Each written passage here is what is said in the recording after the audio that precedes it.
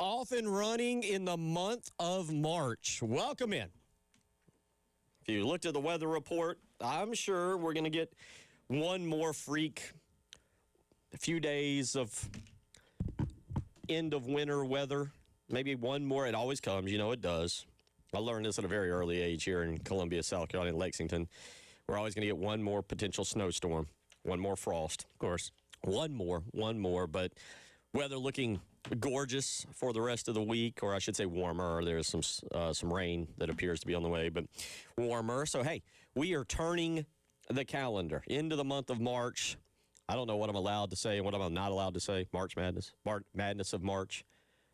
March, the month of madness. Yeah, I mean, talking about it in conversation, it's fine. It's using that for commercial purposes that is frowned upon. But our NCAA overlords, they're always watching. They are. They are always watching. How much power they have, that's a different question. Yeah, they take it out on the poor radio host in Columbia, South Carolina. Don't take it out on the actual schools that commit violations and have any wrongdoing. That's the way they view it. But if we can gain a few dollars because he said March Madness at some point during his radio program, by golly, let's get him. But yeah, we are into March Madness. I know that for the women's side, that's great. All right, championship month. Sure. That's what it is. It's time to go win a championship in South Carolina yesterday. This is the good news of the weekend. South Carolina yesterday, Dawn Staley's team, a little bit more hard fought maybe than expected. Maybe than expected. I don't know what people expect. Yeah, it wasn't their best game. For one of the worst fourth quarters offensively you'll ever see out of a Dawn Staley team, but they found a way to win. And again, yesterday's game was largely inconsequential because they'd already wrapped up the regular season title, the number one seed in the SEC tournament coming up later on this week and all that. But obviously we know every game matters, and they want to be as perfect as possible. Still some debate on where they could fall in terms of the number one seeds coming up in the tournament, so didn't want to give anything to take a knock on the resume by any means. But yeah, they survived a test out there in Lexington, get a few days off, and they'll be in action coming up on Friday to start the SEC tournament against either Kentucky, Arkansas, or Georgia, depending on how the first two rounds shake out. And look, we fully expect them to be playing for the tournament championship once again coming up on Sunday, and being a number one seed with the tournament coming up here in a couple weeks as well. Yeah, so I'll get into March Madness. We'll probably have Jeff Goodman join us at some point this week. Our show will be preempted on Friday. Tyler has to only do one show. I get a day off on Friday because the women will open up March Madness. They'll open up their tournament time with the SEC tournament up in Greenville, and that'll get going at noon on Friday. And, of course, we're a ways away from knowing who the opponent will be. We got to get through Wednesday and Thursday. Yeah, again, it's one of those three teams that Carolina's handled their business against all of them. And then you get to Saturday, and you could potentially be facing an LSU. And, again, we'll see how everything shakes out with the other games. But you could see an LSU on Saturday, and then potentially see a Texas coming up on Sunday. And, again, if those are the two games you get after that, that wouldn't surprise anybody. And we certainly expect Carolina being able to handle their business against both those teams as well. And I'll be honest, the women have reached a point now in the tenure of Dawn Staley that, don't get me wrong, trophies are better than no trophies. This is great when they win the SEC championship. But after last year of getting stomped by UConn in the national championship game, the eyes are on the big prize. Of course. The eyes are on the big prize. Whatever happens this week up in Greenville, okay, all right. Whatever. But starting in 2 weeks, when they get going with the women's NCAA tournament, that's when all the fun will really begin. Okay, what can you do to replace? Yeah. Dawn Staley's reached a point with that basketball team now that it kind of doesn't matter what you do in the regular season. It's what do you do in the postseason that defines how your season went. It is very much, and we're going to spend a lot of time talking about baseball today, where the baseball program was 15 or so years ago, where it's like, it's great, SEC title, tournament, whatever, but hey, let's talk Omaha. Let's talk, the ultimate destination for a college baseball season, and they did that plenty of times, certainly. And again, a lot of things changed since now and then. But yeah, I always encourage people to enjoy everything that the women's basketball team is accomplishing, because these are the things that you're going to be reminiscing about years down the line. Man, remember all those consecutive SEC titles, all the tournament titles, all those number one seeds, and all that kind of stuff. So yes, it does kind of seem like these are less important accomplishments considering the fact that the national championship's the goal every single year. But it's still very cool that we're in the midst of witnessing them going on this run. So we'll talk a little bit about that today. Well, let's just go ahead and get into men's basketball for a second. Men's basketball also occurred over the weekend, and more of the same. We're not going to spend much time on this. I will admit, more of my weekend was centered around other basketball games that had meaning for the NCAA tournament. Ohio State, Purdue was huge yesterday for Ohio State. In terms of seeding purposes, Duke blowing Virginia off of the planet on Saturday probably solidifies them as the number 1 overall seed. Obviously, some things could happen depending on the selection committee, how they feel about the ACC tournament. Arizona gets Kansas at home, blows them off the map essentially, and Arizona probably locks up a number 1 seed as well. Barring something crazy happening. Alabama, Tennessee was a really good one over the weekend in terms of SEC play. Florida, again, Brian Edwards, give him credit. He is a Gator fan, but he called this several weeks ago and said, grab, I think at that point it was 12-1 on futures. Grab the Gators now. They're hot, and they are. We, I think, know it better than anybody. We saw the beginning of their hotness over at Colonial Life Arena when they came in here and barnstormed South Carolina right on out of the building. And the Florida Gators look like a team who can match up with anybody and go back-to-back if possible. I'll go ahead and tell you, because I'm sure we'll fill out our own brackets coming up here in a couple weeks. They're my national champion. Okay. I think they look like the best team in the country. And, again, we see it up close and personal more than anybody else, in SEC play. But, yeah, when they're playing their best, I don't know how many teams out there can beat them. Yeah, so the fun is kicking up. And for our Charleston listeners down there, last night I watched it. Really, really fun game up in Wilmington. Chris Mack's ball club rallies from 15 down in the first half to take down UNC Wilmington in a game for the CAA up there. Wilmington still in front in that conference. They are 1 game ahead of Charleston, but we're hoping maybe Furman will make a run through the Big South, get Furman in. Charleston getting in would be a lot of fun. And then also along with that, we'll see what Clemson does. Clemson gets another key victory over the weekend. They knock off Louisville. That is the unfortunate thing about your team not being involved in the mix for the NCAA tournament is fine. Having to find those other avenues of interest, like, okay, well, I'll follow that team. Remember to keep an eye on that team because your personal rooting interest isn't going to be there. Yeah. A couple of years ago, Trey Dyson was in here with us, and it was about this time of the year. And Trey Dyson said, well, I'll only watch the NCAA basketball tournament if he said, I'll only watch the NCAA basketball tournament if South Carolina's in. I was like, you've missed a lot of good basketball. More often than not are never watching the NCAA basketball tournament then because you would have missed, from 2018 up until 2023? Well, and before that. And before that. But yeah, like the most recent gap obviously didn't go last year, not going to go this year. So, yeah, Trey Dyson can count on one hand how many tournaments he's watched in his lifetime. Then. We all almost can with that matter. But with that being said, I got more into that. South Carolina, we'll talk a little bit about it. Trust me, we know where the show's going to go today.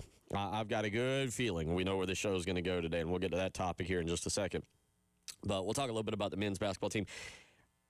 I'm going to throw this number out to start the show. Okay. I'm going to throw this. I did this over the weekend because I was interested to see, and because I'm trying to what's going to happen here. And it's Monday, March the 2nd. South Carolina will open conference play next week, March the 11th. They'll open conference play. They will, I believe they'll be likely be the 16 seed. Mm-hmm. That's kind of how I'm projecting this out. And if that's the case, I think they were going to get Oklahoma, I believe, who is the 13. Now, there's a little bit of a tie, and I'm not sure if the ESPN standings, how that's kind of broken down. A couple things can change in the next couple days. There's still 2 more games for everyone. I know right now LSU has the tiebreaker over them, even though they split the series, because it goes back to, winning percentage of that's what I'm saying. I don't want to say bad about this. I feel confident South Carolina's going to finish 16th. There's a good chance, yes. I project. I think they could technically get to 14. Technically, if they won out and other teams lost, which would include a win over Ole Miss coming up on Saturday. But I don't think anybody's counting on that. Oklahoma right now and Mississippi State are both 5-11 in conference, and I believe Oklahoma loses the tiebreaker on that, and Oklahoma's 13. Mississippi is 14, and LSU is 15.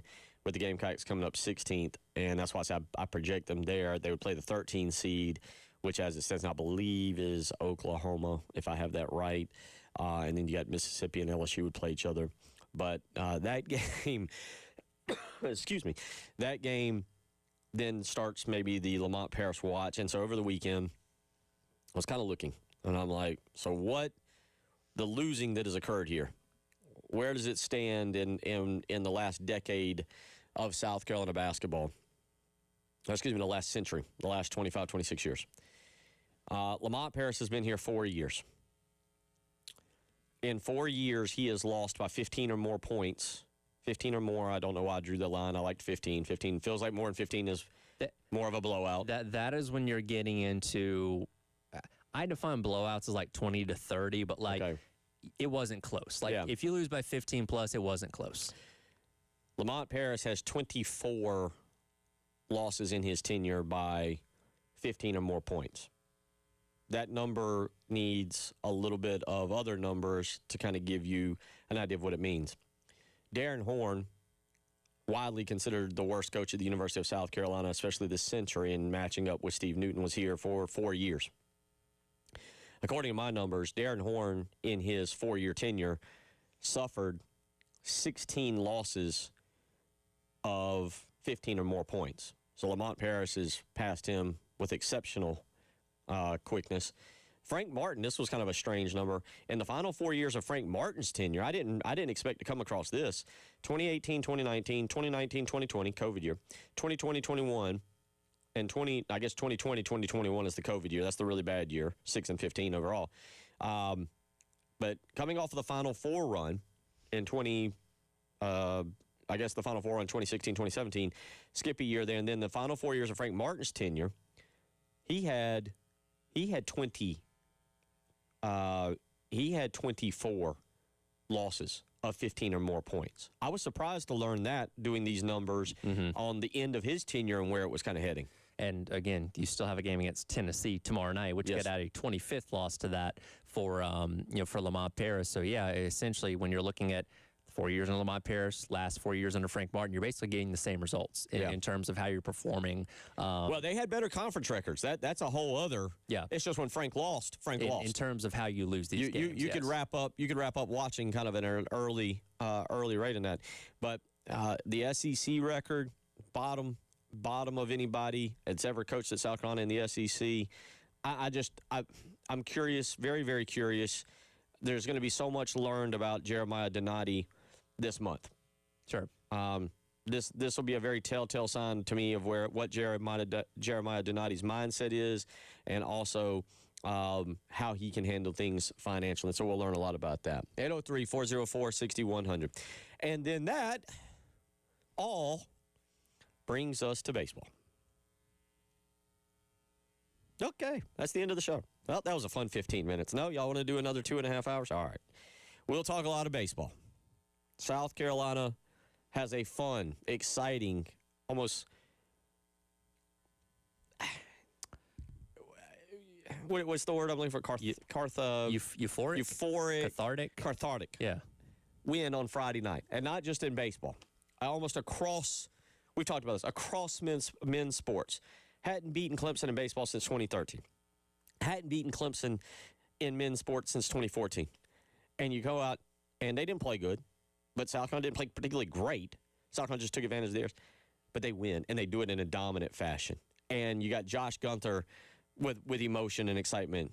You got Valentine out there doing the wiggle and then making faces at the Clemson dugout and now being accused of winning the World Series. It felt great. And then you had Saturday, Sunday. It felt like a moment you could build off of. Like, all right, first 9 games haven't gone great, but hey, here's this great performance by 2 really good pitchers.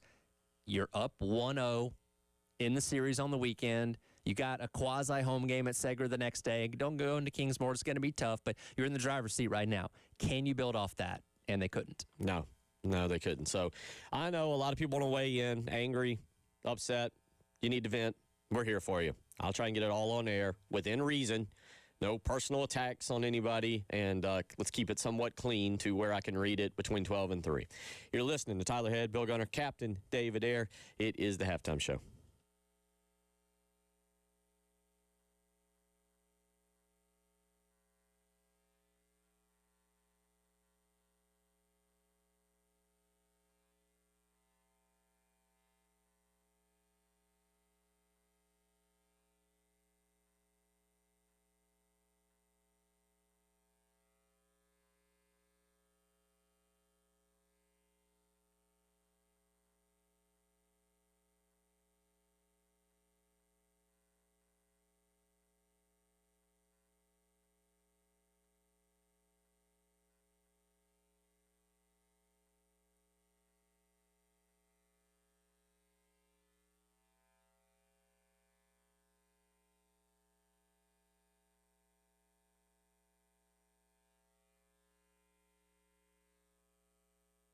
It is time for pool season. I don't know if you looked at the weather, but it is now going to be in the 80s starting later this week in several days. So the question is your pool ready to be used? Listen, in the state of South Carolina, maintaining your pool is a year-around type deal. You can't just pick it up when the winter comes to an end. You need to have it ready for weeks just like this. So it's time to give Corley Pool Solutions a phone call. If that pool has not been maintained and you live in the Lake Murray area, Tracy Corley and his team with over 25 years of experience are ready to help you out. Line up your maintenance today. 803-445-8109. Again, that's 803-445-8109. Flat rate pricing, including all of the chemicals. You heard that right. Flat rate pricing. You know exactly what you're going to pay for. There's no tricks, no hidden fees. You know what you're paying for. So line up your appointment today. 803-445-8109.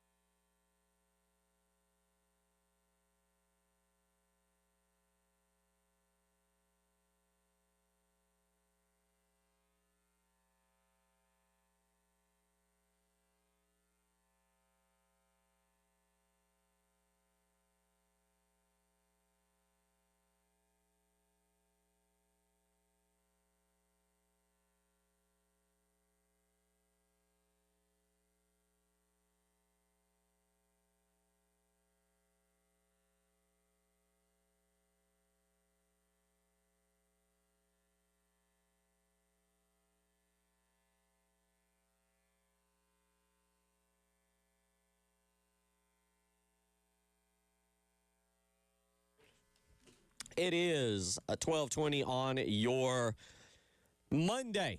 Brand new month. March, as we roll along here, is begun. March Madness, March the 2nd. So we'll get into all of that. And I guess, Tyler, the madness, well, it's officially begun for baseball. This is, I think that's what I feared the most, is that the outcome of the weekend, to where fans now, if you were straddling the fence if you were going, okay, like some of y'all, it didn't matter what was going to happen this week, right? They could have swept Clemson, and people would have been like, doesn't matter. I'm against Paul Maneri.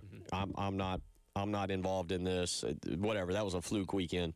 There were some people that are just so far down the track on that baseball program, you're not coming back. All right, it is what it is. Some of y'all are just going to be optimistic. Old Gamecock Larry would still be telling you, what are they, 7-4 now? So do the math on that. That'd be 47 more games. So 44. 44. Yeah. Is So it would go. Is it 58 or 56? I thought it was 56. It's 56. Okay. So that means they would end up 51-5. Beautiful. To end the season. Beautiful. All right. Well, see, but I guess the point on that is you're already giving them another loss. I think they're 7-4. Aren't they? 2 losses to Clemson. 7-5. One Two losses to Clemson. Oh yeah, that Queens game that we all blocked out. Which, by the way, again, it's so baseball is crazy how you can go from that, the worst loss in the era, to probably the best in 48 hours. Yeah, that Queens game. Well, unfortunately, it'll stand out now. But Tyler, with that being said, if you were, I think, straddling the fence this weekend on Paul Maneri and the baseball team, I think, unfortunately, you have now gone the other direction and are now anti-baseball. And I'll be honest, Clemson's good, but you're going to see actually, and I'm not picking on Clemson. This isn't me being a homer and trying to put Clemson down. You're going to actually see better teams. Yeah, look, Clemson, they're ranked in the top 15 for a reason.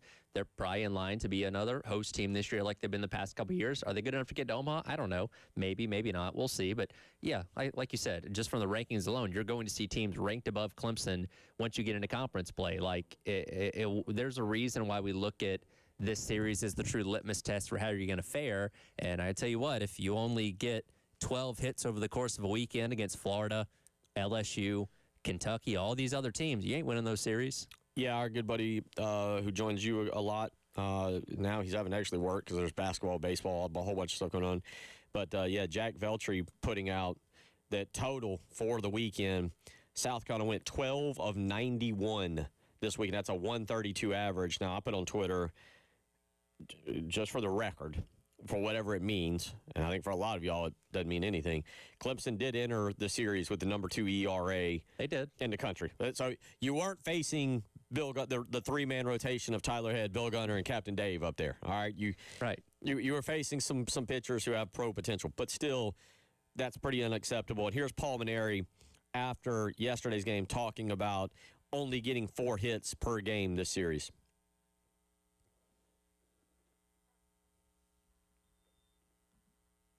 I'm sorry, number 6. It starts with 4 hits a game isn't enough. I'm sorry, cut number 6 that says 4 hits a game. So I was close. Well, I don't know what to say.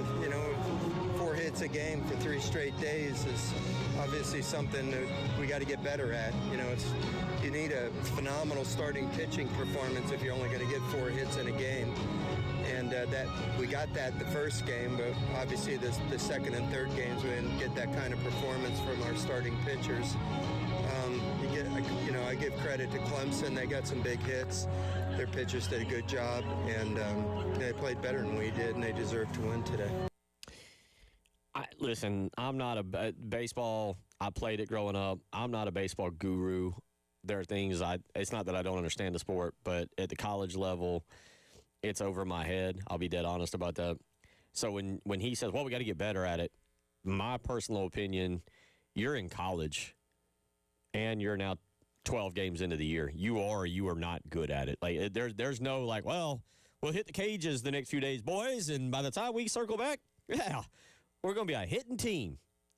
You can change things as far as your approach to the plate. And we saw them on Saturday. And, again, sometimes you just got to tip your hat to a pitcher that did a phenomenal job because Michael Sharman went out there and threw a Maddox for Clemson in a complete game in 78, 79 pitches, and almost all those were strikes, which is insane. And Carolina definitely had an attack-first mentality where they were swinging at the first pitch a lot. So you can adjust those kind of things, take more pitches, that kind of stuff. How big of a difference that's going to make this far into the season, I don't know.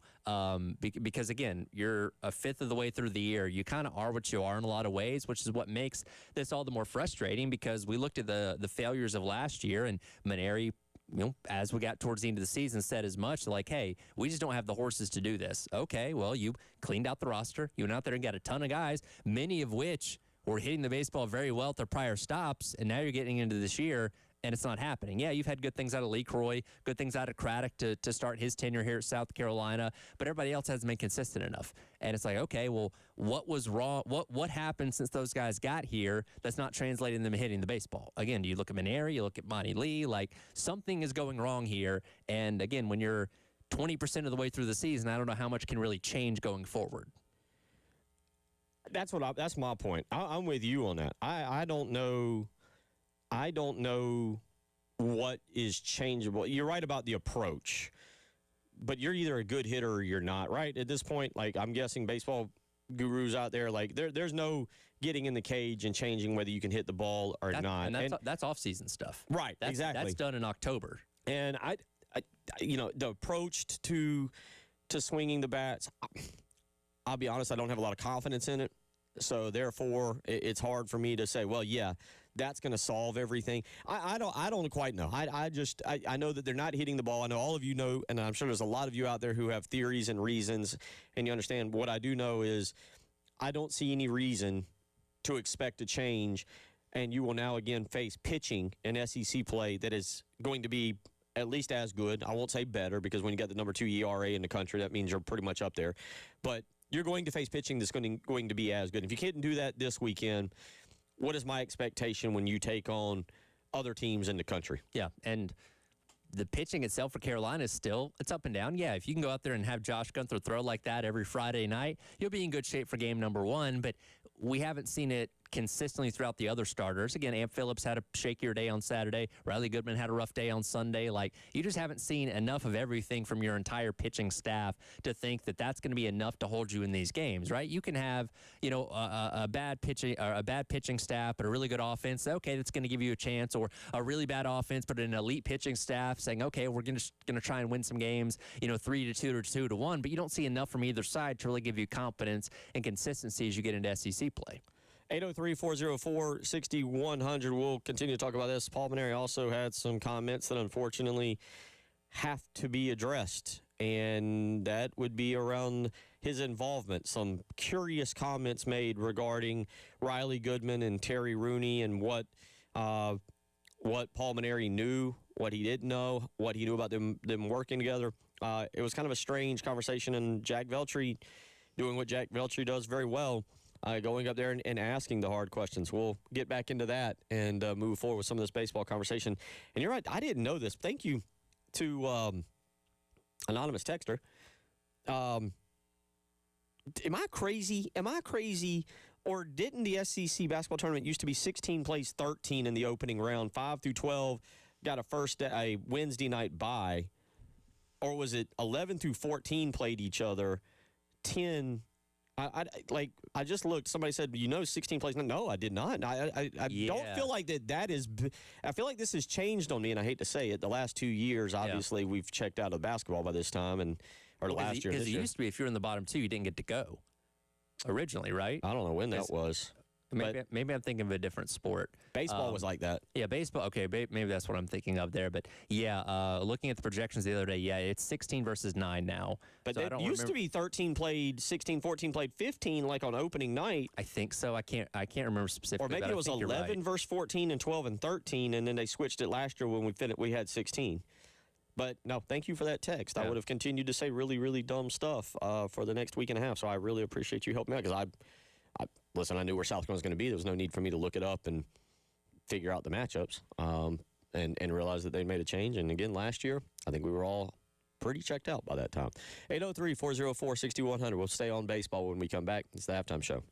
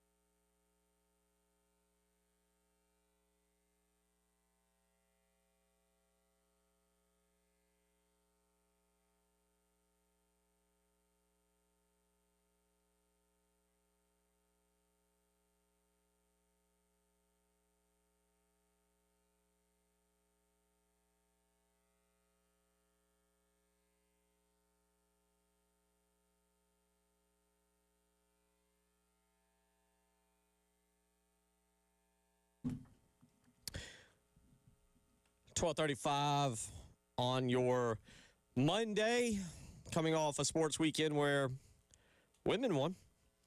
Women's basketball 60-56 over Kentucky yesterday. Softball took all but one game this weekend, And did it in dominating fashion. They helped avenge the baseball queens' loss by throttling the Royals in their first game, at least. Yeah, take that, Queens. Our women standing up for our men there by allowing you to take down our men's team, but women will not stand for that. You're right. They throttle. A good series for them this week. An unfortunate loss to Marist on Saturday, 2-1, but 25-4 over Queens on yesterday at 12:30, and then beat them 8-2 in the second game. So a nice little 33-6 whipping we handed them. Teach them a lesson. They also beat UAB 3-2, and Marist they beat on Friday 11-1 in 5 innings.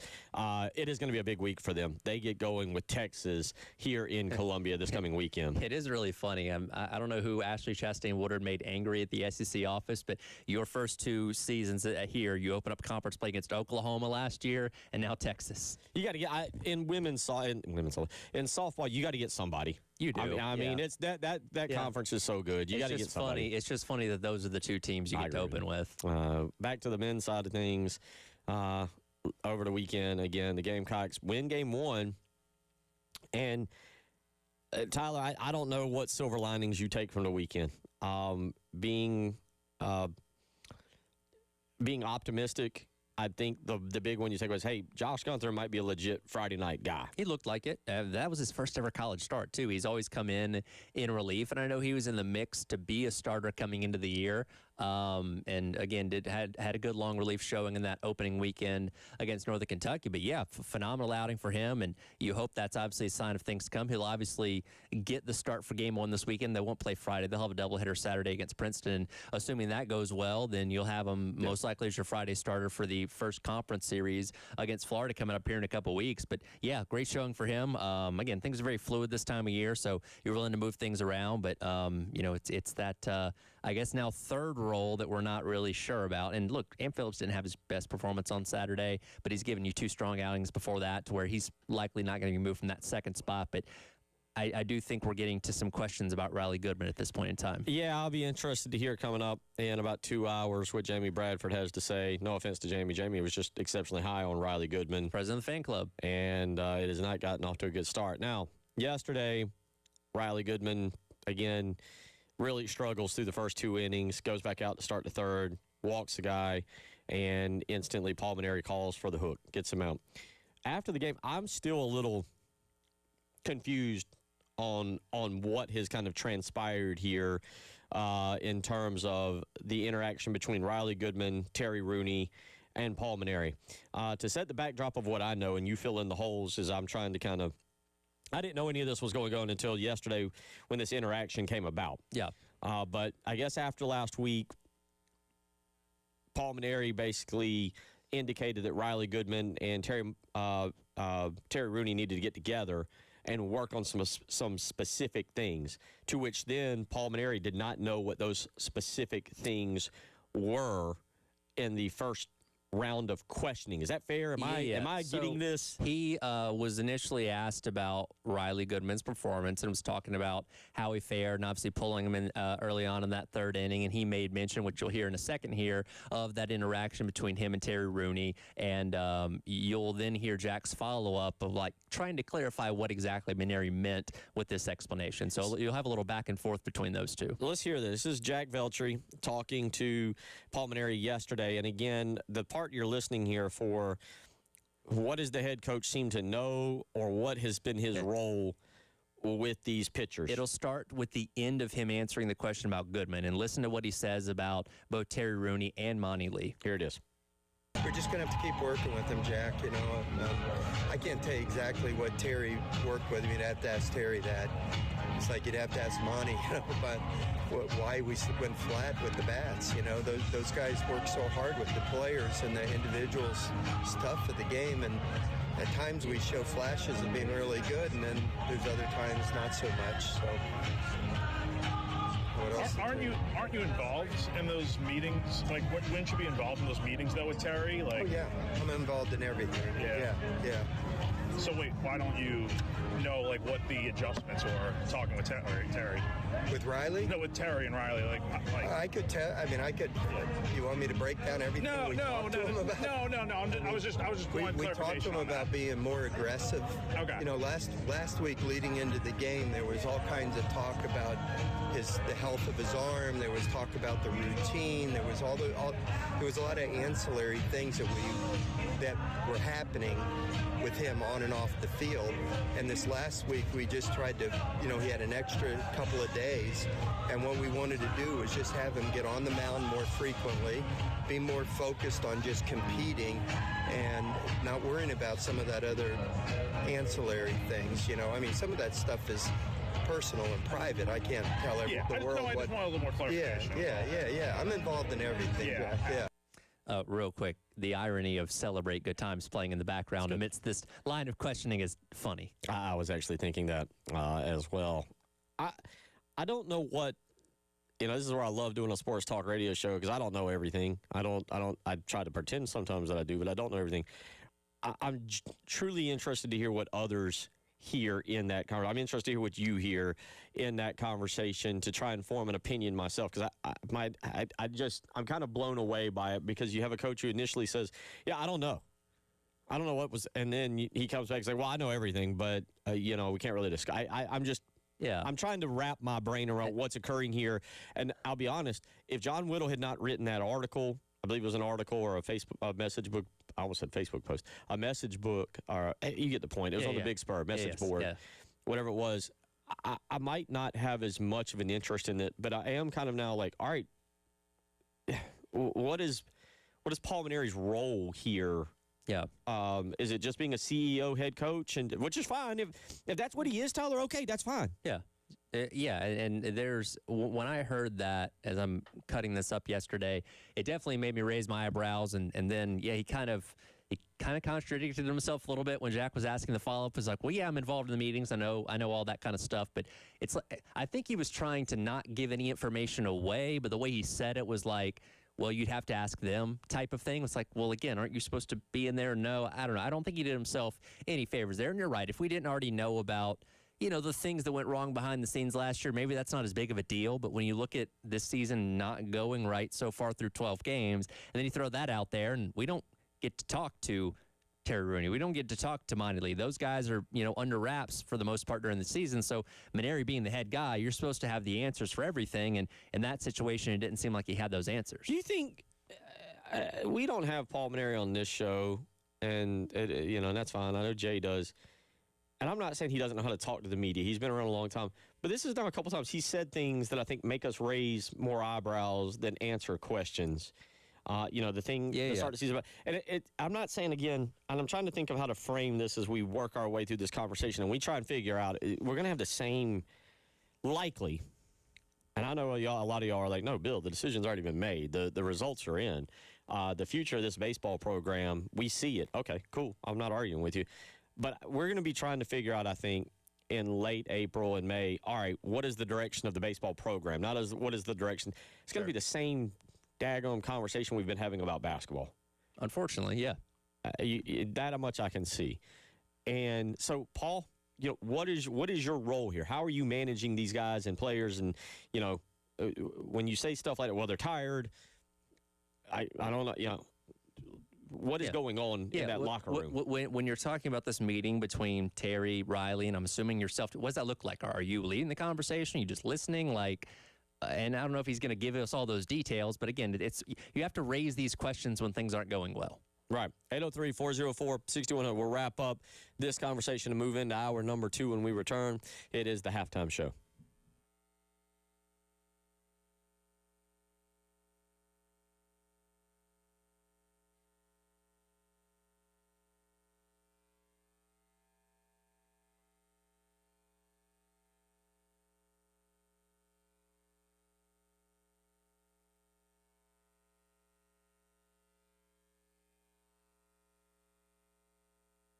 Bill Gunner for Old Timey Meat Market, where let me tell you, it was thanks to Old Timey Meat Market that just last night, the Gunner family kicked off great weather with a phenomenal dinner. That's right, 4 delicious filet mignon steaks from Old Timey Meat Market served up on the Blackstone Grill, and we had a blast. Cutting up, laughing, enjoying just eating with the doors open. Right now is the time of season you can spend with your family by grilling out or fixing a great dinner and enjoying the weather. So get over to Old Timey Meat Market and check out their incredible cuts of steak, their phenomenal chicken, some delicious pork, or if you want to go the seafood route, they have that too. 3 locations to visit at Old Timey Meat Market: St. Andrews Road in Irmo, South Congaree, or of course the Lexington store. You're bound to run into me. Let me tell you something. They want to treat you like a family member. They want it to be an old-timey meat buying experience. So stop by Old Timey Meat Market today and find out what I'm talking about. St. Andrews Road in Irmo, South Congaree, or the Lexington store, and tell them Bill Gunner sent you.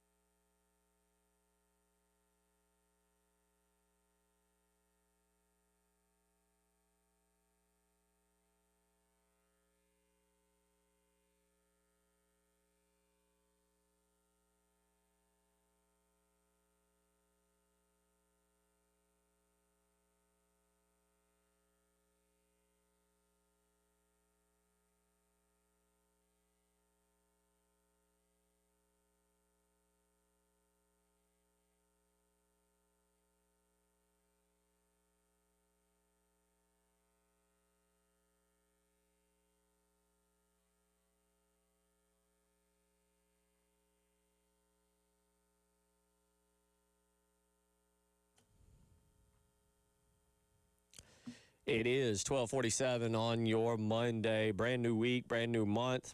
Hope you're doing well out there. We're talking baseball right now, which is obviously going to be a topic of conversation for the majority of this month as South Carolina wraps up non-conference play this weekend, gets into conference play coming up in 2 weekends. We're going to be talking basketball as we try and figure out what Jeremiah Donati is going to do with this basketball program. We'll get back into some of the numbers from that over the weekend. There's not much to say about a 21-point loss to Georgia on Saturday. Not much we can address with the game. We're really now getting into crunch time of, okay, what is the future of basketball? And this is the same conversation I feel like we're going to be repeating come the end of April, and maybe earlier. I hate to have that conversation for 2 full months, but I feel like we've been doing it with basketball, so why not? Let's just go ahead and carry over the fun that has been that conversation and just switch sports. But, Tyler, coming off of this weekend, the numbers across the board, really, for South Carolina Clemson, I'll be honest with y'all. When you sit down and you look at the hard numbers, the true hard numbers, for men's basketball, for baseball, and for football, they are truly startling. And I say this not as somebody who donates to the Gamecock Club, but who knows a lot of people who do. And that's a lot of money. That's a lot of money. You expect results. Shoot, you expect results in one sport, Tyler. And right now, fans, I get it. And I truly, truly get it. Like, for those people who are invested, Jeff O'Hara, Cox by 90, a guy that we've had on who puts on, like, he's a huge fan. And I see him at a bunch of events. I'm not picking on him. It's got to be miserable right now that you go to these events and you're constantly being let down. And that is unfortunately what is happening. And it's not the fans' fault. I'm not going to blame the fans right now. But, Tyler, this is now getting a little – you've got it written down here. Clemson has won 14 of the last 18. I'm assuming you said in all sports. I don't know if that's the big three, the men's three. Yeah, I got that from David Kloniger over the weekend, but yeah, I'm assuming he meant that in the men's sports there. But I mean, let's go back to the beginning of last calendar year, start of 2025. I mean, what, you had 2 men's basketball wins a year ago in conference play. Texas and Arkansas, if I remember correctly. You had 6 wins for baseball in conference play against Power 4 opponents. 2 wins against power opponents in football this past year. Now basketball's technically doubled their win total. They've got 4 in conference play this year. You have 1 for baseball so far, or 3 so far. 3. So you got 3, and you've got 1 in baseball so far with that win against Clemson. So in the past 14 months now, you have less than 15 total wins against power opponents across men's sports. And look, I'll tell you, when there's chaos and when there's turmoil, I'll be dead honest with you, for Sports Talk Radio, it's better because y'all are angry. Sure. When everybody's happy, y'all don't call in, you don't participate. You just listen, you ride around with a smile on your face, and you go to your office and you're happy. But anger only lasts so long. Well, and that's the other part. And we all know, we're watching the evolution of college sports. We're watching the evolution turn from amateurism to professionalism. And how much money do you have now dictates, are you a have or a have not? And the big question is coming for South Carolina now, do you have the money to make the necessary changes, whether that's at head coach or that's giving the resources necessary to whatever program through whatever, NIL, and the university and the administration is not all on the hook for NIL. Right. That is a requirement of now the fan base to step forward and produce. Were you here that day we had the guy on from Mississippi when they were trying to retain Lane Kiffin? Yes. I can't remember who we had. Yes, and he spit out a pretty big number in terms of what they had put in front of him, saying, hey, here's what we'll give you if you stick around. And it was right up there with, was it $30 million, yes, I think? It was 30. Which, that's right in line with what the Texases and Ohio States of the world. Now, again, Lane Kiffin, so to speak, was worried about the longevity of that kind of stuff. But yeah, they were willing to pony up what they needed to win now. He didn't end up taking it, obviously, but they were seemingly ready to do it. I guess it's kind of like I feel for the fans. I mean, and that's why Friday night I watched it. I was not at the ballpark, but I watched it, and yeah, it was like an emotional. You could see the fans as the game is building on what was, by the way, an awful night. It was amazing. I was at an establishment not far from the ballpark, and then I left. I got wings and a pizza, and I went home to watch the game with my son Austin. And leaving basically the ballpark and getting back to Lexington, it was like 2 different weather areas. Like I was amazed as I came out of Columbia and went home because downtown it was like I was like, oh, they ain't getting this game in. And then you get back to Lexington, I'm like, huh, it's pretty nice around here. Could have sat on the back porch. But the point being is, like, the fans, you could feel it, Tyler, if you're watching the game, like fans being like, I believe again, this is fun. Sure. This is enjoy. This is what pulling for my team is supposed to be like. Honestly, it was an energy we have not seen at Founders since Maneri got here, right? Right. You had a couple I saw some people saying that. Yeah, you had a couple conference wins last year. That LSU series, that was on the road, if I remember correctly. That was here. That was here. But it was so far. Yeah, it was so late in the season that people were pretty much dead on the team because it was the last week of the season. But yeah, you have not seen anything like that. I mean, really, and that was a criticism of the last year of Mark Kingston, that Founders Park was kind of lacking energy even for some of those big series. That was the most energy you probably had for a baseball game in 3 years maybe, going back that far. People that go a lot more than I do could tell you. It felt good though. It felt strong. And it helped that it was Clemson and you're beating and I'll be honest, if we're being dead honest, you haven't felt that way since Lenore Sellers ran into the end zone against Clemson. I don't know. November of 2024. Yeah, it's been a long time, and I'm just saying this from a fan's perspective. This is not a professional. It stinks. It is awful, and it is tiresome. And for those of you who are truly donating money and donating large chunks of money and using your time and your resources to go and support the teams plural, you're not getting your ROI on that. And I get why you're agitated and frustrated and why you've seen enough and why you expect change now when you're going to put money forth in this new era of college sports. Yeah. You're Donati, man. We'll find out. We'll start with basketball and likely move into baseball, and then it'll be on Shane Beamer to win football games and appease the masses. It's a huge, huge, huge, huge, I could go on for 3 hours, year at the University of South Carolina. Hour 2 on the way. It's the halftime show.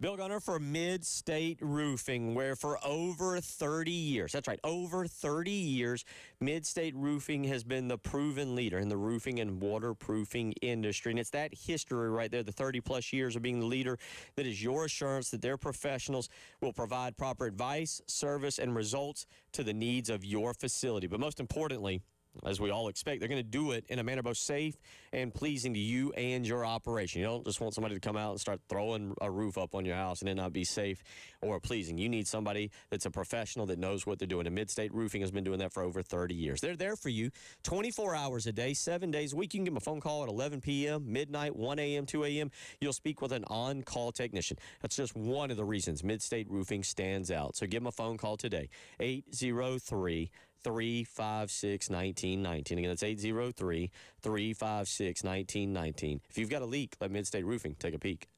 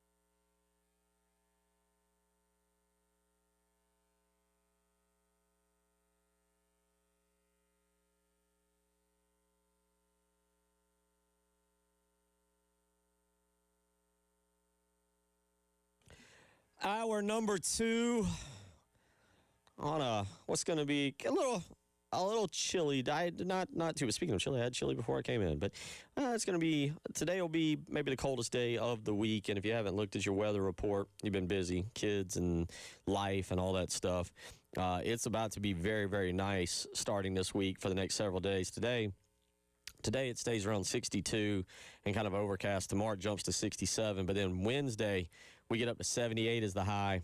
Thursday, we're into the 80s, baby. And for the foreseeable future, all the way for a week, next Thursday, at least right now, the 12th, it's calling for rain and 66 degrees. But at least right now, for a stretch of days, we're going to be looking at the 80s. So get out and enjoy it. This weekend, Dave, as you know, Dave, are you big on this? We are springing forward this coming weekend. That is right, on Saturday night. I'm not big on losing an hour of sleep. But you are happier with extra sunlight, right? Well, yes, and warmer weather. Okay. All right. Warmer weather and sunlight. I mean, you can go to bed 1 hour earlier to make up for losing sleep, right? No. Your party time of going to bed at midnight can be pushed up just a little to 11. Going to bed at midnight. Yeah, you wild man, you. It is always, to me, kind of like, and I enjoy having more sunlight at the end of the day. It's depressing when it gets dark at 5:30. Yes, it is. But like for that first week or so, when it is light outside later, it's almost Twilight Zone. You're like, this feels odd. It takes a minute to get used to. Because usually you still have the chill in the evenings. You do. That's what throws me off. Yeah. Is like you get the chill in the evenings that you're like, I don't know about this right now. And then after about a week or something occurs, for some reason, and y'all correct me if I'm wrong, and I'm all thrown off on some things right now today, but and I guess maybe the basketball season has been moved back or moved up or moved back, I guess. But it felt like to me, Selection Sunday always coincided with springing forward This is several years ago. I do feel like the spring forward's a little earlier this year. I think it's the same weekend. I think it's basketball normally. I feel like Selection Sunday was normally. There's a lot of talk. I'm interested. Let's go down a path real quick. Okay. Now, mind you, I'm a huge basketball fan, huge college basketball fan in particular, and somehow, some way, I've managed to survive 40 years of South Carolina barely making the NCAA tournament to come and absolutely love. They put out CBS Sports yesterday dove hard in the paint on March Madness on Twitter. They were putting out videos. Like whoever did somebody for CBS Sports, some small intern spent all of February just making videos yesterday or leading up to yesterday, and they released them all. And there was a real good one with highlights like throughout March Madness over the years, everything from Christian Laettner and Duke to last year with Florida. But I love March Madness. Some of the discussion that's taking place is finding a way to move the college basketball season back a month, essentially, and not starting until the week of Thanksgiving. And you would do your essentially preseason tournaments or whatever, all the regular tournaments that get your season going. And then really the non-conference starts in December. And instead of wrapping up the first weekend in Easter, you would wrap up at the end of the month of Easter, so that basically you're still competing with the NHL and the NBA and a little bit of MLB, but you're getting really college basketball more in the limelight and not competing against the Super Bowl and now what is the college football playoff, which is going to draw away from January and now half of February. Well, at that point, could we still call it March Madness? Because you're talking about the tournament almost starting in April. They would start. The plan would be to do conference tournaments the last weekend. The plan that I've seen proposed, and this isn't something right now that appears to be, like when I say proposed, this isn't something that like is being taken very seriously, but it is at least being discussed. But the plan I've seen would be conference tournaments are the last weekend in March, the first weekend of April. Essentially, I can't say Easter weekend because we know Easter moves, but Masters weekend would coincide with, and apparently there is something where the NCAA basketball tournament feels like they have a connection with the Masters, CBS in particular, because CBS a little bit. But the first weekend of the tournament would coincide with the Masters to allow that kind of jumping off point for April, and then you'd have the next 2 weekends after the opening weekend to get you to the Final Four. How much of a difference does that make, honestly? Like, it would make a massive difference.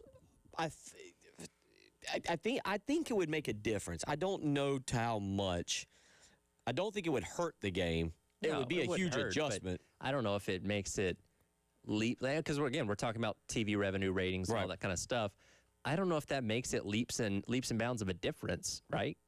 I don't think so for TV revenue. Really, what the goal here is getting the regular season somewhat out from underneath college football and the Super Bowl. Because let's be honest, Super Bowl around here might be a little different, especially if South Carolina, no offense to Lamont Paris, but if South Carolina was pretty good, that year that he made the run, basketball took over. They took over. But that's been far and few between. The college basketball regular season, though, is generally nationally overshadowed by the Super Bowl, which is now essentially the middle of the month.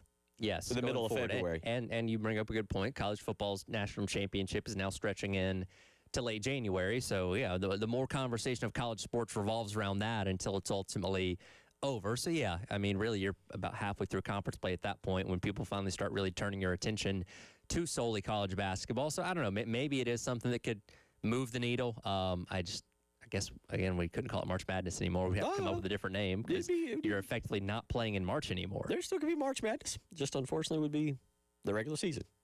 But to that point, and part of the reason this has been brought up, and I hope people do understand the decision makers that be, this is a rare year where, you have an incredible freshman class,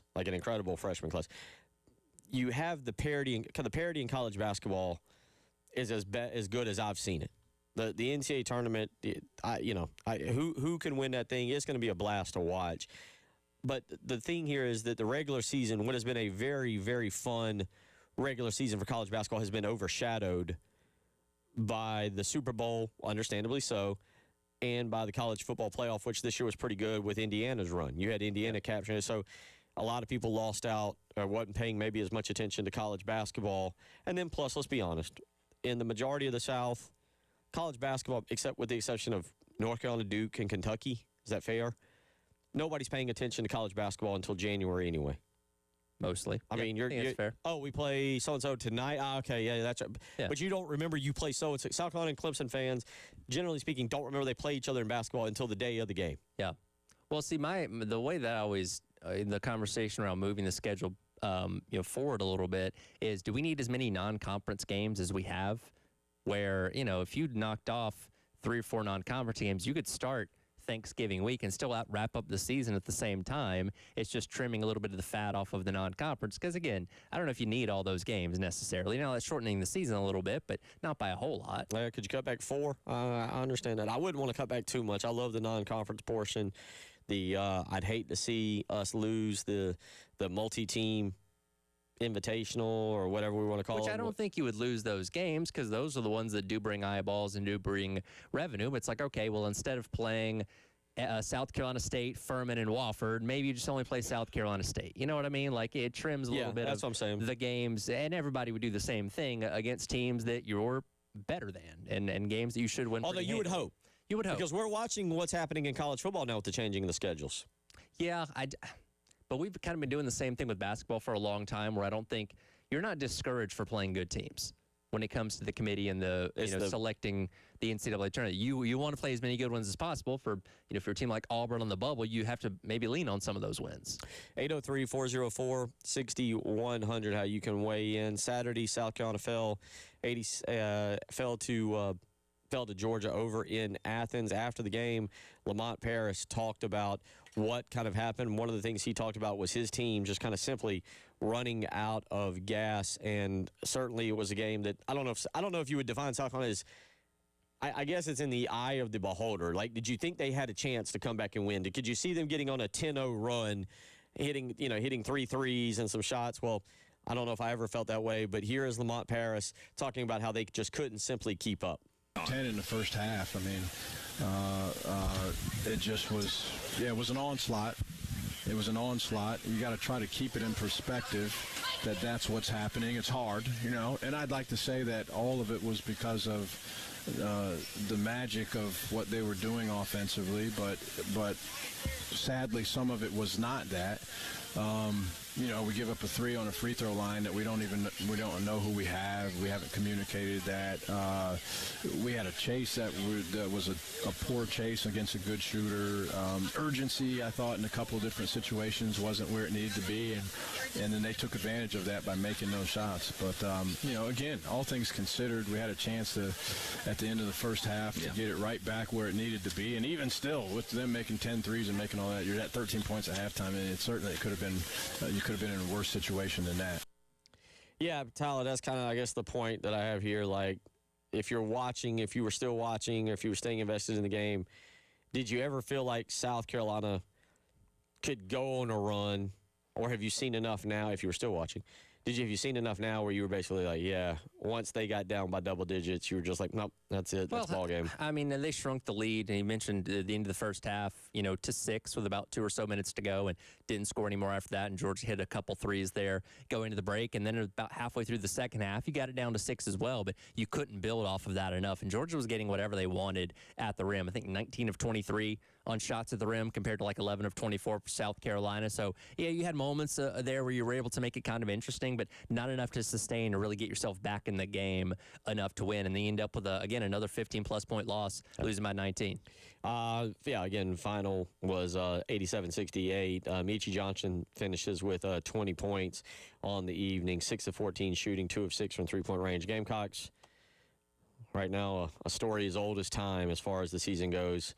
6 of 24 from three-point range, 25%. And, Tyler, it's going to be one of the more mystifying things when we talk about all the things that have gone wrong for South Carolina athletics over the last really 15 months. I can't blame Lamont Paris. Now, I guess you can blame, but Lamont Paris came on with us preseason. We're not going to replay it, but one of the things he seemed very excited about that he talked about, he expected this team to be able to shoot the 3 ball at a higher clip. Well, that was supposed to be their identity. Right. And I mean, go back to that preseason game or the exhibition against NC State. And they made a ridiculous amount of threes. And I think they lost that game at the very end on a last-second shot by NC State. Second three. Who is obviously a good team. But it's like, okay, you see what this is supposed to be. And again, they were coming out of the gates, firing threes left and right. Like, all right, this is the identity. And then, we saw some mixed results in non-conference play, but then you just couldn't make them to save your life for the most part once you got into SEC play, with the rare exception of like what you did against Mississippi State the other week. But that was the exception, not necessarily the rule. Yeah, Elijah Strong on Saturday, and Strong, he unfortunately has to be a big part of this team. 12 minutes on Saturday, just 4 points. For the record, the team as a whole this season is shooting 30.7% from three-point range. Just simply not going to get it done. Again, they'll close out the week. Tennessee tomorrow night, 6 o'clock is when that game takes place over at Colonial Life Arena. It'll be senior night. I hate to say it. At this point, you got to go just support the players. They've given their all. As far as I know, as far as y'all know, they have represented the university very, very well. We don't see any off-the-court issues. I do think they've tried to continue to play hard. I do think they deserve a fair send-off. So, I think trying to get there, who knows, maybe you can win one and build a little momentum or something. Obviously, the majority of people know where this season is at and where it's heading, and basically all that's left is trying to figure out what the future of the program is for that. 803-404-6100. So there's a little South Carolina men's basketball talk. We'll carry a little bit more, but we'll get back into the women's side of things and talk a little football as well. Spring practice set to get going this week. You're listening to The Halftime Show.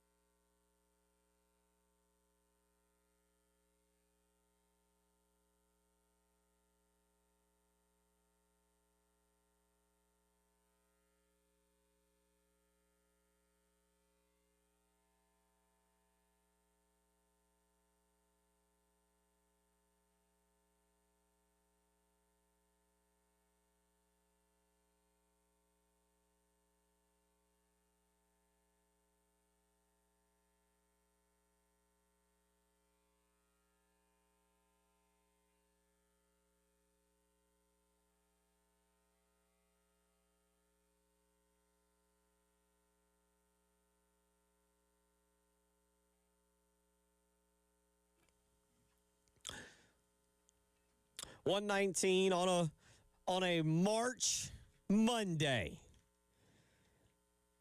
I'm sure we'll have the old sports debate at some point. Is March the best sports month of the year? I think there's a simple answer to this, by the way. I do too. Okay? It's no for me. Okay, good. Good. Yep. I'm glad we're on that. What is your sports month? October. Yeah, so I think October is the one that I argue against. Okay. I go November. Because as I've preached here for now a little bit during the show, I love college basketball. Okay. So now you get the college basketball in. I'll give up. So what you're trading, and this is all in what you like. You're trading essentially in the South the Braves for your college basketball team. Yes. And I'm willing to trade the Braves for college for the. I love. So you said the non-conference games. I love the non-conference games in college basketball. So I'm willing to trade for the non-conference for the World Series and the. I will take the MLB postseason over non-conference college basketball. Okay. So that's where I come from with that. I understand. Look, I'm not arguing with you. I think that's how you define that, because you got college football. Also, the fact Thanksgiving is in there and you got that feast week. I love that. College football's winding down. College basketball's cranking up. NHL and NBA are getting off to a start.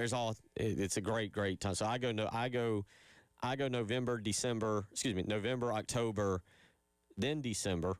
So that's kind of my top three, and then March would be fourth, because baseball isn't officially cranked up. NHL and NBA are kind of in that dead period. We're waiting for the end of the playoff. They're ramping down. Yeah, March is so singularly focused around the NCAA tournament. Like, that's what it is. Again, you've got baseball getting rolling with, with the SEC or with college baseball and stuff like that. Again, we're still in spring training when it comes to baseball. Again, the NBA regular season's going on, but that only holds so much weight. So, yeah, March is propped up heavily by the NCAA tournament. The other thing March does bring us, and oh boy, here we go, spring football practice. And coming up on Wednesday, that's exactly what we will get. South Carolina will get spring practice going over there at the practice facility. And Tyler, I'll be honest with y'all, and I think Tyler will agree with me, it is such an important spring practice, and we would love to have lots of coverage of it and to constantly be talking about it, because how does the offensive line look now, especially without Jakarius Peak? How is Josiah Thompson developing? Who's winning the center position? How does the running backs look in a new running back room? What is Kendall Brow's offensive staff? Are they gelling and coming together? There's so many questions. How is Clayton White replacing Brandon Cisse and what he did at the Combine this weekend, where, again, he showed out as a freak? There's so many questions, and yet the amount of coverage you think we get? Not a whole lot. Jack mentioned earlier that he's hoping this year they'll see more than stretching when they get their media availabilities, but I'm not going to go out on a limb and say that I'm very hopeful that's going to happen. And look, in today's world of college sports, you have to control the narrative to some degree. You are in charge of how much access media has compared to years past, where Spurrier's like, yeah, whatever. Walk over here. You can watch whatever you want to watch. You want to watch the quarterback battle? You want to watch, the Oklahoma drill? Sure, go for it. Lots changed since then. So, yeah, we have to rely on what we hear. And, again, insiders like the folks at Gamecock Central, Big Spur, and all that kind of stuff, they have sources on the inside that can get them a little bit more information, more than just what Beamer's going to talk to us about in press conferences and stuff like that. But it's still fewer and far between in terms of information that you get out. And you take everything with a grain of salt, because – you don't hear a lot of negatives this time of year, right? You don't often hear, well, this guy looks terrible at right tackle, or this guy at edge, he's just doing awful. Like, it's usually got a positive spin to it. So you have to be careful about how you read all those things. Well, it's funny you say the sources thing, because I think that's another aspect here. I don't think people want to hear it. This goes back to our conversation earlier, just kind of overviewing the big three sports. And also in that same frame, talking about what's been going on. People don't want to hear sunshine pumping. They don't want to hear, no offense to, I'm not picking on Chris, Wes, Jack, anybody at the Big Spur, John and Hale, Tony Morrell. Nobody wants to see your writing about, well, the offensive line's looking good. Oh yeah, Drew Collins is looking good at that other edge position outside of Dylan Stewart. Those defensive backs are really shining. I could be wrong. There's some of y'all who are just spring, the sun starts shining, the weather warms up, and you're just eternal optimists. A bunch of you are some of you are out there are Gamecock Larrys, but Tyler, I think people are so just show me on the field. I want my eyes to see it. That no offense to Wes or Chris or anybody we have on over the next 2 months. They're just writing about the information that's provided to them. Like that's their job. Don't attack the messenger, right? Like they're just relaying information they're being given. Again, they don't get to see a ton of the practice themselves to make those assessments on their own. So they're only going off of the information that's provided to them. But yeah, I'm with you. I think most people are like, you can tell me it's the best offensive line of the world in April, and I'm not going to care until I see it in October, basically. And I'm with them. I totally get it. I'm in the same boat as y'all. I don't want to hear about it. I do miss what you just said. Steve Spurrier, and I would love to – they can't do it. All right, let's be clear about it. If they could do it, they would have a spring game. Sure. And you don't have the configuration of the new practice facility does not allow for you to have fans like you did at the old proving grounds. So there are some major differences as to how Steve Spurrier did it, the logistics of it, and being able to hold people, and the way Shane Beamer now is able to do it with a much better, by the way, practice facility. But you can't have people in the stands at the football stadium. Right. All right. You can't. It's not possible right now at this time with construction going on. But because I was going to say, yeah, you're right. Steve Spurrier would have a Saturday scrimmage that wasn't the spring game, and he'd open it up to the public and go, hey, come on out. Watch your boys play. And he would love to do it because he wasn't afraid of anybody. He knew he'd just outcoach them. And you could sit there and make assessments of who looked good and who looked bad because you got a large body of work to be able to see that. And I get it now. I get the secrecy. I truly do get it, the secrecy and everything. But also I understand this particular spring for Shane Beamer in South Carolina is different because your football stadium, I don't even know if they can practice in there. I'm guessing maybe you can get on the field. I'm sure being on the field isn't that, to my knowledge, they're not having to be on the field to do construction type things. But yeah, as far as, again, access for the spring game and stuff like that, it seems like a no-go. Yeah, you can't put people in the stands where the construction is taking place. And then, again, the facility. But we'll see how it all kind of plays out for them over the next several days. I'm with you. Allowing maybe the media to observe a little bit longer to get a word out, just 1 or 2 days might be interesting, from a standpoint of just hearing a little bit more about it. But I'll be honest, there's part of me that just says, you're right. Don't report anything. Or maybe just tell me how bad it is. Yeah, go the opposite route where just tell us it's awful. We'll believe it's awful, and then when this fall rolls around, maybe we'll feel better when things look good. Understate, overperform. But it's going to be interesting this spring, and, of course, we'll wrap it up on April 11th with the Garnet and Black Fest over there at Colonial Life Arena. They'll have all the opportunities. We'll have more details in the coming weeks about that. And then, of course, the concert with Lauren Elena and Darius Rucker, where I think tickets actually go on sale tomorrow, I believe. I'm not 100% sure on that. But the bottom line is it's a massive spring, and usually spring football is a lot of fun because you can be optimistic. It's a new year. It's a new time. Sure. I don't think we're going to get Gamecock fans that are optimistic right now and feeling it's a new spring, it's a new time. And, maybe if the other men's sports were faring better, that could carry over. But when you couple all of those things happening simultaneously, yes, it's everybody's festering on anger right now. Yeah, I get it. You just want one program. Somebody hit us up earlier and says, how can Missouri do it and we can't? And you're right, Missouri in football. What makes Missouri able to be successful in football on a consistent basis? It's not that South Carolina hadn't been, Shane Beamer's first year, given what he had to work with, and I still don't think people understand, you play 4 quarterbacks in a year. Yeah. You start 4 quarterbacks, and you win 7 games. That's a fairly impressive feat. Winning 8 games in year 2, you know what? That's very solid. Nothing wrong with that. It was a good step forward. Then, unfortunately, you have the 2 of the 3 losing seasons, and that is definitely heading in a backwards direction. The 9-win season was phenomenal and a lot of fun, especially the end of it. But, yeah, you've got it's such a big season, and it'll be very, very interesting to see what information flows out. Do we see information even more limited, Tyler, or do we see more of I hate to say it like this, but I'm going to say it, a propaganda push to be ultra positive? I may lean towards the latter, honestly. Okay. It wouldn't surprise me. 803-404-6100. We'll get back into some baseball. How to celebrate. Clemson's got one opinion. South Carolina's got another. We'll get into that a little bit. You're listening to the Halftime Show.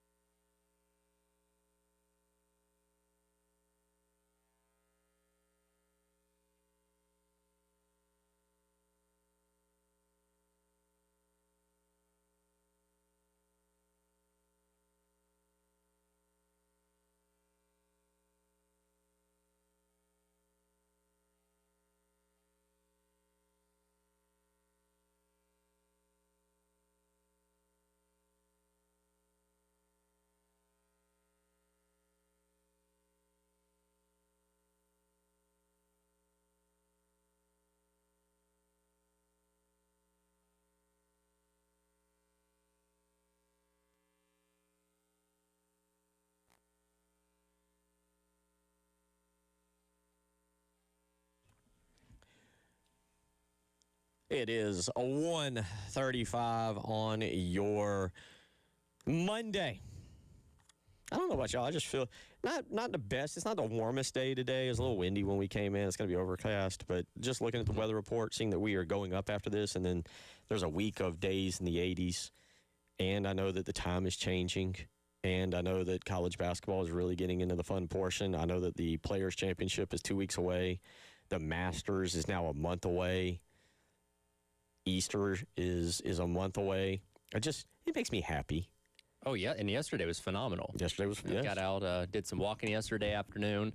That was great. Going to be warmer this upcoming weekend. So, yeah, we're finally hitting the best time of year. It is going to be a fun little trip here for the next 2 months. Golf really kicks on. I got to admit, we're going to get it back into baseball here in just a minute. I got into it. It was surprising late last night, the TGL on television, and I thought about this as I was watching. It came on at 9, went from 9 to 11. It was Tiger Woods' team. Now, he's still not playing. He's still injured against Rory McIlroy's team. And I thought about a question I posed to you about whether Tiger Woods is still a must-see. Okay. And he wasn't playing last night, but I thought about this as I'm watching because I really got into it. I watched the College of Charleston UNC Wilmington game, and then I got into the golf. I think I was wrong on that. I think part of me was watching just because Tiger, even though he wasn't playing, he was there coaching his team, being the fourth member of the team, and they had their 3 guys, and then Rory was playing with Keegan Bradley, and I can't even remember who the third was for the Boston Commons team, and then you had Jupiter Golf Club, and Rory's team won. Rory hit some kind of incredible if you haven't seen it, you need to see it. I'm not going to spend the whole segment explaining it, but I think I was wrong because even last night I was watching, and Tiger's not even playing. And it was just kind of interesting to see him. And I'll say this, too. It was interesting to see him because Jupiter last night had to win to get into the playoff, that little TGL playoff that they have. They still win. They have to win another match to get in. But last night, to clinch a playoff berth, they needed to win. And you got the 3 golfers, Tom. I don't know why I'm blanking on his name all of a sudden. But Tom Kim, Ashke Batu or whatever, and then you had and then Max Homa, and they're having a good time. Okay. It kind of reminded me of what I saw on Friday at Pro Swing. Yeah. Guys hanging out, relaxed. Like they're being serious, but at the same time, sure. I wouldn't say they would be acting like that on the regular golf course. And then you got Tiger, who is in his locked in, is in his Kobe Bryant, Michael Jordan. We got to win face. Listen, and not that Tiger Woods would ever go to a place like this, but he'd be the least fun person to play putt-putt with. Oh, yeah. Because he'd be so intense. He'd be on you if you double-tapped your ball, like those kind of things. So, yeah, I fully believe that in this tech golf league, he is the most intense competitor or coach out there. But, again, to the point that I made the other week, he's the needle mover. I think you're right. I think if you, and I don't know if they published all the ratings for this, if you look at the ratings for the ones that he's involved in compared to the ones he's not, there's probably a significant difference because, again, whether he's playing, coaching, or just standing there, Tiger has appeal. I'm with you. I might have changed my opinion last night just watching that. 803-404-6100. Let's go to the phone lines. Greg wants to weigh in for a second on Tiger Woods. Greg, how you doing? What's on your mind? I'm good, and Tiger isn't the needle mover. Tiger's still the needle. Okay. That's just the way it is, and we went for so long, and we only saw him as a golfing robot. But now we see the other side, and it's just captivating. And they can milk another 20 years out of us just seeing Tiger Woods, the human being. Yeah, and it's just fascinating for us. I mean, did you guys watch the documentary on HBO a few years ago? I did not. I've read I've read not an autobiography, but I've read the book about all the crazy stuff that he was. I say crazy, but I was also talking about like the Navy SEAL training and stuff that he was doing. Yeah, it was just unbelievable. Just the way he grew up and how he couldn't just go and play Xbox like other kids and this and that. And then what we saw was the perfect golfer. I mean, he was a cyborg. And now we actually see him smile. We see him give high fives. You know, think about the 2019 Masters. What a revelation that was, just how he celebrated. And people want to love Tiger. People want to love Tiger. They do because they feel the connection with him as a human being. And I'll throw this out here before I hang up. It's maybe the second greatest second act in sports behind another golfer, Ben Hogan, when he wrecked and had to go through all that to come back and be a champion. Because what Tiger went through and to bottom out as much as he did, I mean, we all saw the mug shots. We all saw the smashed up window. We got to find all the dirty laundry. And for him to rebound now and to reform himself, for lack of a better word, and to reframe himself as a kind of normal person, it's captivating, man. I appreciate the time. Yeah. Greg sounds a lot like Scott Hamilton. Weird. Oh, really?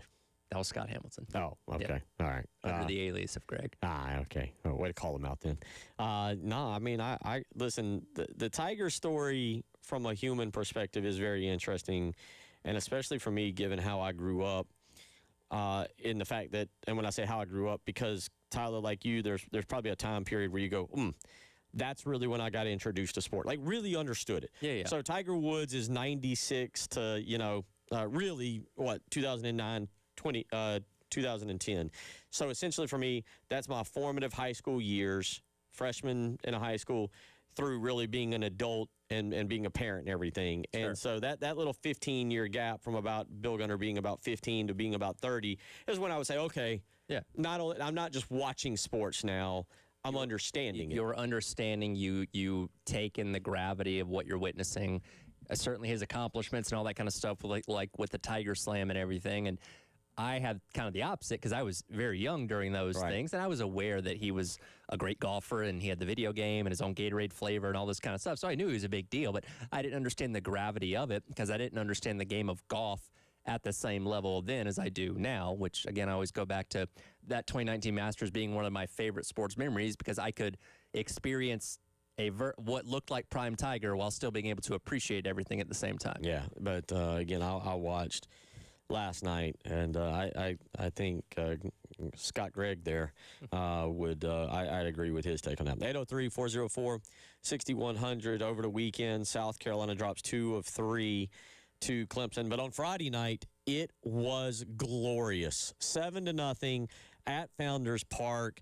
And not only did they win, but as the game went along, you saw a confidence arise. You mentioned it, maybe the most emotion and energy that Founders Park had in maybe 3 or 4 years. You can go even further. The fallout on Mark Kingston was beginning well before the actual separation of ways.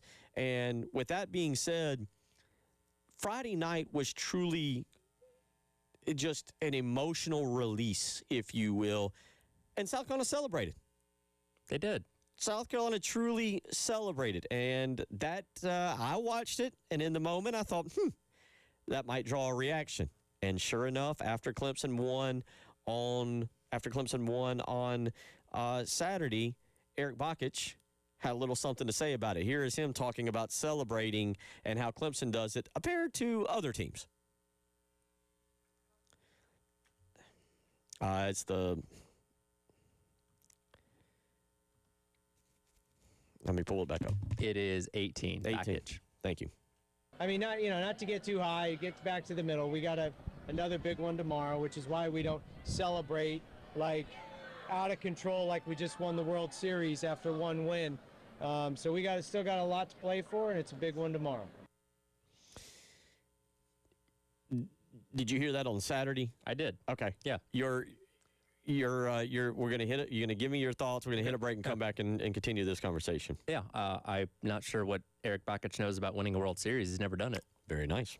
Very nice. All right. We'll come back. We'll discuss that because I have some thoughts on that as well. You're listening to the Halftime Show.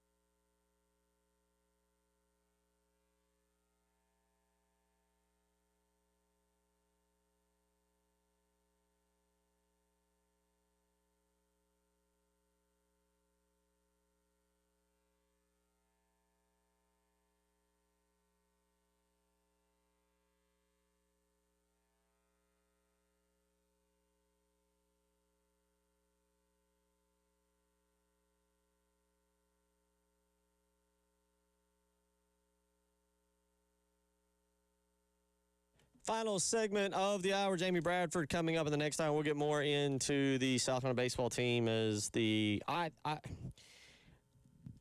the fine line in this business is knowing when to, in my opinion, knowing when to move on the conversation to big picture as it pertains to the program itself and not the team that we are currently watching. And I feel like that conversation may have really in earnest gotten going now after yesterday, dropping 2 of 3 to Clemson.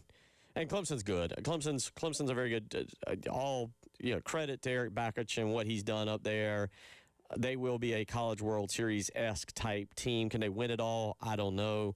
But I also think it's fair in saying South Carolina's going to play better teams coming up over the course of the SEC. And that's no knock on Clemson. That's just speaks to who South Carolina has to continue playing. That's why we put not only so much stock into it because it's a rivalry game, but more often than not, Clemson's usually going to be a pretty good team that is going to give you an idea of how you stack up against similar, if not better, competition in SEC play. And as I said, if you go through SEC weekends with only 12 hits, you're not going to win very many series.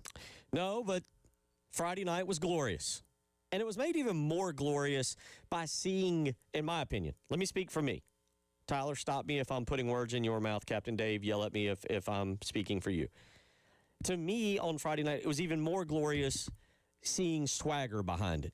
Seeing the baseball team that I have become accustomed to watching, although over a decade ago, playing with swagger. Seeing Alex Valentin come in and do whatever he does during his pitching motion. Little back twitch. He says it's for timing, but I think it's a little for show. Little shimmy. And you know what? If he was doing that to Navy or Air Force, and I don't mean this because they're service academies, or Northern Kentucky or Gardner-Webb, all right. Now, the shimmy, I think, is one thing. But if he was talking trash and acting the way he did, I would be like, all right, man, let's settle it down. Look, sports are meant to be fun. I mean, there is a line that we all don't cross. What Alex Valentin didn't cross a line. It was fun. And as I told somebody else, if you don't like it, win. Yeah. And you know what Clemson did? They won. They did. But I thought it was mildly funny that a coach who's never won a College World. You want to say we don't celebrate like that? You want to say that our guys are more professional? You want to say a bunch of that's fine. Don't reference the College World Series when you've never won it. And yes, this is our one chance to make fun of Clemson. It's all we got for this weekend. Okay, all we got. It's all we got. We're gonna cling to that 7-0 victory a little bit. But no, I got no problem with it. And when Clemson does it, quite honestly, again within reason, I got no problem with it. This is what makes college sports fun. Right. It's what makes rivalries fun. You hate the team in the upstate, and they hate you. So, yeah, no matter how good or bad your season's going, if you pick up a win, especially in the dominant fashion that Carolina did on the mound on Friday, you rub it in a little bit. And I didn't see how Clemson reacted. For one, the broadcast on Saturday was pretty rough when it came to camera angles and movements and all that kind of stuff. If Clemson had responded and done the exact same thing on Saturday, I wouldn't have cared. That's the fun part about rivalries. You rub it in. That's what makes it fun and exciting. And then you got to back it up. I mean, that's the key thing. Trust me, as somebody who's a well-known trash talker, and you got to back it up. And there's times I haven't been able to back it up. And then I'm going to go, okay, all right, let me get my rear end off of this court and come back a little bit bigger, stronger, faster, and be able to back it up next time. And South Carolina didn't back it up on Saturday, Sunday. That's all in fair game. They deserved whatever was coming to them in any way that Clemson wanted to celebrate and, by the way, or talk about it afterwards. Now, the only funny thing, again, is, Eric Bakich saying, well, it's like we won the World Series. Hey, win a World Series, figure out what it's like to celebrate for that. Because I got to admit, that's a pretty special moment that you get to celebrate on. That is very And unique. I didn't, by the way, I did not see South Carolina dogpile. I did not see that is a staple of winning the College World Series. I did not see South Carolina dogpile. That's kind of a signature there. Now, if he would have said something like, celebrate like you're winning your regional to advance to a super, all right, fair. You've been there and done that. Or, as somebody pointed out, he could point out simply, we win this game so many times right now that it's just another game to us. You want to take that little shot? Go down that route? That's fine.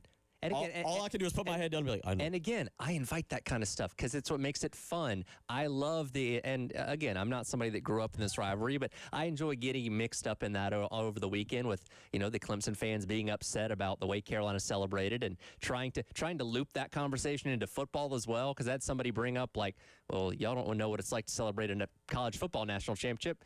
Backers shouldn't mention anything about that. I heard College World Series. We're talking about College World Series here. So, again, it's what makes these kind of things fun. Yeah, and it was. And the truth be told was Saturday night, I think Jamie Bradford's right on this. And it's unfair, but I think he's right.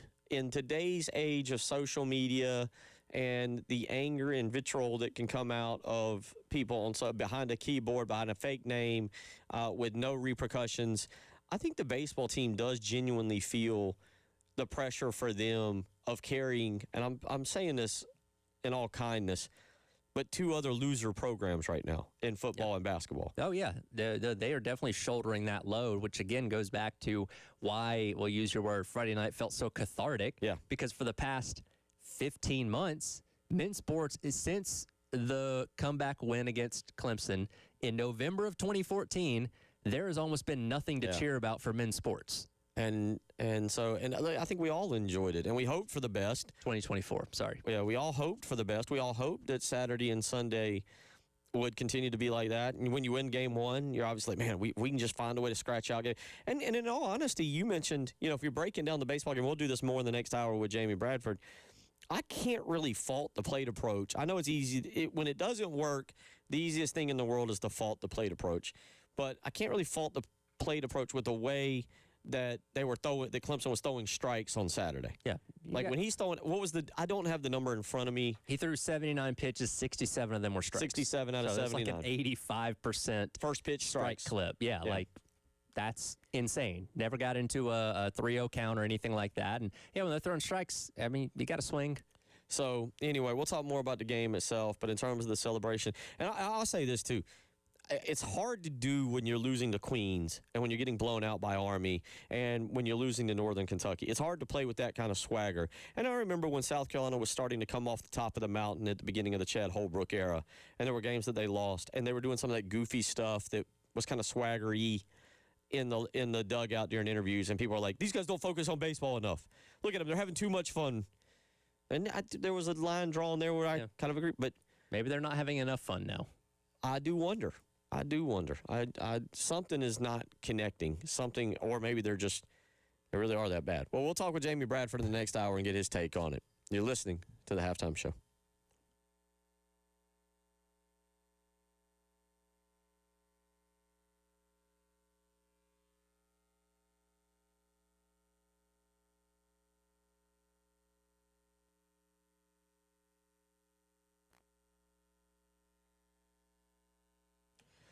Bill Gunner for Mid-State Roofing. Let me tell you something. Mid-State Roofing has been the leader in the roofing and waterproofing industry for over 30 years. And the reason being customer service. That's right. With any company, we all want great customer service. We want them there when we need them. And that's why Mid-State Roofing has stood out.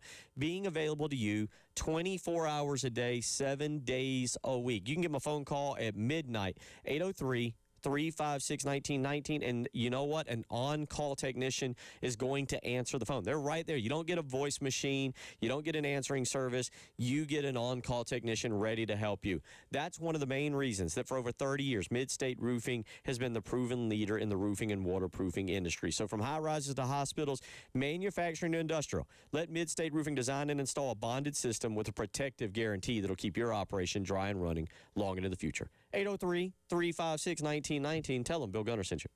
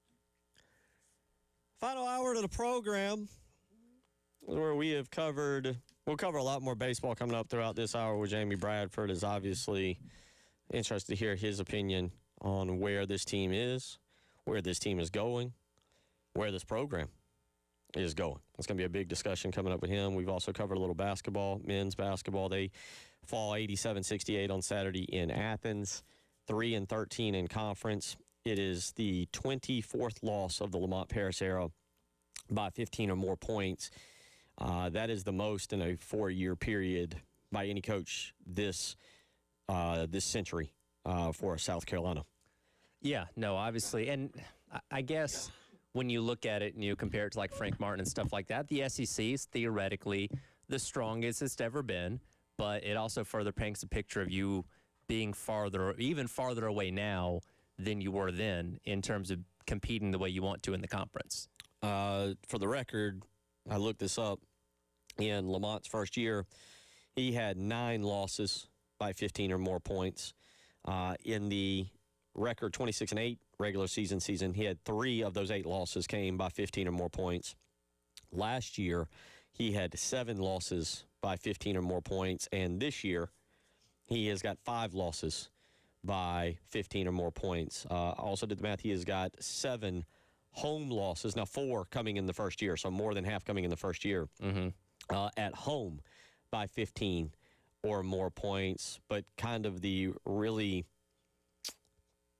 bad number, I want to use another word, but the bad number is the SEC record now in 3 out of 4 years, Tyler, that is going to see, as we stand with 2 conference games to go this week, just 9 conference wins in 3 out of 4 years. Obviously, then you factor in the one really good year. The numbers change slightly, but that he would still have the lowest SEC winning percentage of any South Carolina coach to coach in the SEC. Yeah, and again, we're getting close to decision time for Jeremiah Donati. We obviously know they still have to play these last 2 games. They'll play at least next Wednesday in Nashville in the SEC tournament. Likely will be done, after that, and then Donati either says he's coming back or he's going. And again, I think we're all kind of preparing ourselves to maybe hear he's coming back. A lot of people are going to be angry and upset about that, and that's understandable. I get it.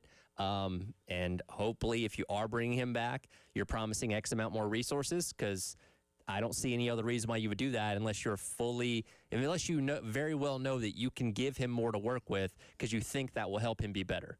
Because, again, he's been operating with a smaller budget significantly compared to other teams in the SEC. 1 good season, 3 bad seasons. So if you can promise him more, your hope is that he can do more with that. We'll have to see. Last week we talked about making NIL deals at the State House public. Yep. And Jeremiah Donati, Graham Neff, Chance Miller all over there and argued that that was a hindrance, if you made them public, to a competitive advantage that other schools be able to see it. Let me ask you this. Does Jeremiah Donati, if he brings Lamont Paris back, does he owe the fan base some type of explanation? And I don't mean explanation for what, but like some sort of plan. Like, here is why we believe in Lamont. Here's what we're going to do on our end. And you make it public information, whether you say we're going to, and I get it that you don't want to necessarily say the NIL figure out loud. I do really get that. I also think this is a unique circumstance here in which you've got to try and do something to give fans a reason to believe next year. You got to sell season tickets.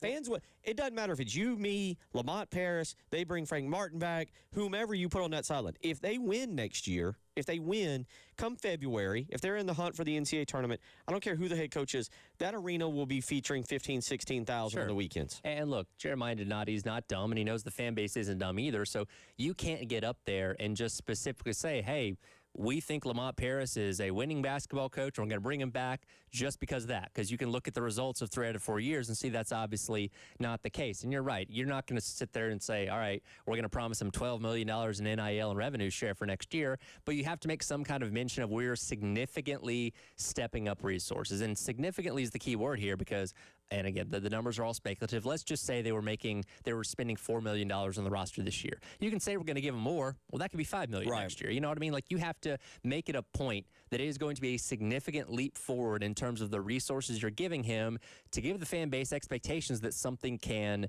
change. And look, I'm not expecting you to be the top spender or even in the top half of the SEC, but making yourself more competitive and more in line with at least the middle ground of the conference would hopefully do some good. Well, I'm with you. I think now I'm walking and talking my way through this conversation to figure out what I want to know regarding the decision. Whatever the decision comes, if you bring in a new coach, what are you doing to help him? If you keep Lamont Paris, what are you doing to help him so that this is just a small bump in the road 3 out of the 4 years?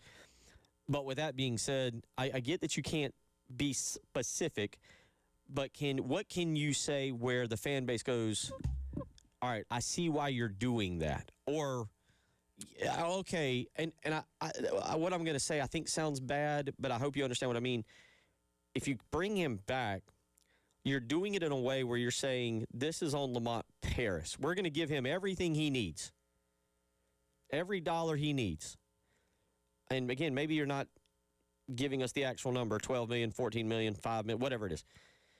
But to where when it blows up, because I'll be honest, in my opinion of this, if he brings Lamont Paris back and they don't win 5 conference games next year, we're not looking at Lamont Paris like you're a failure. I'm looking at Jeremiah Donati going, what in the world did you see that made you believe year 5 was going to be any different than 1, 3, and 4? If and again, this is if he brings Lamont Paris back, he would essentially be sticking his neck out for him, saying, hey, I believe in you as a coach. I think what you did now 2 years ago was special, and I think that's still in there. We just have to give you the resources to be able to build your roster and compete and all that kind of stuff. And, yeah, you are taking a chance. Now, again, from a financial standpoint, it could make more sense to do that as opposed to paying his buyout, paying the buyout of the assistants and all that kind of stuff and starting over from scratch and then trying to find the resources to give that next head coach something to be able to compete too, which is, again, why I kind of lean towards Paris likely coming back, because it might be easier to do that than having to pay everybody to get out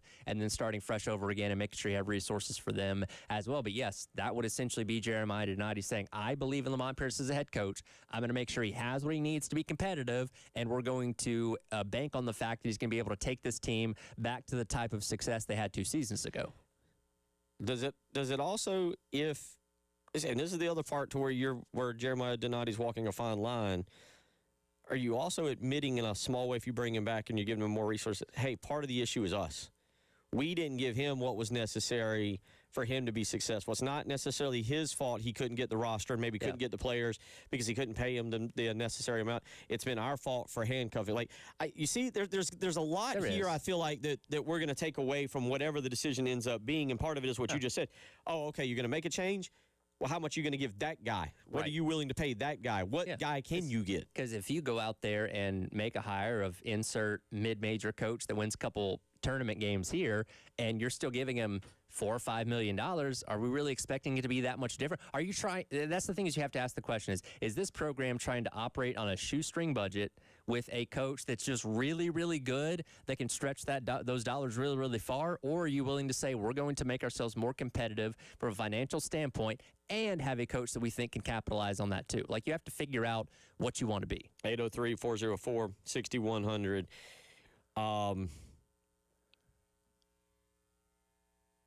2 weeks. I mean, today, didn't mention it. Next Wednesday, they play in the SEC tournament. I was wrong earlier. They play the 9 seed.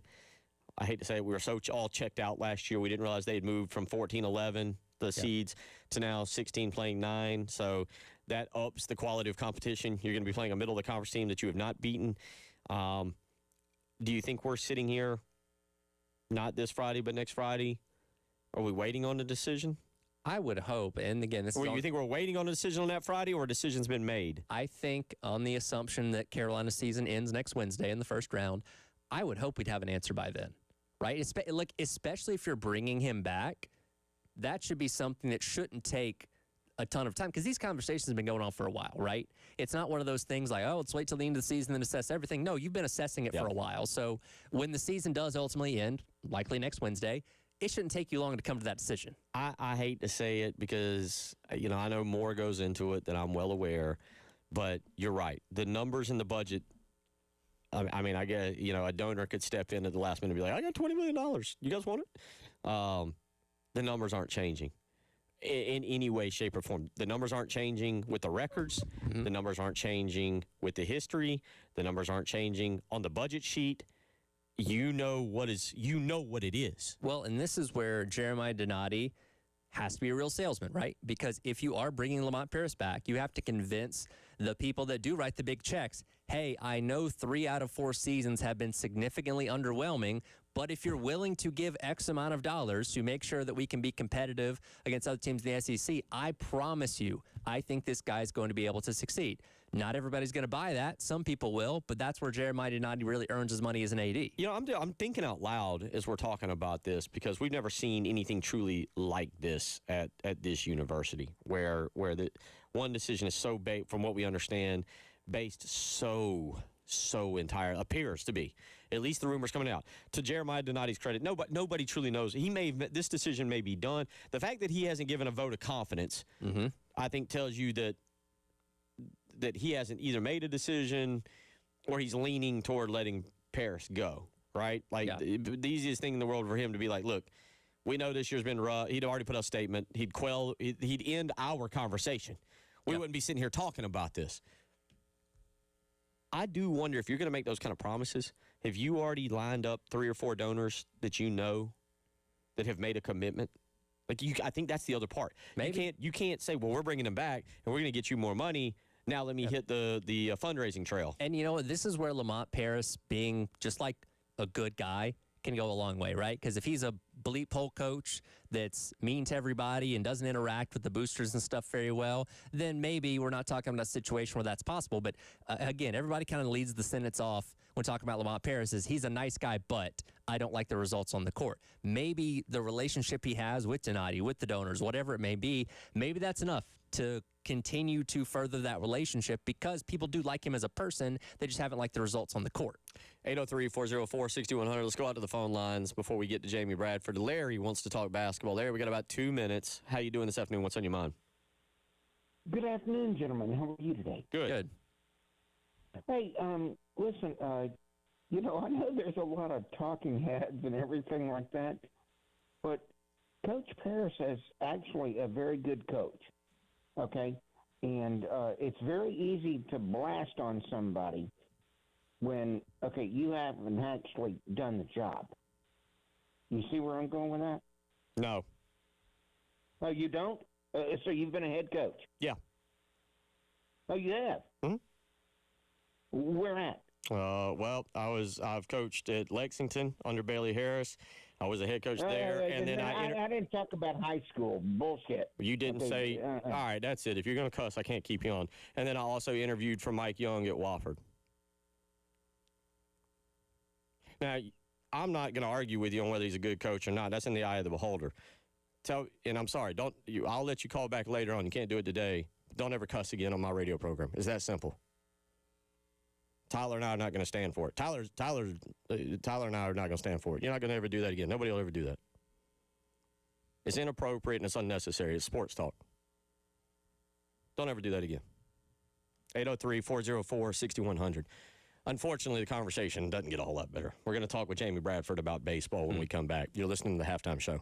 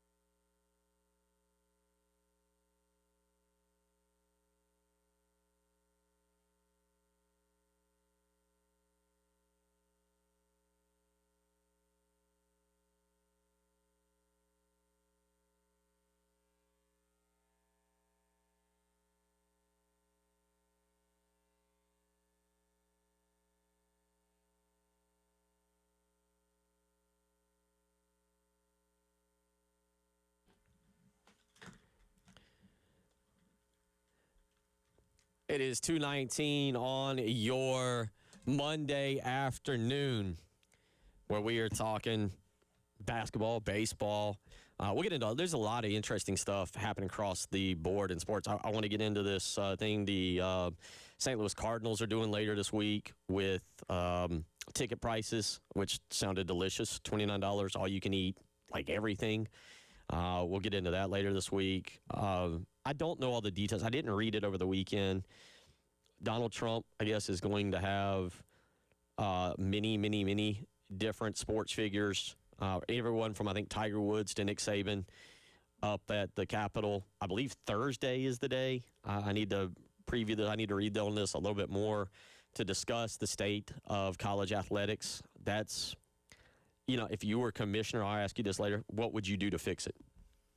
Ooh. Think about it. Let's just think about it. Do a little homework for you over the next few days. What would you do to fix across the board? Joining us now, a guy who I have seen campaigning for being the commissioner of college sports, a guy who is, I don't know how much we're going to get out of him today. It's a big week down in Charleston. Do you know what this week is? Do you know what Saturday night is? Is it Saturday night? Is it Saturday night? I know what Saturday night is because I'll be front and center for it. Yeah, you will. Do you want to take a ballpark guess? You probably wouldn't know this. I have no idea. Jamie and I share this affinity. Eric Church at North Charleston Coliseum. Cool. What's the one song you're looking for him to play on Saturday night? The one. You mentioned, by the way, for those who don't know, and I'll let Jamie tell more of it if he wants to. Jamie has a personal connection that's deep with Eric Church, means a lot to him, and you got a lot of songs that mean a lot to you. But have you got one in particular that you're looking for on Saturday night? No, that's like asking me to pick my favorite kid, and today's her 7th birthday, so I'm not doing that either. So, am I the only one? No, I just enjoy the ride, man. You just enjoy the ride. It's depressing. This is 26.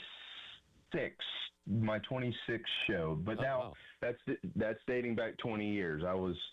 Me and Mike Sisko and guys like us, we were going to see him when there was 100 people there back in 2006. Now there's 20, 30,000 or wherever you go, they'll all be there. Okay, all right. Well, Saturday night, North Charleston got to be. I may still come down. I know that last I saw tickets weren't sold out. But it kind of depends on my weekend and how things are going. But, it'll be a lot of fun, and I know it'll be more uplifting than your previous Saturday was. Let's talk about the weekend that was. And, Jamie, walk me through your kind of mindset as you see Friday and all the fun that was at Founders Park. Saturday, unfortunately, the Bats can't get going, a great outing by Clemson. And then Sunday, just kind of that's where the two teams are, in my opinion. Yeah, well, so, going back to Friday night, that was a shot of adrenaline. I mean, they needed it. They needed a performance like that from somebody on the staff, and credit Coach Venneri and Terry Rooney for, doing their due diligence to figure out, okay, who can give us the best shot at winning this thing and competing with Aiden Canuck on Friday night. And they came up with Josh Gunther, and they were right. And he delivered, and the crowd was certainly a part of that. And then you had Alex Valentin, who came in and did what he's done his whole career, just kind of energized the place. That's how he was at Texas State, too. And those guys were just they were amazing. They were lights out. I think 7 of the 9 innings, they ended the inning with a strikeout. I think only one Clemson batter made it to third, 5 made it to second. I mean, it was that was it. And then offensively, you had the one big inning. Big innings are when you score 3 or more runs. And around here, this offensive system that was brought to South Carolina, it hasn't been what it was, I guess. But what Monty Lee brought to South Carolina back in 2023 was, how do you create the big inning no matter what the talent is on your team, and which is via walks and HBPs and stuff like that. So, you look at the big inning that they had in that first game, where they put 4 runs on the board, and you had 2 full count walks, you had an HBP, you scored 4 runs, you had a couple of big hits, and that was enough. And South Carolina put some pressure on Clemson defensively, and they threw the ball all over the yard, which they can do. And it was just a really good night. And then, Saturday, I'm in the tip your cap camp. because I mean, if South Carolina threw a kid out there, just like what happened on Friday night, if they threw a kid out there on Saturday who carved up the other team like that, you just, hey, just give us credit and move on. I mean, could they have maybe done some things to mess with his momentum a little bit? Potentially, but he was throwing everything for a strike. You're just going to have to hit it, and some days you're not going to be able to do it. So it was a pretty evenly matched series until you got to yesterday, and then that is kind of more indicative of what we've seen from South Carolina at times this year, just having poor at-bats. You didn't get much out of Riley Goodman again. He's got to get that slider figured out, or at least command the fastball. And Gamecocks, after a 2-0 lead, they immediately turn around and give up 2 runs and even this thing up, and you just felt it shift from there, and they couldn't get it going. So back to the drawing board, and you got 3 teams you would expect to beat this week, although don't look now, but Charleston Southern is really, really good. And Carolina's going to have to find a way to get some momentum before SEC play gets here next weekend. Of course, hindsight's 20/20. We know making the move to put Josh Gunther on Friday night ended up working out really well. But I remember I asked you about it last week if you thought maybe moving Riley from Friday was the best choice. What was your reaction when that news initially came out on Thursday? Yeah, I'll be honest. Like I said last week, I would not have done it, and then I would have, I guess that's why you don't pay me to coach. I wouldn't have done it, but I was a little surprised. I was surprised by 2 things.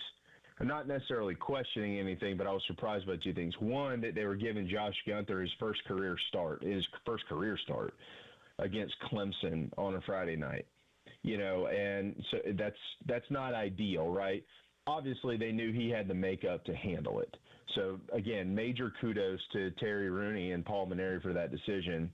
The other one, though, was putting Riley Goodman in a Sunday role on the road in the upstate in what felt like probably a spot where he would either have to win you the series or salvage the series, right? And so – for the second straight week, he didn't perform well, but maybe they found at least one stern answer. Hey, look, Josh Gunther, if he can continue to deliver, it's going to be hard to deliver at that rate every week. I mean, that's just phenomenal. But if he can continue to deliver every Friday night, then it's going to give them some more options to be able to get Saturday and Sunday figured out. He is Jamie Bradford joining us. Let's go real quick with the positive. Josh Gunther, I know that, as you mentioned, they were kind of trying to figure things out with him in the first 2 weekends, allow him to kind of recover and develop, and he certainly did that. Is that the one thing, or is it just because it's one outing, we still need to see some? But is that the one thing we take away, that, hey, it looks like South Carolina figured out that Friday night spot? Or I'll ask you, the baseball guy, because it's one outing, you go, do you say, no, I need to see a little bit more out of him just to feel really confident? Yeah, no, I mean, I certainly think that you need to see a couple of consecutive outings from him to feel much better about it. But let's keep in mind, though, that Josh Gunther going into the season was one of the 4 finalists for a weekend job.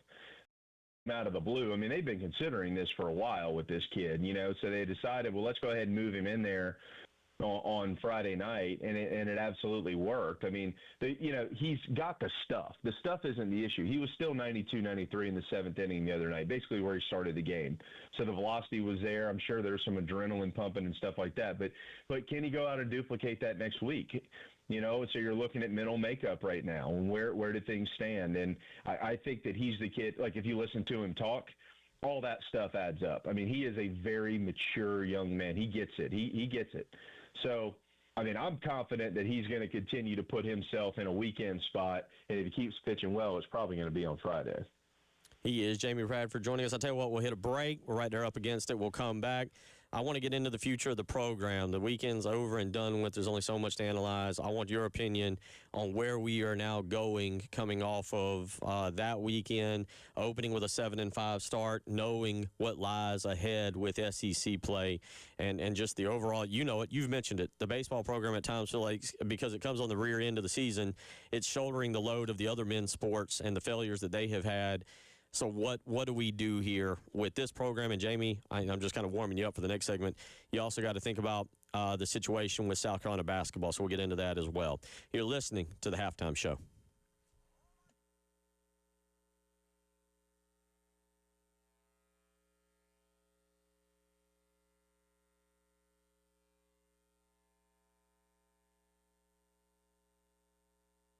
10 in the first half. I mean,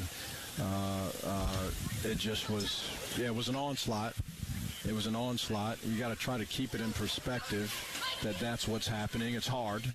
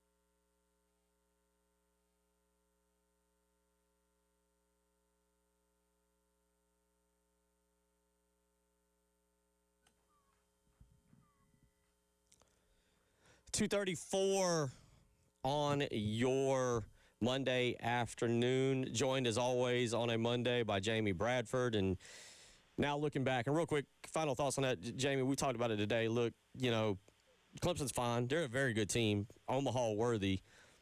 The problem, and this is now talking a little bit about the future too, the problem is you're likely to face better teams in the SEC play when you look at LSU and Texas and other teams right now that are top 5 teams that South Carolina will have to go against. And so you base what you saw this weekend on what you have coming up over the remainder of the season. And again, Clemson's pitching staff, very good, by the way. You're going to face more of that. What does this do for your mind frame, for your expectations now? Is South Carolina will play their last regular season, their last non-conference series, and then get set for conference play?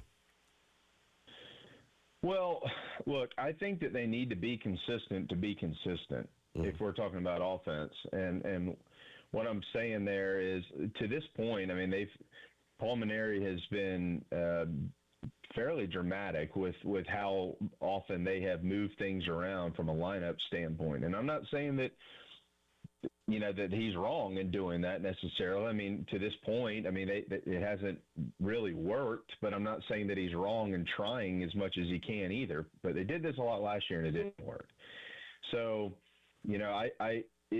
baseball players just, they like to know what's going on. They like to know, what is my role, put me in my role, and let me go perform. I just think that there's a lot of players on this team there's so many new guys in the lineup and on this roster that they need to be given ample time to get themselves comfortable. And that might mean that they're going to go through a couple of games where they're struggling.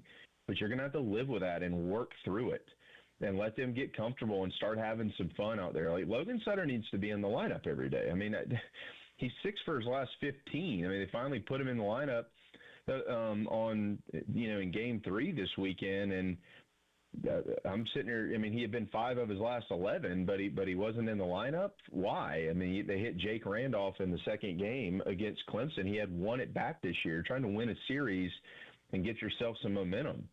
Where's Logan Sutter? I mean, so I think that they just need to put some guys in some spots and just let them go and just give them 20, 25 at-bats in that role, and let's see what happens there and see if they can't glue together and find a way as an offense to get guys on base and then get guys across home plate. And maybe this is a harder question to answer now because they have mixed up so many things, but you're 12 games in, that's basically a fifth of the way through the season. At what point, in your opinion, is a team just what they are into a season where you're not expecting that significant much change going forward? Yeah, usually once you get through about the second weekend of league play, you've got a pretty good grip on it. I mean, I've seen a lot of teams over the years who have, kind of found their way once SEC play begins. Some coaches, that's when they're trying to get them to peak right then and there. And then obviously we've seen plenty of teams, and we've seen some around here who play really well and they get into league play. And after you get through about, 6-7 games in the league, you're like, okay, this is who we are. This is who we aren't. So, you still have a little bit of time to really, kind of have that come to reality type moment with, well, this is just what it's going to be. But it just hadn't been trending in the right direction. By the way, if you're just looking at, I was just looking at the updated D1 baseball poll. UCLA still number 1. LSU, Texas, Mississippi State, and Georgia Tech round out the top 5. Arkansas, Auburn, North Carolina, Florida, and Southern Mississippi are 6 through 10. And then it's sitting at the number 11 as another opponent. You play Georgia. So South Carolina and SEC play as things stand today. Play LSU, Texas, Mississippi State, Arkansas, a singular game against North Carolina, another set against Florida, and you also play number 11, Georgia. Yeah. And Clemson, by the way, for those wondering, moved up in the D1 baseball poll, moved up to number 14, one spot from last week's 15th spot. It's just like going into the year, the only 2 conference series against unranked opponents you have right now are Alabama and Missouri. Everything else, including that midweek against North Carolina, is against teams currently ranked. And not only ranked. Well, what I was pointing, inside the top 11. Yes. So again, Jamie, when you factor everything in, let's for a second talk a little basketball.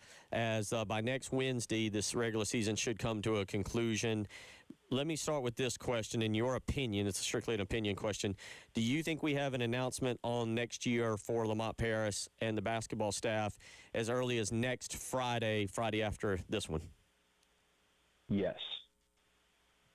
Yeah. Which direction? If you ask me that, I still don't know which direction, but I can't imagine that they're going to wait more than a couple of days past the end of the season to tell you which direction they're moving in. So you look at the big picture of everything, and if I'm asking Jamie Bradford where this athletic department is and what direction it goes, what is your assessment right now when you look at the current situation for men's basketball? You know where we're at with baseball and that schedule I just gave you that's coming down the pipe over the months of March, April, and May.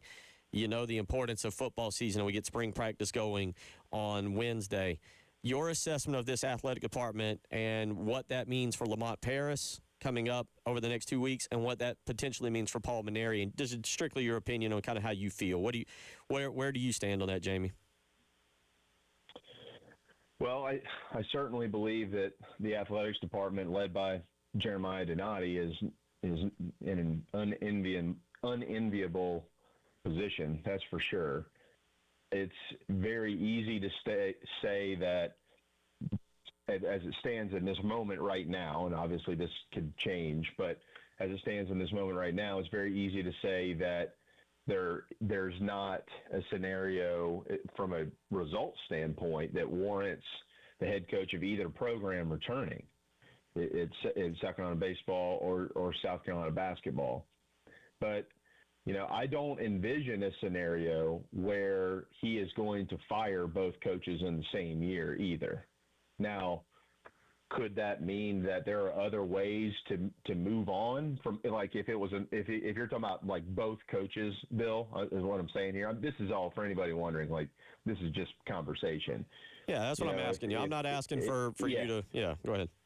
Yeah. Like if somebody was like, okay, well, if you can't fire both of them, what are you going to do? Well, I'm not saying that both of them would even be returning if you didn't fire both of them. Like if there's another way to negotiate a different deal where you could move on, I think that option would certainly be on the table as well. But as it stood today, I just don't see where money is not growing on trees. It's just not. I mean, that's where you are. I mean, and so I don't see a scenario where they can do that right now. So I think that one or the other will be back. And, if you asked me, do I feel like both of these programs have the ability under their current leadership to be better? I would say one, I believe that to be truer than the other. I don't want to get into necessarily the ins and outs of that. I mean, I think both programs have different sets of problems, but neither one right now are anywhere near the standard in which they should be. And look, this isn't to excuse 50, 60 plus years of mediocrity in Gamecock basketball. Like, I think that every program you have, you should strive to be the best, and all ADs think that. Now, whether they are successful or not is a different story. But no AD is sitting there going, like Coach Tanner's never sitting there going, well, that's okay if basketball isn't good. And neither was neither is Donati, neither was Eric Hyman or whoever. It doesn't matter. But here at South Carolina, it is crucially important. It is so important that your baseball program is good every single year. It just is. I mean, they are the most consistent program in the history of the school. Dawn has brought a whole new version of this with women's basketball. I got it. I understand that. But in the history of this entire athletics department, Carolina baseball has saved the day God knows how many years when football and basketball couldn't get it done on the men's side. So they need to fix baseball really quickly. And, what are they going to do about it? I don't know.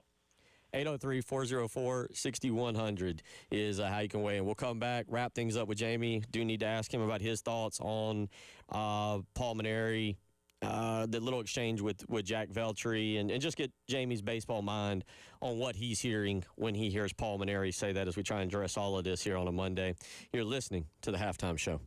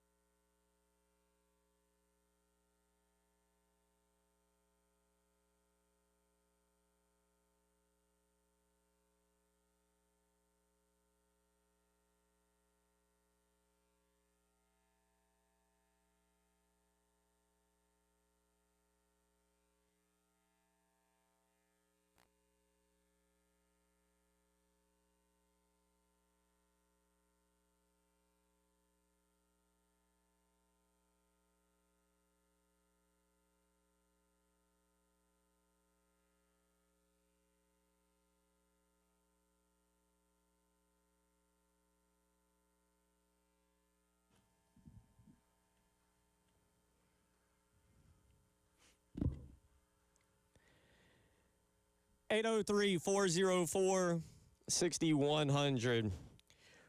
As we conclude today's program, been a lot of fun. Got to admit, been an entertaining show. We've drawn the, I don't know, what do you want to say? The emotions of people, I would say pretty good. Sure, we do that. Episode here, episode there. We're pretty good at that. But a lot to discuss. For me and Jamie and Tyler and Captain Dave, the here and now, what's occurring right now, I hate to say it like this, it's not important. It's the future of these programs, of basketball, of baseball. Maybe baseball gets it turned around. Maybe they don't. But how do you correct all this? And then we'll get to football coming up in August and discuss that. But how do you fix this to where this does not continue? That's what has to be addressed. And unfortunately, with the weekend series going the way it did, Friday night was great. Give Clemson credit. They won the next two games, and they shut South Carolina up. Now, that's what you got to do. You get mad at Alex Valentin for celebrating? Shut him up. And they did that, and kudos to them, and they win another series. But, Jamie, the question I think is, what do we do with these programs moving forward? And part of it will be the future of Paul Mainieri. And Captain Dave, again, this is clip, I believe, number 18 on our cut sheet. Jamie, I don't know if you've heard this. I'm sure you have. You listen to everything. But let's replay this and then get your thoughts on this back and forth between Jack Veltri and Paul Mainieri on Sunday afternoon. We're just going to have to keep working with him, Jack. I can't tell you exactly what Terry worked with. You'd have to ask Terry that. It's like you'd have to ask Monty, about why we went flat with the bats. Those guys work so hard with the players and the individuals' stuff of the game, and at times we show flashes of being really good, and then there's other times not so much. So, what else? Aren't you involved in those meetings? Like, wouldn't you be involved in those meetings though with Terry? Like, oh yeah, I'm involved in everything. Yeah. So wait, why don't you know what the adjustments were talking with Terry? With Riley? No, with Terry and Riley. I could tell. I could. You want me to break down everything? No. I was just we talked to him about being more aggressive. Okay.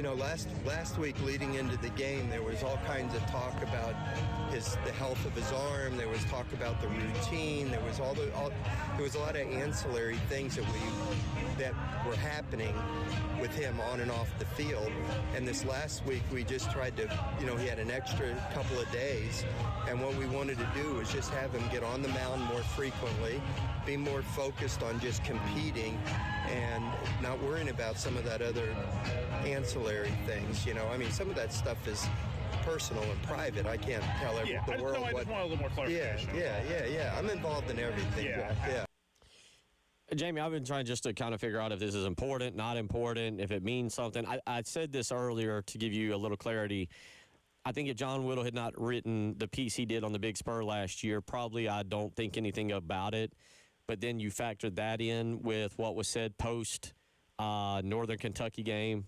And I'm curious as to your thoughts on where everything kind of stands there with Paul Mainieri, this baseball team, and maybe a connection or a disconnect. I'm curious to hear your thoughts. Well, I spent as much time as I can around them, just observing. I tell you what, I know we're short on time, so I'll just cut to the chase. The body language of the program overall is, I think, pretty bad.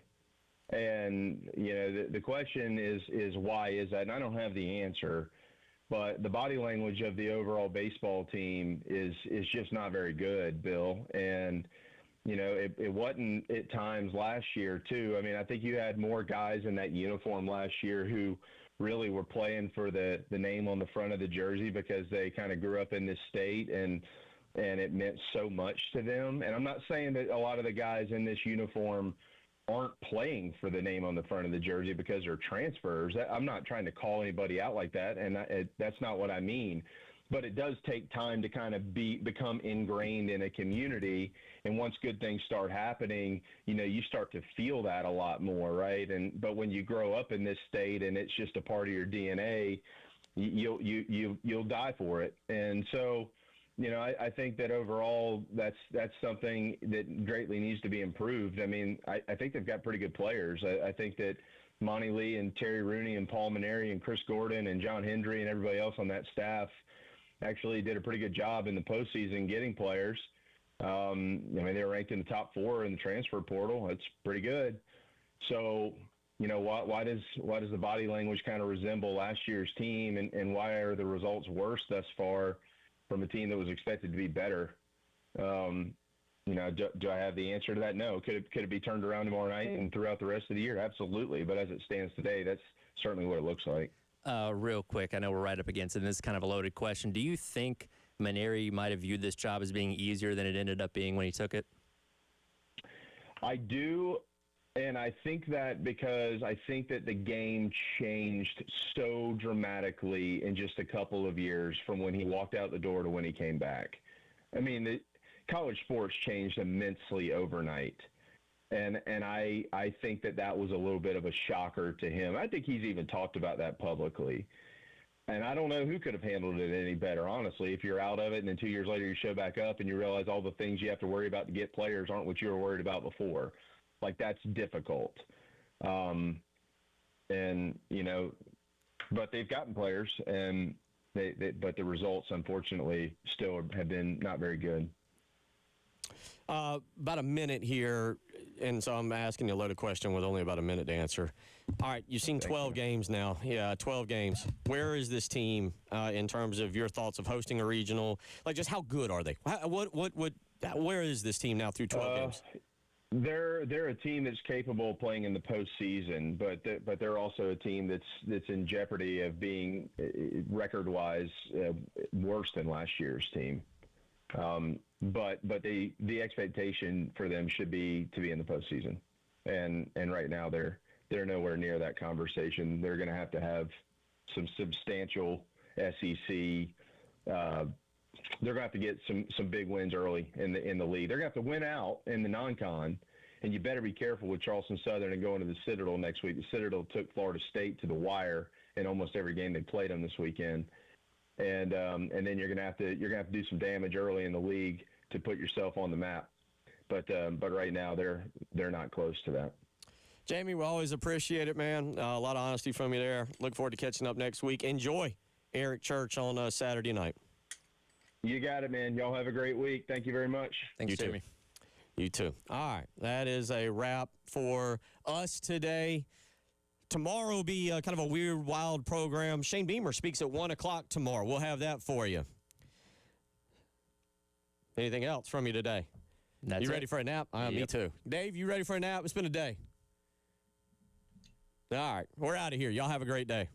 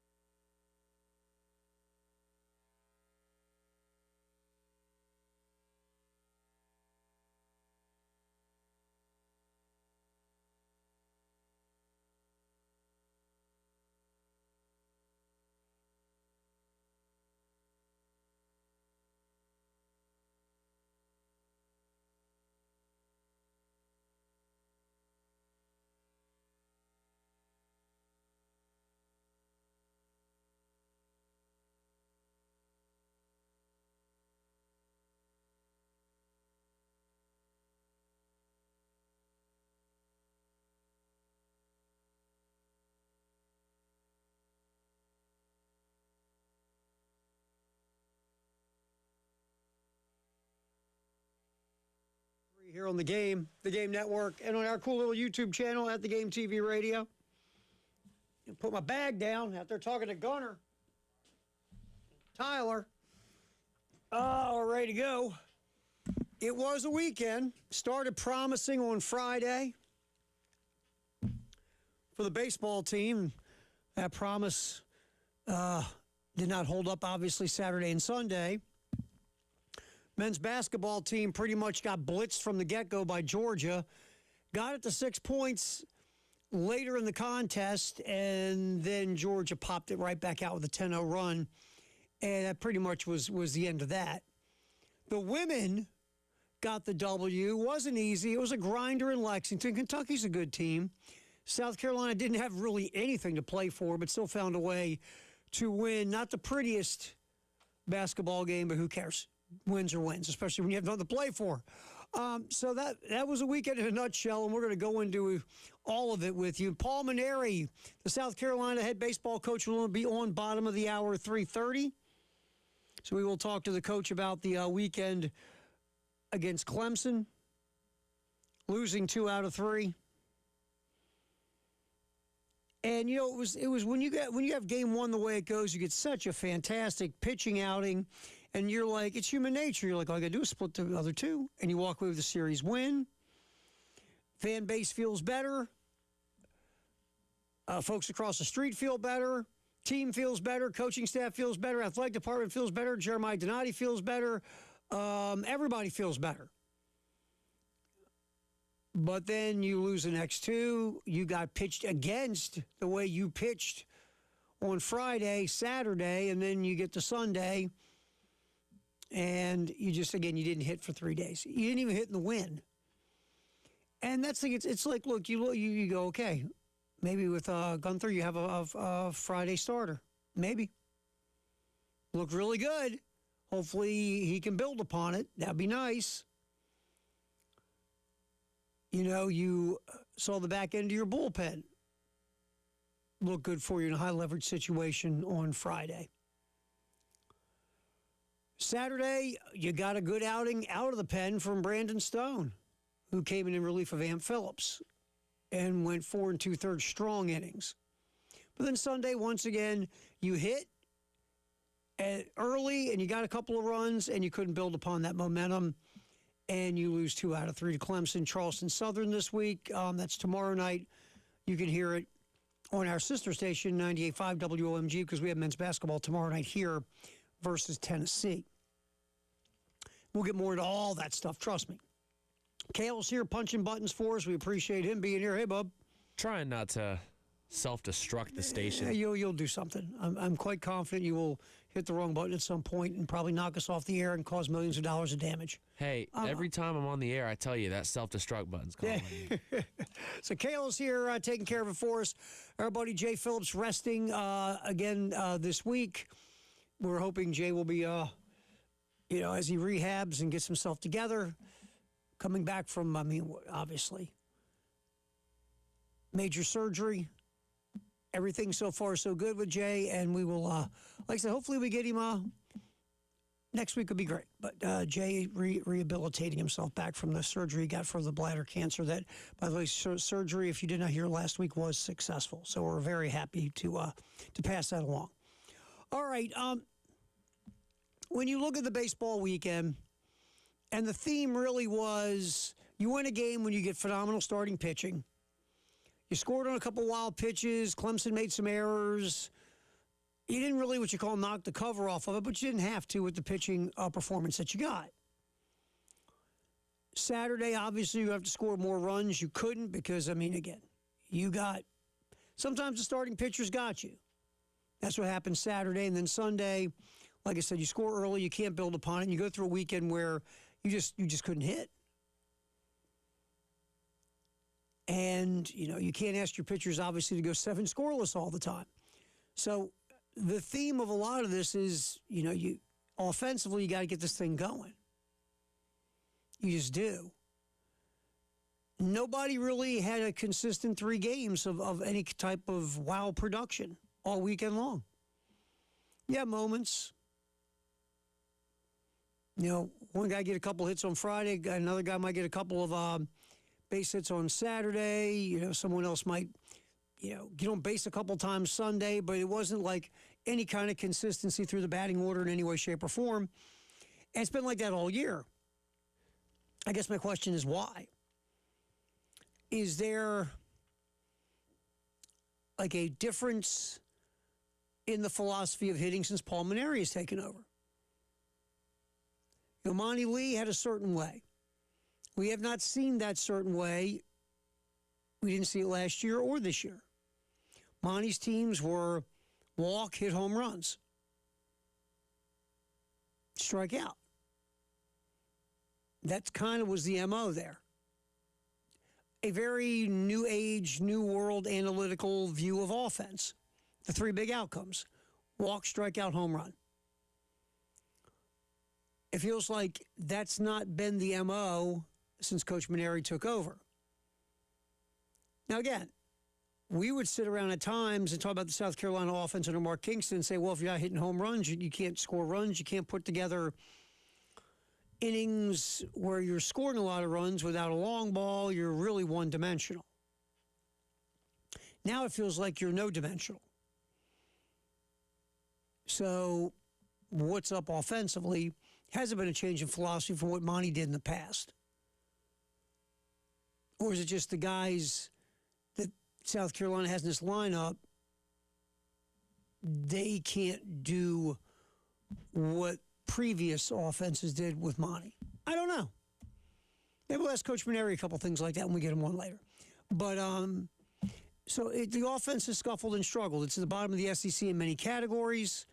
Didn't help itself over the weekend with some scuffling. Like I said, you got some solid pitching performances. A really good start. Correct me if I'm wrong, but didn't Carolina not have a single home run on the weekend? No, they did not, which just extends our that makes it harder to win games. Yeah, and plus series. Extends our Grand Slam pot even higher. Just saying. But yeah, you don't hit home runs. I mean, look, in this world we live in now, power is power. You got to hit home runs. It's just, like I said, is that the end all be all? No. But if you're not hitting home runs, you better be putting the ball in play. You better be able to stack hits, because if you're not hitting home runs, you got to come up with a plan B or C or D. Or if you don't believe that power plays like most people do today, well, you better have guys who get the ball in play and, again, can put together innings with 3, 4, 5, 6 hits in it so you can be productive offensively, because you got to be productive offensively today. You just do. So it's just an interesting dynamic of where this team is at with the same hitting coach in Monty Lee as it was with the previous coach. So, I don't know. We will discuss that further, but the offense, you got to figure it out. You know, you've been playing Craddock at second. You've been, obviously, Hollins is at first. Logan Sutter popped up as a DH. He's actually had some success lately. And he did have another hit in Game 3 on Sunday. So, again, you know, maybe it's time to get Sutter some regular ABs again, because he's like 5 of his last 11 or something like that. But you've just got to figure it out, because offensively that was a rough 3 days. Absolutely. And in women's basketball, you know, look, Dawn's crew had locked up everything, right? They locked up the regular season SEC championship, the 1 seed in the SEC tournament. There wasn't anything to play for against Kentucky. And it was not the most crisp game ever. But South Carolina found a way to win a game. They just did. Now, I'm not going to say it didn't matter, because every game matters, but they accomplished everything they wanted to accomplish. So that the Kentucky game was truly, let's go tread some water. Let's go chill. And South Carolina somehow found a way to grind out a W against Kentucky on the road. And now they'll get ready for the SEC tournament on Friday. They'll be playing, I think it's 11:30 pregame, noon tip. You can hear it right here on 107.5 The Game in Columbia. So the women, it was one of those nights, just was. Or one of those days where, you just weren't sharp. But you still find a way to win. Wins like that are culture wins. Yes, players have to make plays, and you can always find those 2 or 3 plays at the end of any game like yesterday's and go, man, they did a good job finishing that game. But the women now they're ready to go. And again, we'll have it here on 107.5, the game here in Columbia. And the Gamecock men, it's at that point now where, look, if you're a fan and you're saying, just please, God, get this over with. I get you. I understand. 2 games left in the season and the SEC tournament. And then we'll see what happens with South Carolina men's basketball, because we don't know. We don't know. I don't know. I truly don't. There are people that think Lamont will be back because of extenuating circumstances, like the buyout, like some other things. But, I could see that scenario. Well, we will find out. And I guess the idea is when you look at, it's such a weird dynamic, because if you just look at Lamont's record, you would say that's a no-brainer if you decide to let him go. If you look at everything closer and the lack of financial support the program gets to a roster build, it's almost like, well, what do you expect? What do you expect? So it's a tough call for the administration. We're looking at millions of dollars to pay off a coach to go away, and you got to bring in a staff. You got to deal with a lot of stuff. So it's not easy at all. And what does South Carolina end up doing? The record screams maybe you look to possibly go in another direction, but again, it's more than just the record. How much of it for Lamont? Because in year 2, we saw what he could do. That team got to the NCAA tournament as a 6th seed, if my memory serves me. So he's done it. He's been there and done that. But the other 3 seasons, if things end the way it feels like they will this year, this will be 3 20-loss seasons in 4 years. Again, how much of it goes back to not investing in the program, not investing in the roster? We'll see. But yes, Georgia easily over the men. Women got a nice close-the-door season-ending victory as well. How many straight SEC regular season titles is that? I forget how many straight, but she's got 10 in total, either shared or outright. I believe it's 10 in total. I forget how many are in a row, but it feels like she's won 50 straight. Oh, I know. It's like your whole life. It feels like your whole life she's just won a championship. Yeah, I hear the news or I see posts on social media. South Carolina wins their such and such straight SEC regular season title, and I'm just like, okay, well, nothing's new. Right. Oh, it's just another day. Ends in Y. Okay, great. Thank you very much. Yep. All right, we'll pop back in. Oh, let's see here. I think we have a little. Let's get some sound in here. With Lamont Paris, Dawn Staley, Paul Maneri, tons of Carolina coaches on the show today. And Paul Maneri, bottom of the hour, 3:30 live here on the postgame show. Terry Ford, Kale's here punching the buttons. We're rolling until 6 here on The Game Network, and at The Game TV Radio on YouTube.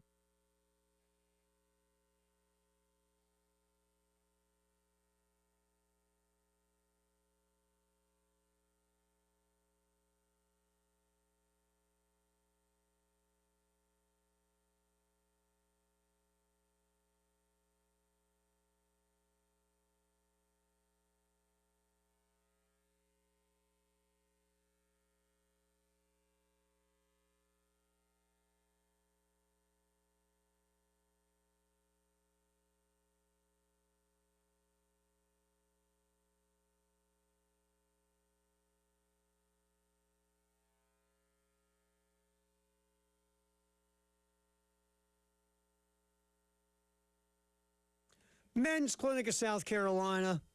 If you're a guy and you just don't feel like you used to, this is very simple. Could be low testosterone, maybe something else that, is holding you back that could be easily rectified for you. One way to find out. You call 803-875-MENS, the Men's Clinic of South Carolina. You set up a free confidential consultation. You sit, you tell your story. You'll get a free testosterone test. Your problems could just be low T. And if it is, it's easy. The folks at the Men's Clinic and Dr. Dan, they'll put you on a program specifically designed for you to get you back to being you again. They will check in and see what's going on in your world and try to help you get back to being you. 803-875-MENS, it's the Men's Clinic of South Carolina. Give them a ring.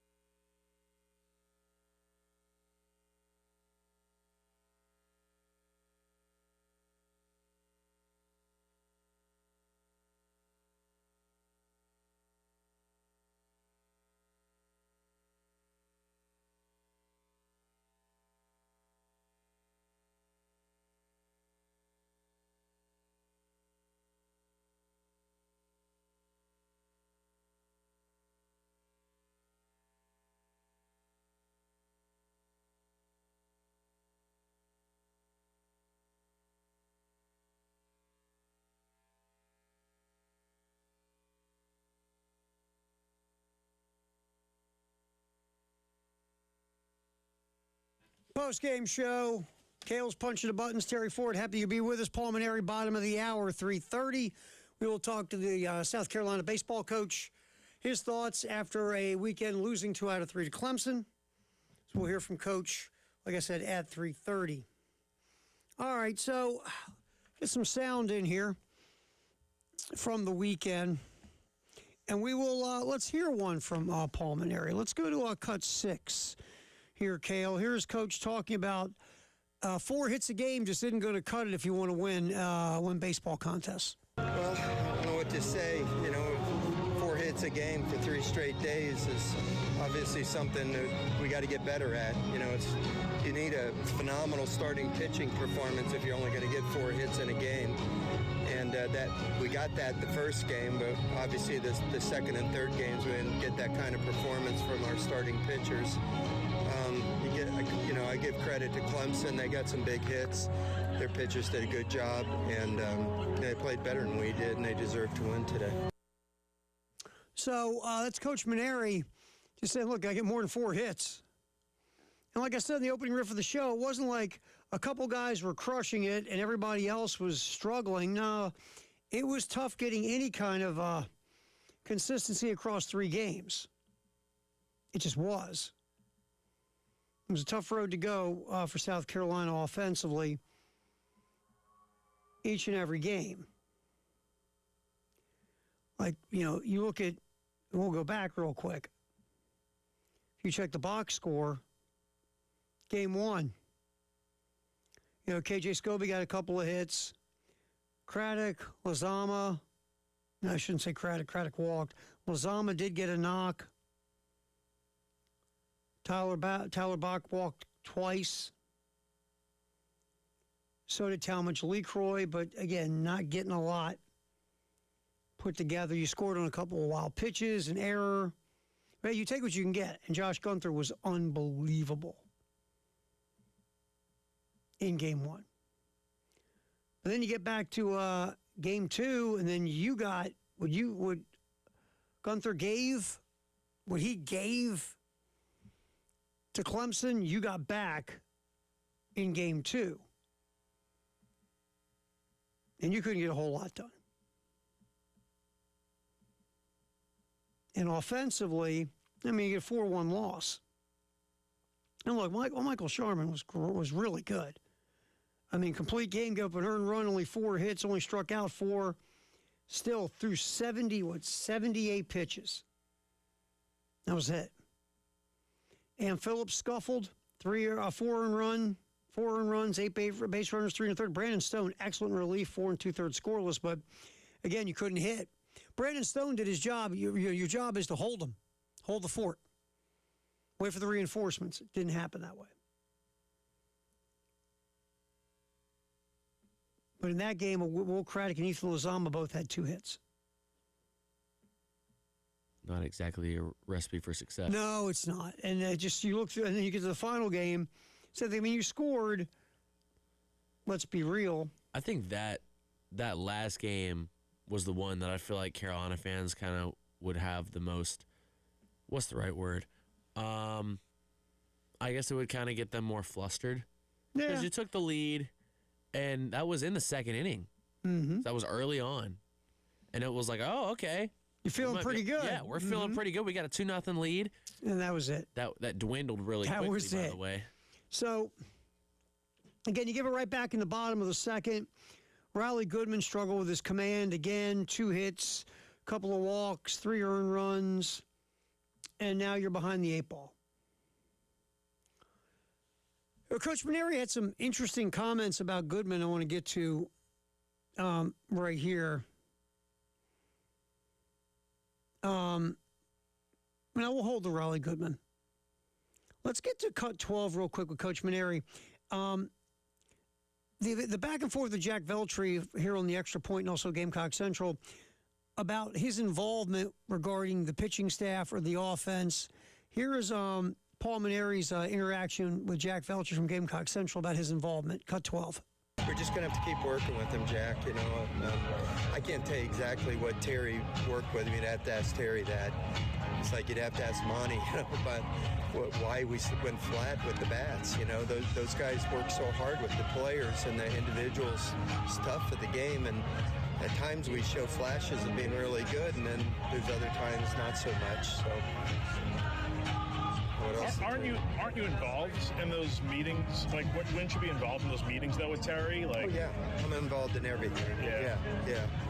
So wait, why don't you know like what the adjustments were? Talking with Terry. With Riley? No, with Terry and Riley. Like I could tell. I mean, I could. You want me to break down everything? No. I was just We one talked to clarification him on that. about being more aggressive.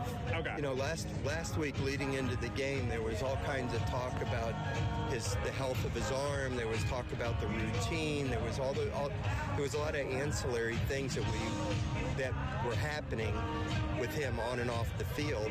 And this last week, we just tried to, he had an extra couple of days.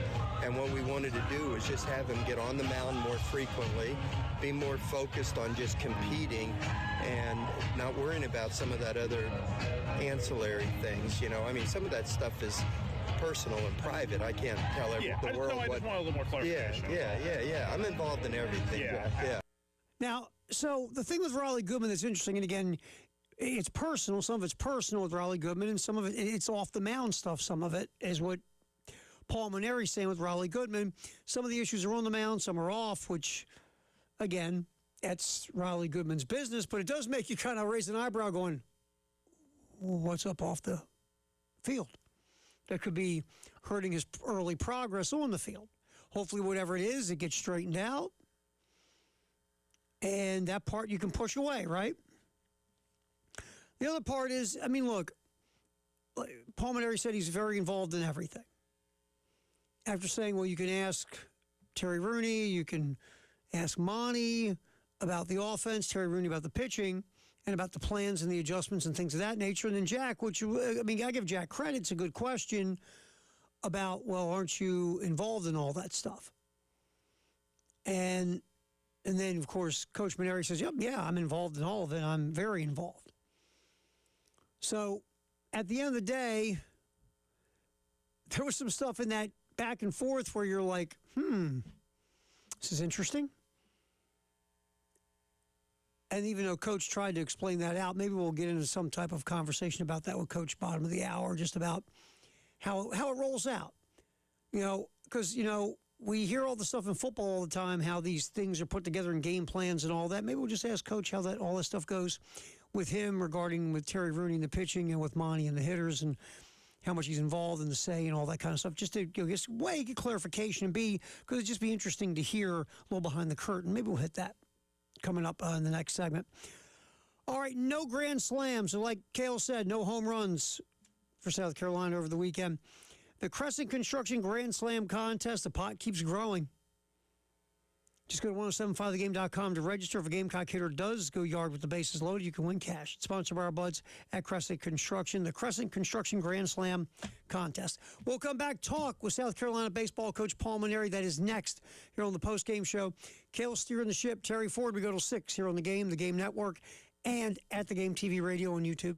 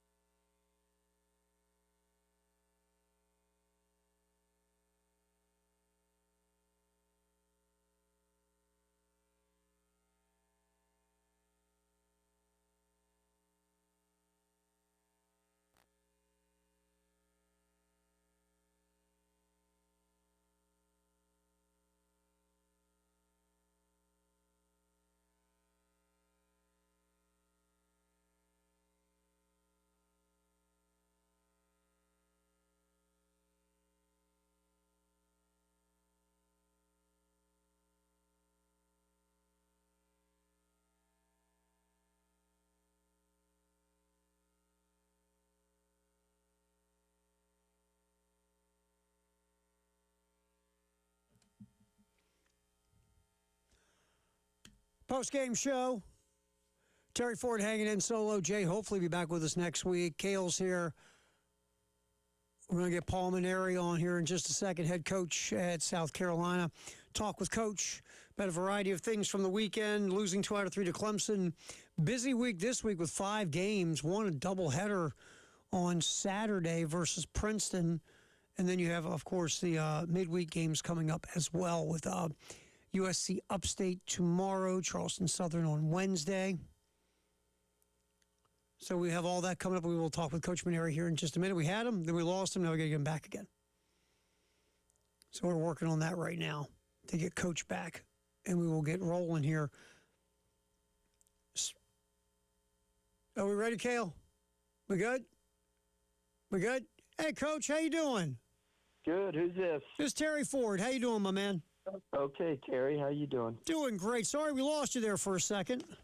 Yeah, I don't know what happened. The call just dropped. That's okay. I called back. I thought we didn't pay our phone bill again, but we're good. We're good here. Hey, Coach, over the weekend, obviously, you lost 2 out of 3 to Clemson, but Friday, we'll start with the positive. Josh Gunther and Alex Valentin slammed the door on Clemson. You strike out 15 Tiger hitters, and Gunther, you were hoping you'd get 5. Heck, you got 7. What was going through your head the way he was dealing? And obviously you look at pitch count and all these other things. Where was once you got around when did you go through your head and say, look, he's throwing so well, we're not going to have any preconceived notion when we're taking him out. We're just going to ride him until it's time to get him? Well, after 5 innings, Terry, I think he was only at about 59 pitches. I had anticipated him going as much as 85, but I didn't expect that it would be over 7 innings. He was just in total command, total domination. He was throwing every pitch for strikes. His changeup was unbelievable. He just competed so hard, and he wanted to go back out there for the 8th.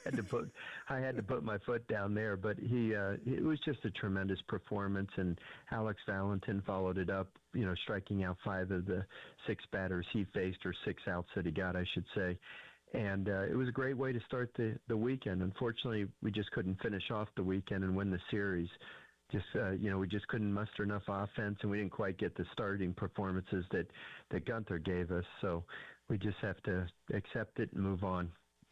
Paul Maneri with us, South Carolina baseball coach here on the post-game show with Terry Ford on the Game and the Game Network and at the Game TV Radio on YouTube. Offensively, Coach, it's like we've seen fits and starts. Some guys get a little hot, other guys then might heat up and other guys cool down there. It seems like there's just been a lack of consistency in getting, the production that, you were looking forward to in this offense. If you could just nail down one thing, I know there's more than one thing typically, but is there one thing that sticks out more than the other with the struggles at the plate? Well, first of all, I think this weekend you have to credit Clemson's pitching. They have one of the better pitching staffs in the whole country. Very low ERA and very few walks and a lot of strikeouts. So that had something to do with it, certainly. We won on Friday night with only 4 hits. But the 4 hits were all critical hits. One was a single to lead off an inning and start a rally, and the other 3 were all RBI hits. When you don't hit home runs, you have to get clutch hits, and you have to stack some things together. The last 2 games, we only had 4 hits in each game there as well, but we didn't have the dominating starting pitching performance that 4 hits would be enough, and we didn't get them exactly when they mattered. We got one good 2-run single by Harmon in yesterday's game, Sunday's game, and we had a big RBI hit by Lozama in the Saturday game, but it just wasn't enough. And when you don't hit the ball out of the ballpark, you just have to stack more together, and we're just not getting enough 1 through 9. There's some guys on some days are getting some hits or look good at the plate, but then other guys aren't, and then vice versa the next day. The guys that didn't hit the day before hit, but the guys that didn't hit the day before or that you know what I'm saying. Sure. The guys that they're just not doing it on a consistent basis. But these are kind of telltale signs of early season as well. And I'm just not ready to hit the panic button. I'm still trying to figure out the right combination. But honestly, Lee, if you look around the country, I don't care about LSU. I'm just using it as an example. But they, in their 3 games, they played Dartmouth, Northeastern, and Dartmouth, and they had a grand total of 14 hits. We had 12. The difference was that, all 3 games they got starting pitching performances like Gunther, and they won each of the games 3-0 or 3-1. And they also, out of their 4 or 5 hits they got in a game, they hit a home run. And that's just where we're just a little bit off right now. I mean, we need to get more than 4 hits in a game. You can't count on your pitching shutting out the other team every game like we did on Friday night. So we've got to get the offense going. We've got to get more balance throughout it. We've got to hit some home runs, and we've got to hit in the clutch. And I maybe I'm the eternal optimist, but I do believe that it is coming. And when it gets here, and we're in in the groove, so to speak, hitting, I think we're going to be a very good offensive team. But we're just not quite there yet. Head Coach Paul Mainieri, Gamecock Baseball, hanging out with us, talking about the weekend where South Carolina loses 2-3 to Clemson. We'll get to a busy week coming up for Coach and his squad. 5 games this week. We'll get to that in a couple minutes here on the game. Coach, you and Terry Rooney obviously have worked together in the past. You get together with Monty Lee, and Monty has his own hitting philosophies and offensive philosophies, and you have yours as well.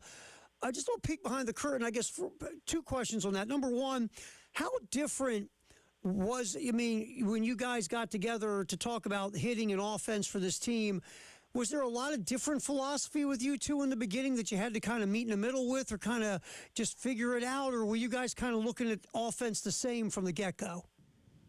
Oh, Monty wouldn't be on the staff if we weren't on the same page.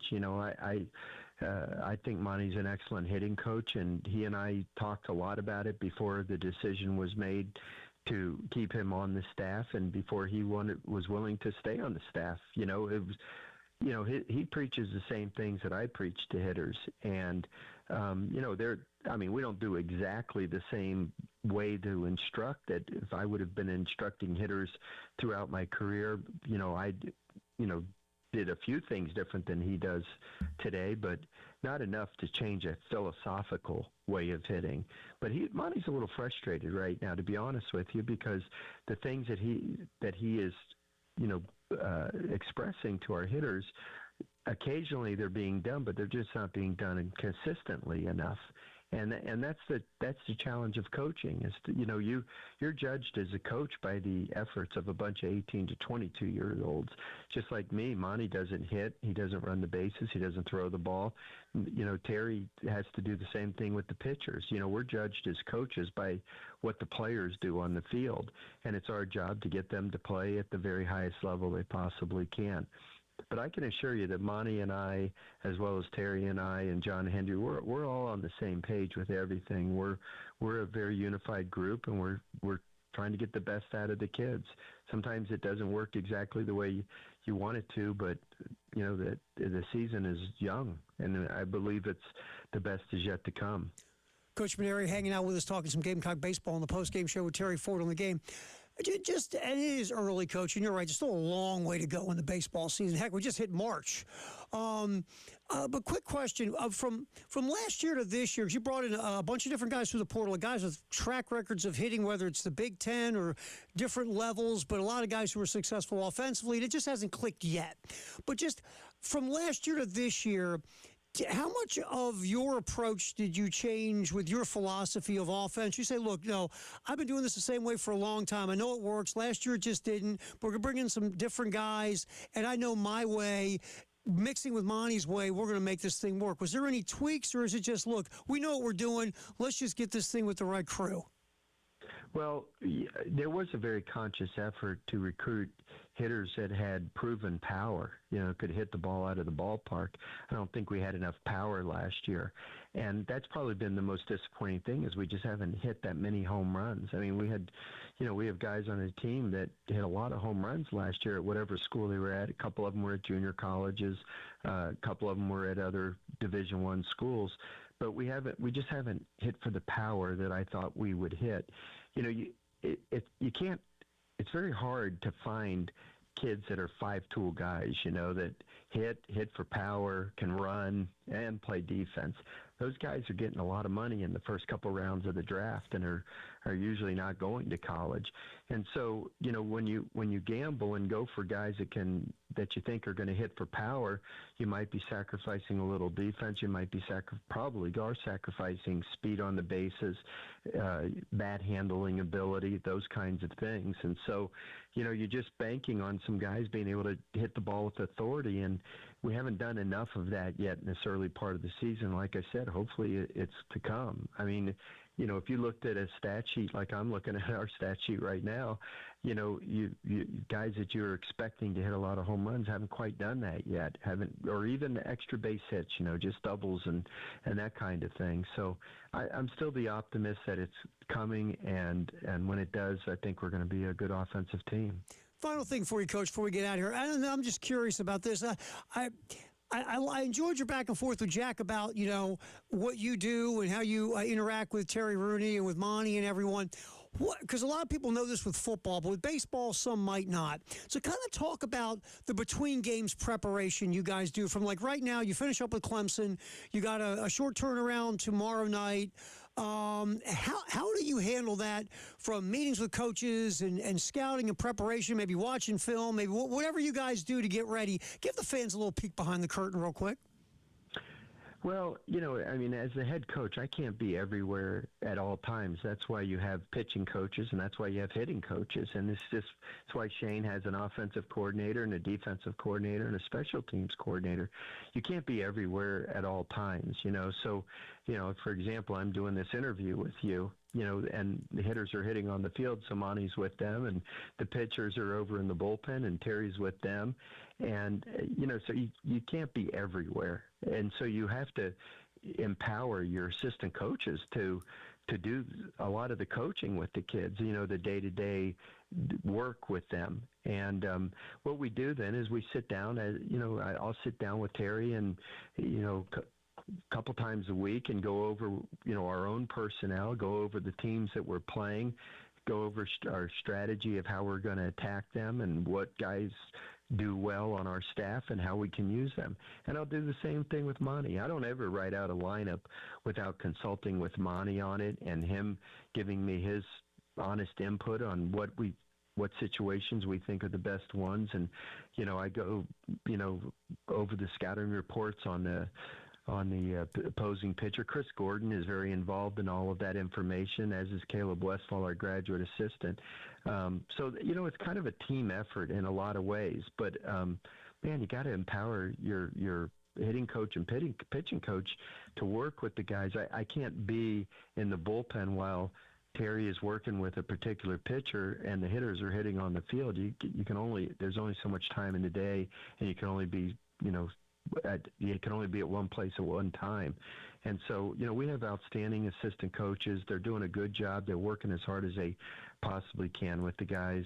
And I'm trying to provide overall leadership. And I know nobody's satisfied with our record the way it is right now, but, we're working hard. The kids have a great attitude, and they're working hard as well. And I believe we're going to get more consistent, and our best days are ahead of us. I just wanted to get the fans a little peek behind the curtain how you guys prepare. Now I feel bad. I'm taking you away from the field, Coach. I feel bad.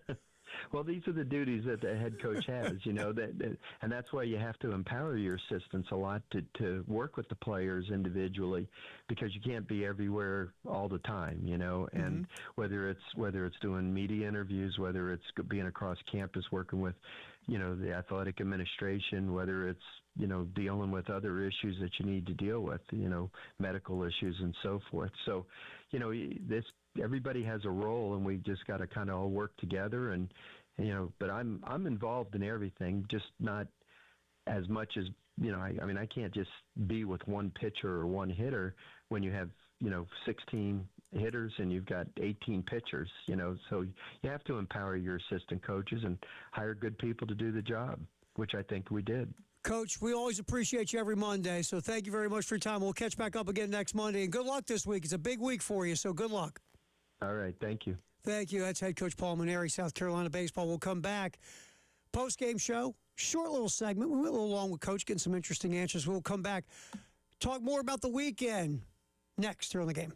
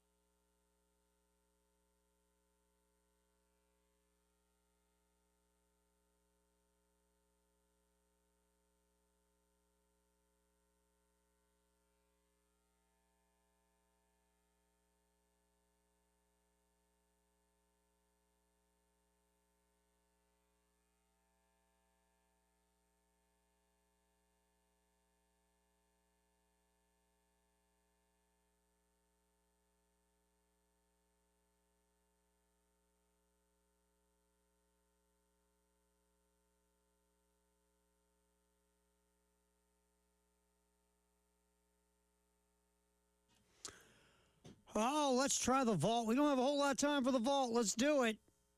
See what we got today in sports history. Probably don't have time for that. A little sports history action here on The Game Network, at The Game TV radio.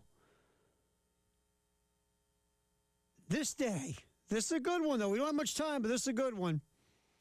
Wilt Chamberlain on this day in 1962 scores an NBA record 100 points to lead the Philadelphia Warriors over the New York Knicks, right? 169-147.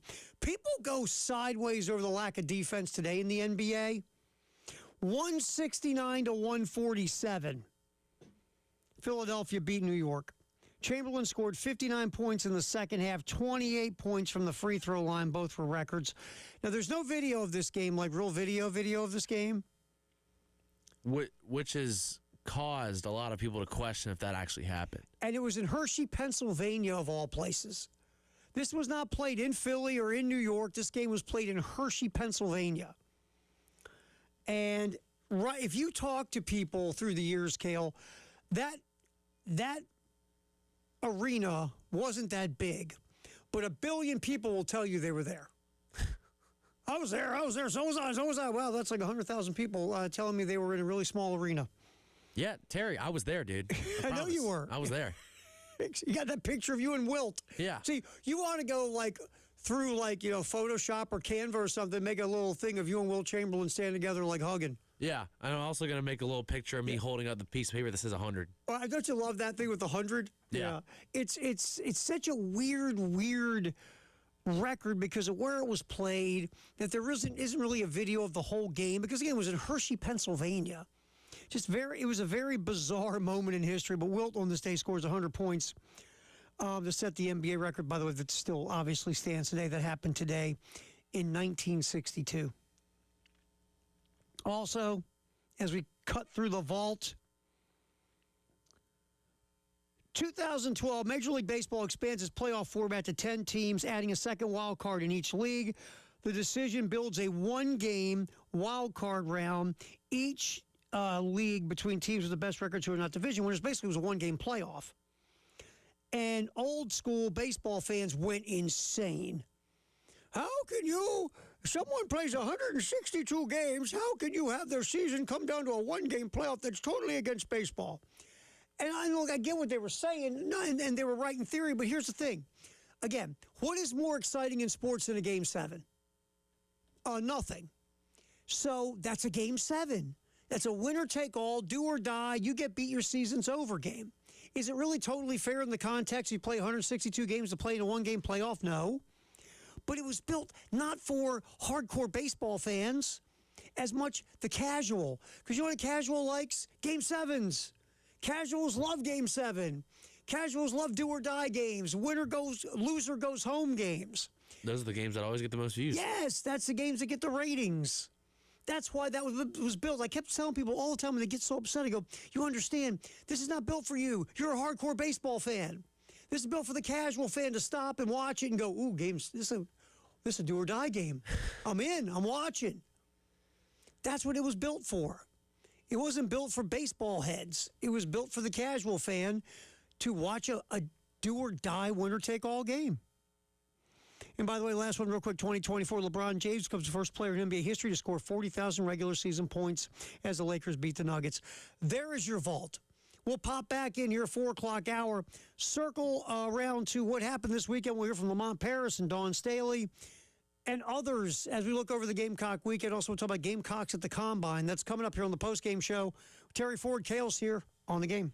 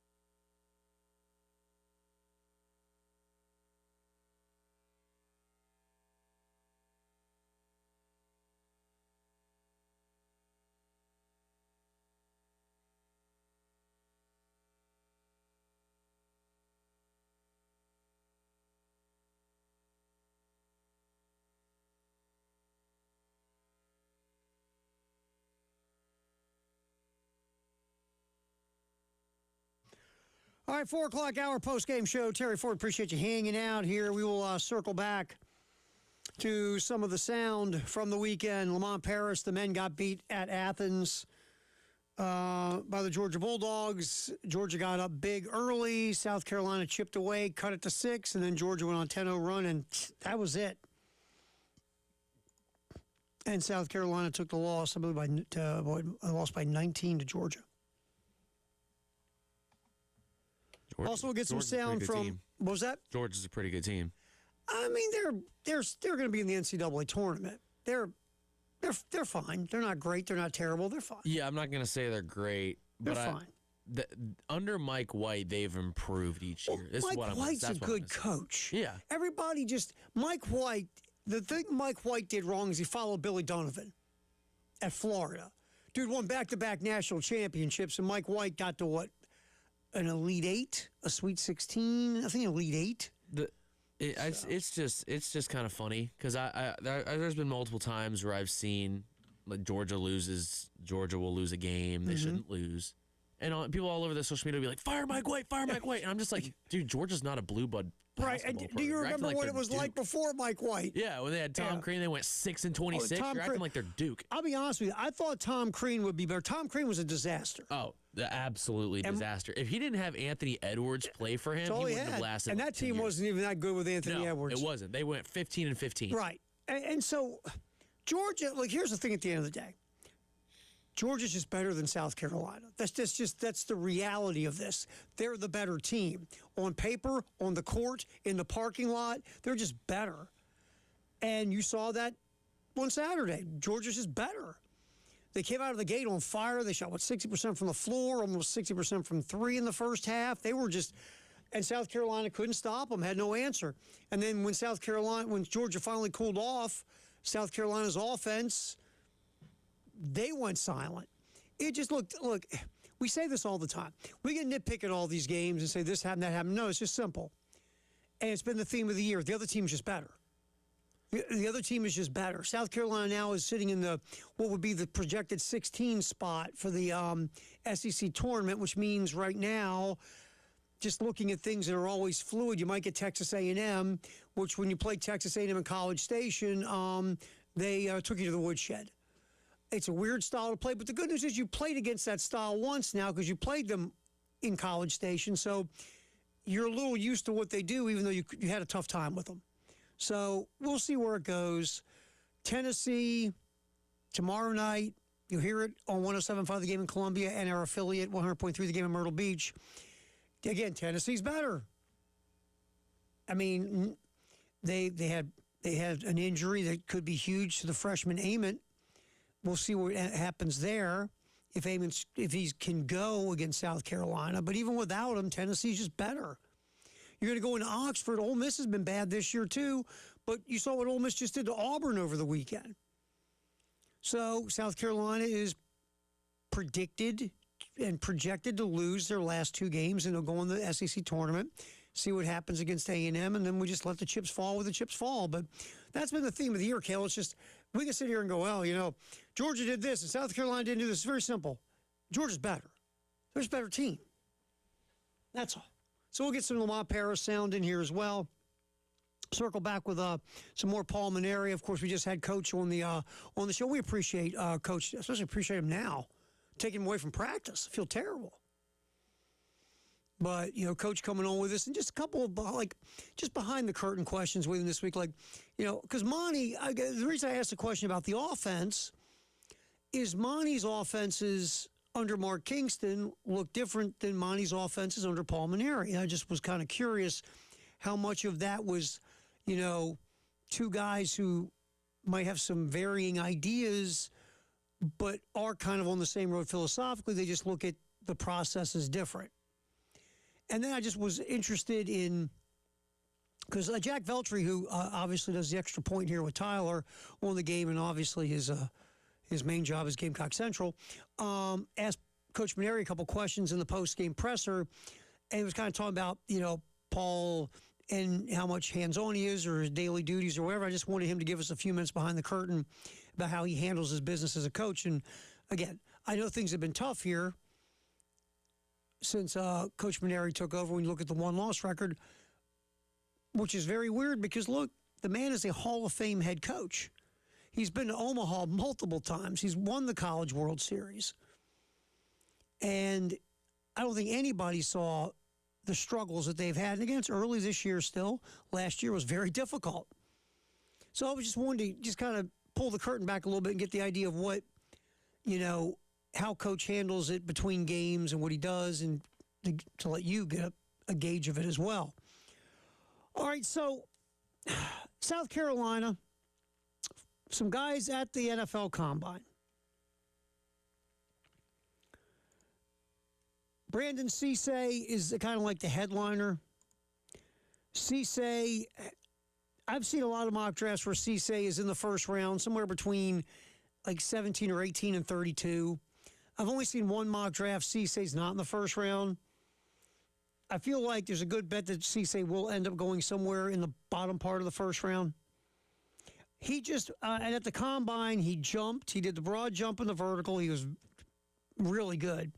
41-inch vertical. He just missed my vertical by about 2 or 3 inches. If I used a mini tramp. 41-inch vertical. That put him, I believe, in the top 5 as his broad jump, which was 10.1. This is for DBs. 6 foot 185. That's solid. Being a solid 6 foot is a good thing for Cisse. He was 4th among all corners in the broad jump, 4th in the vertical. Here, and look, as we talk about this, I always want just to remind you that I think the Underwear Olympics is silly. I just think that, I shouldn't say all silly. A good amount of it is a little silly to me. Like, I get the idea with Cisse. Okay, he's got a really good vertical, really good broad jump. He's an explosive athlete. You know what I can do? I can watch his tape. I can see how explosive he is on film, wearing pads and gear and playing the game of football and running around the field playing the game of football. The Combine doesn't show me how good he is against the run. The Combine won't tell me about his catch-up speed or how he handles, route running with a receiver at the line of scrimmage and how he handles himself in zone and man and all these things that really matter. I can't get with him running around in his boxers and his Crocs at the Combine. Is there some value of the Combine? Sure. But I always think it's funny when I hear, well, that guy moved up. He improved his draft stock with his 40-yard dash time. Okay? So basically, his film didn't matter. But the fact that he can put a tracksuit on and track spikes, and he can go to some dude at a speed school and work on every little thing to improve his 40-yard dash time is going to make you move him up your draft board. I find that a little disconcerting if I was if I was a fan of a team. I think certain things are a little overblown. And the NFL Network, it's a TV show. The Combine's a TV show. The NFL Network, they produce this thing and they've got content. And they'll talk about the hand size of a guy. They'll talk about arm length. They'll talk about all these other things. And some things I get it. Like Ruben Bain, they talk about Ruben Bain, University of Miami.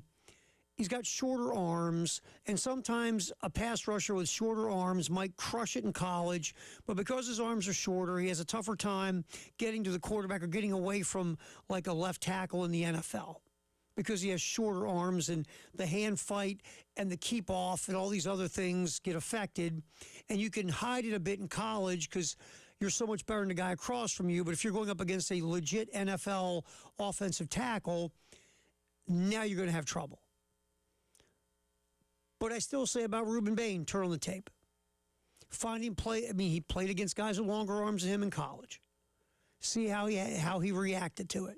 There are ways to look at a guy to see if this thing that could be a problem is really a problem. And I just like, we saw about Nicky Manwari the other day. I like teams who look at what you can do and who you can be more than what you're not. Now, again, sometimes what you're not is a no deal, right? But if you have a very special skill set, there's some things you do really, really well, and if a team looks at you and says, wow, those things you do really, really well, you could fit into our system, we're going to draft you. And you take a chance on a guy outside the first round because of these special set of skills that you think could really fit what you do. Great. Instead of sitting around and all, look, you can almost sit and look at every one of these guys, these NFL draft prospects, have a reason not to want to draft one of them. Oh, you find a way. All the time. It's like Eddie Murphy in Boomerang. He didn't like feet. All women have feet. But it's just everybody can find something wrong with everybody, man. And so, again, when you look at some of this combine stuff, I just think absolutes get you in trouble. Absolutes make you say Lamar Jackson's a running back or a wide receiver. That statement kind of didn't age well. What do you think, Terry? Is Lamar Jackson a running back? Yeah, I had a wide receiver. He's no boy. That guy could never win an MVP award as a quarterback. Never. That's for sure. Never. No way. Absolutely not. But that's what we do. Well, some people are very rigid in what they do in this stuff, and I just think it needs to be fluid. I think you need to look at every prospect individually. Yes, there are certain projections with arm length and hand size and maybe vertical leaps and broad jumps and 40 times and all. Maybe there's some prototypicals that people have done studies on, and X amount of percentile, if their hand size is between this and this, they're really successful. If it's smaller than that, they're not as successful. Okay. But how about all the other stuff? If you're not drafting a guy because of his hand size, but he does all these other things really well, okay, I hope you're right. So, again, the combine, to me, I shouldn't say it's silly. I think it's overblown. I think too much is made. But when I see Matt Miller, who I really like from ESPN, the Scouts Inc. guy, tell me some dude moved up the draft board maybe a couple rounds because he ran a really good 40, I'm like, really? Okay. We've seen guys who blaze 40-yard dash times like nobody's business, and right now they're working at the mall. So much more to playing those positions in a fast 40 time. But at the combine, as we get back to it, Brandon Cisse did not run the 40. Jalen Kilgore did, and he popped a 4.4, which is really good. His 20-yard shuttle was 4.32. His vertical was solid at 37. He did good. He has the fourth longest arms of all DBs. And again, I get the long arm thing. You can reach up and knock down passes. Fifth safety in the 40-yard dash, second the 20-yard shuttle. He led all safeties with his broad jump. Kilgore did himself some favors physically at the combine in the testing. And at his pro day, I would probably tell Jalen Kilgore, don't run the 40, don't do the 20-yard shuttle. You don't need to do the broad jump. There's some things you don't need to do now at the pro day because you nailed it at the combine. Now, if you want to run the 40 again and see if you can get faster, okay. If you want to do these things to see if you can, wow people even more with it, fine, but you really don't have to because you did well. You did well. Nick Barrett, Nick was out there doing his thing, and we'll get to Nick in a minute. And Rashul Faison, he did not run the 40 either. He did jump, vertical and broad jump. Faison's going to be an interesting guy. We're going to talk about him and Barrett this hour. We'll circle back to this. Faison's going to be interesting. I almost feel like if Faison came out last year and did not end up at South Carolina, his draft stock might be in a better spot than it is now. All right, we'll get back to that this hour. We'll circle back to those two guys. Coming up next, though, let's hear from Dawn Staley, that win over Kentucky. That's next here on the postgame show on the Game.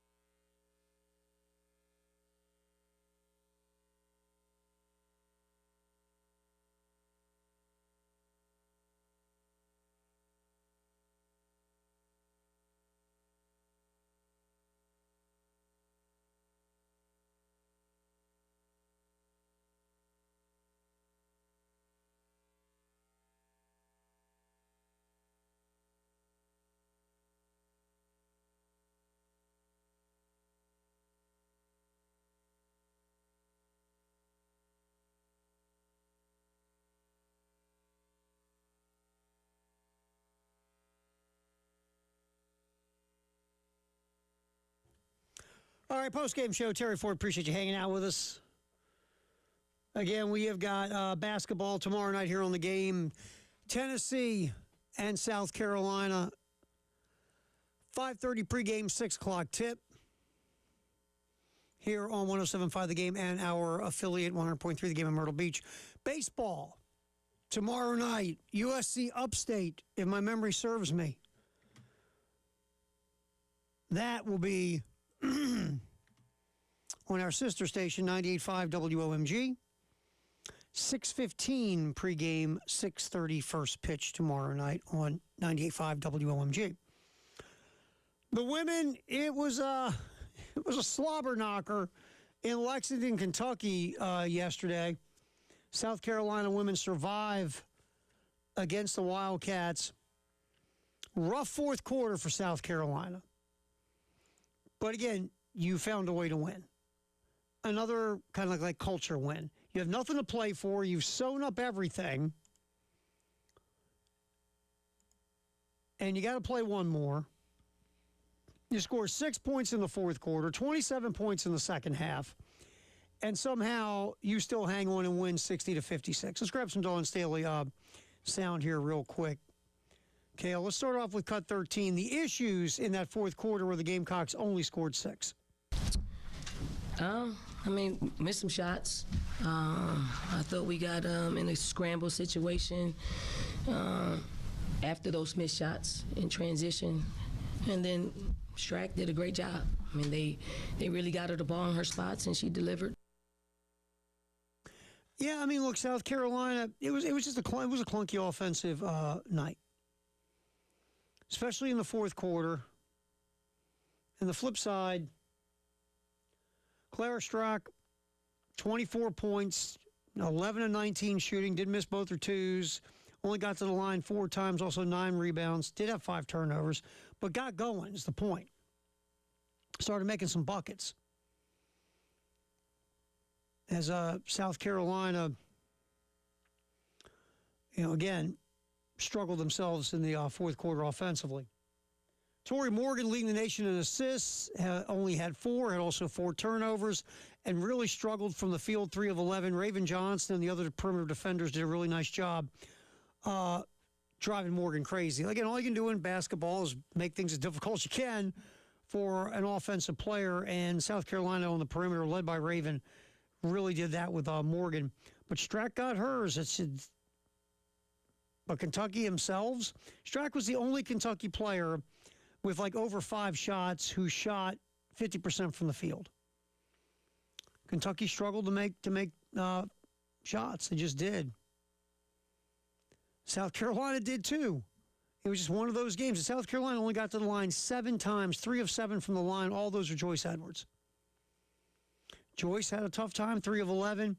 Medina Okot continues strong play, 10 of 15 from the floor, 13 rebounds. So 21 and 13 for Okot. But it was just a tough game offensively for South Carolina. And if you go deeper a little bit in this basketball game, South Carolina, who have been really, really good at the rim for the most part since that Oklahoma loss when they struggled at the rim. South Carolina last night in totality at the rim, 17 of 29, so a little bit above 50%. But they've been shooting even better than that lately.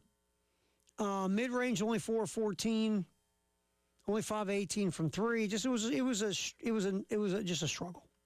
It was a struggle. But the Gamecocks found a way to win. Here's Dawn Staley. Let's get cut 14 here real quick, Kale. Talking about being held to a season low in points. I don't think it was any different than what we've seen. A little bit of zone they mixed in. I just thought we didn't hit shots. We got some great looks. Tessa doesn't shoot the way she shot always. And I thought she had some pretty open looks. I thought she took some that was kind of quick, but we could take that from Tessa. So we bit we bit the bullet and took some quick shots, and they made us pay for it. Since Tessa Johnson basically took apart LSU 8 of 13 from the floor, 4 or 5 from 3, Tessa has been 2 of 13, 7 of 28 from the floor, and only 4 of 21 from 3. She's been struggling. Also, she's been hurt, to be fair. I mean, she was leading the SEC in three-point shooting. But hopefully she gets healthy and gets ready to roll for what's coming up on Friday, the SEC tournament. Here's Dawn, though, talking about, look, you get held to 6 points in the fourth quarter. You only shoot 43%, 28% from 3, 43% from the line. But guess what? You find a way to win. Cut 15, Cal. Yeah, I mean, we could play a lot of different ways. However, I think this league has allowed us to win a lot of different ways. I mean, you do have to coach them up. You do have to have players that can make plays, and then I think just defensively. I mean, we only scored 60 points, but to only allow someone 56, that's really saying something as well. So, we can win scoring 80 points. We can win scoring 60 points. I think it's just a confidence builder for us just to have some success in our league. I mean, look, you're going to have to win different ways in the dance. You've watched this team do it a variety of times. Some games will be up and down. 94 feet, run and gun, high scoring, and some games are like yesterday, a rock fight. But South Carolina finds a way to win these games no matter what style. And, that's kind of how you navigate March. Once you start playing teams of your ilk in this tournament coming up, you got to be resilient. You got to figure out different ways to win. All right, last one. Medina Okot again last night. 21 points, 13 boards, 10 of 15 from the floor, 1 of 2 from 3. Here's Dawn talking about her center. That will be cut 16, Cal. I mean, Big Mama did her thing. Big Mama, 21 points, 13 rebounds, and I told her if she's got stamina to play 4 or 5 more minutes, she might be able to add to her stat line, but she's playing extremely well and composed, and I thought she did a great job for us just anchoring on both sides of the basketball. I mean, Okot's really been on a heater lately, and if she can keep playing like that, and look, what you saw last night, you haven't been seeing from this team on offense in a while. Like last night, players who typically make shots weren't making as many shots as they usually do. But, their track record says they'll bounce back. They'll get it going. So, Okot was not one of those who had a problem last night. Again, 21 and 13, very efficient from the floor, hit a 3, double-digit rebounds. And South Carolina walks away with that 60-56 win over Kentucky. All right, Friday, the Gamecock women will play, I believe it was at 11:30 pregame, noon tip. Then they will go, if they do win, which they should, they'll advance to Saturday. Now, Friday's game is here on 107.5 The Game. Saturday and Sunday's games will be on B106.7 because of baseball and men's basketball. So that is what's going on with the SEC tournament this weekend. All right, we will pop back. I want to finish up that conversation about the South Carolina Gamecocks football players at the Combine. The two we didn't get to Nick Barrett or Rasul Faison. We want to talk about them next here on the postgame show. Kale's here. Terry Ford, appreciate you being here. We go till 6 here on the Game Network, and at the Game TV Radio on YouTube.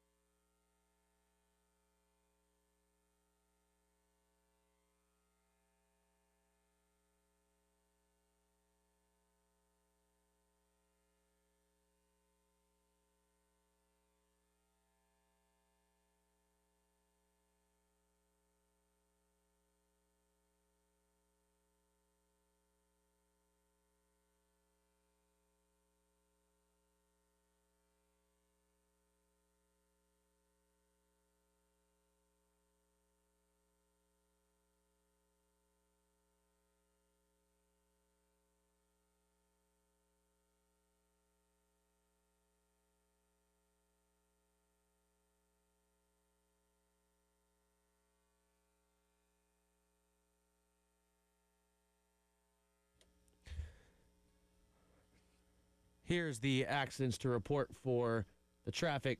Got an accident in Lexington County reported by the police on Fish Hatchery Road at US 21, 176, 321, and Charleston Highway. Got an accident reported on Old Barnwell Road near Old Orangeburg Road. And then an accident reported on Two Notch Road at South Lake Drive. Carolina baseball drops the weekend series to Clemson 2-1. So the men's basketball team falls to Georgia over the weekend. They will face Tennessee, number 23 Tennessee, tomorrow at 6 p.m.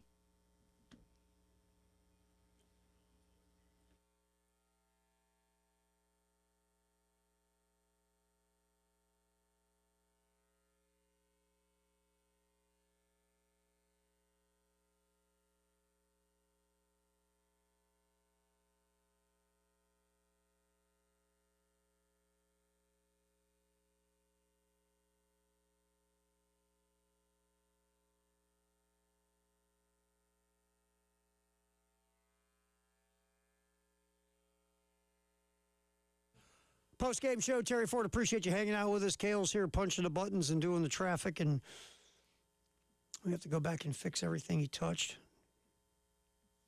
I think I'm doing a pretty good job. You say so modestly. Look, man, hey, it's all fun and games till I push that button, that self-destruct button. Oh, man. There's a button in there. If you hit it, there's a trap door, and you'll fly right to the parking lot. Oh, where is it? I know. I used to work at a Gap in the mall. Like I used to work at the Gap, like at the mall, like you know what I'm saying? Yeah. And I was a mall worker too. I was, man. I was the only guy that worked there. That's another story for another day. Oh, anyway, man. And you worked at the mall. Yeah. Sometimes customers cannot be very friendly. Sometimes they're not in the best of moods when they come into the store. Yes, I know that. And we used to have those days, man, where it was just like somebody's bringing something back or somebody's just complaining. And then even if you try to help them, they just keep complaining. They complain about how you're helping them. We always wanted to have a button that was like a trap door. Yeah. And they got to the point where they were really, really obnoxious. Hit the button, they'd shoot out the trap door right to their car. Yeah. God, how nice would that have been? That'd been awesome. There was one guy that I helped out one time because I used to work at Foot Locker, and he came up and asked me what size these two shoes were or if I had these shoes. And I told him, yes, we have the size. Then he just walked away. So I just thought he just wanted to know if we had them. So anyways, I'm helping other customers, and then he like clears his throat. Oh. And it's like 10 or 15 minutes later, and I said, hey, like, is everything okay? He goes, I'm waiting for you to get my shoes. And I'm like, oh, I thought you were just waiting on something. He goes, well, I'm not waiting on a date. And I was just like, oh, okay. And I could hear the accent, so I could tell he's from up north. So, and I know they do things differently up north. Well, a little. But I'll say this: I'm from up north. He was from New York, though. I could tell you. Well, I'm from the Mid-Atlantic, and I'm not from the Northeast. I will say this: folks in the Northeast not as mannerly as the folks down south. Is that a nice way to put it? Yeah. I think you could put it that way. Yep. My favorite one ever. Well, when he said he wasn't waiting for a date, I want to say, well, geez, with your personality, you'll be waiting a long time, sir. Why don't I get you some shoes? Oh, I wanted to say that so bad. That would have been good now. Why do I always get the best responses after when the it's argument? too late? Yeah, when it's too late. My favorite one ever, this woman comes running in, and again, God love her, she was like all frantic and frazzled, and she was panicked, and she comes running, she goes, hi, do you guys sell Levi's? Oh, so she was out of breath. Yeah, I'm like, and we have walls of Levi's, right? The whole store is walls. Yeah. And she's like, do you sell Levi's? I looked around and said, no, ma'am, we have none here. And she looked and she started laughing. But it was like, she was like, do you guys sell Levi's? Nah, we're a Gap store, man. We have no Levi's here at all. We have a lot of hubcaps. We have hubcaps here, man. Yeah. Anyway. Yeah, I love when people come and ask the most obvious questions. Someone came up and said to me, do you sell Nike shoes? Nope. Nope. None of those. Nope. No, we don't got those. Matter of fact, we just sell shoestrings. We have no shoes here. Exactly. But thank you for coming in. Exactly. Anyway. All right, so back to the combine. Just a couple things real quick. We didn't get a chance to get the Rasul Faison or Nick Barrett. Both of those guys at the combine doing their thing. Faison's going to be interesting. Now, he did not run at the combine. He'll run at his pro day. Barrett did run. See, Barrett's got a lot to prove to scouts. And when you're trying to improve your draft stock and you're at the combine, the silliness it is the combine, you've got to do everything to show them at the Underwear Olympics that, you have the physical goods in this setting to be an NFL player. So Barrett did everything. Faison didn't run, but he did jump, his vertical and his broad jump. 6th in the broad jump, 3rd in the vertical among running backs. He'll do more physical stuff again at the Pro Day on March 17th. But really with Faison, he was coming off a 1,000-plus yard season at Utah State. Transferred to South Carolina, had all that eligibility stuff. There was a thought that if he went to the NFL draft, he'd probably be a day 3 guy at best. And now there's talk he wouldn't even get drafted. That's how much last year could have conceivably hurt his draft stock. Now, me, I won't lie to you. If I'm a GM and I'm scouting Faison, or I should say if I'm a scout and I'm scouting Faison, I'm going to watch his tape from Utah State as much as I'm going to watch his South Carolina tape.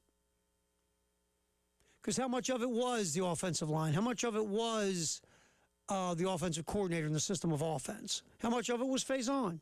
Jumping from the Mountain West to the SEC, last time I checked, those leagues aren't close. No, they're not. So with Faison, I am going to watch his Utah State tape, though, because I want to get a little bit fairer assessment of him because of what happened in South Carolina last year. I think Faison, if he gets drafted, it'll probably be the 6th, 7th round. Someone thinks his running style fits their running scheme, or someone just likes him as a player, or they're putting more stock into his really good year at Utah State than last season at South Carolina, whatever. But I could also see Faison being an undrafted rookie free agent, landing in a camp, and if his agent's smart, he will point him toward a team that needs help at running back. If Faison's open to playing teams, he can stick with a squad, and then hopefully he can start getting some reps at running back before it's all said and done. Again, with Nick Barrett, he wants to do everything because Nick Barrett wants to show the NFL and teams that he's more physically freakish than you think he is. Now, with Barrett, weighed in at 312 pounds, 6'3". 40 time, 40-yard dash time, 5.10. 31.5-inch vertical, broad jump 9. So Barrett's trying to say, look at my physical freakiness. Now, Barrett was 10th in both the vertical and the broad jump, 11th in the 40. There's like 16 interior defensive linemen. Barrett finished 5th positionally in the 3-cone drill and 6th in the 20-yard shuttle. So it was a little bit of a mixed bag. I think Nick Barrett, even if he doesn't get drafted, I think he could stick somewhere as a rotational piece at interior defensive tackle. I can absolutely see that happening for him. So it's kind of like a little rundown on the combine. Brandon Cece, I feel like, will go in the second part of the first round. I believe Jalen Kilgore will go 3rd round, maybe even somewhere in the 2nd, possibly. I think Brandon Cece could land bottom of the 1st round. So we'll see where it goes after the combine and the silly season, and then we get to the NFL draft. All right, Terry Ford, appreciate you hanging out as we roll this baby up until 6 here on the game. An interesting day in the NFL. Trades are being made in the NFL. What is that about? We'll get to that next here on the post-game show. Terry Ford, Kale's here. We go till 6 on the Game Network, and at the Game TV radio on YouTube.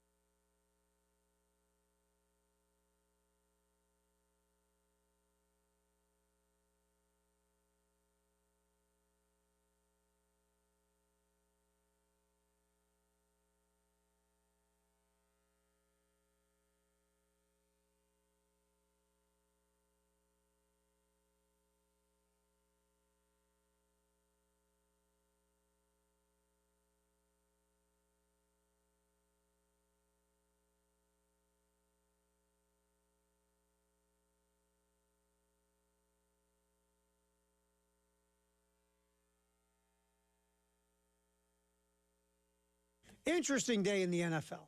A couple trades were made. It gets busy around the old combine. That's really what the NFL combine has done or has become, is a place that people do business. They work trades. Agents go in about, talking about their players. It's a vibe, man. And some trades were being built and the triggers were pulled. All right, one is the Houston Texans are acquiring running back David Montgomery, who obviously, along with Jalen Gibbs, was a heck of a 1-2 punch in Detroit. The Lions will get Juice Scruggs and 2 draft picks. The Lions will receive a 2026 fourth rounder, 2027 seventh rounder. In my opinion, it seems like the Texans won that trade. Well, here's the thing. For the Texans, it's interesting. The Texans' offensive line was better than it was last year,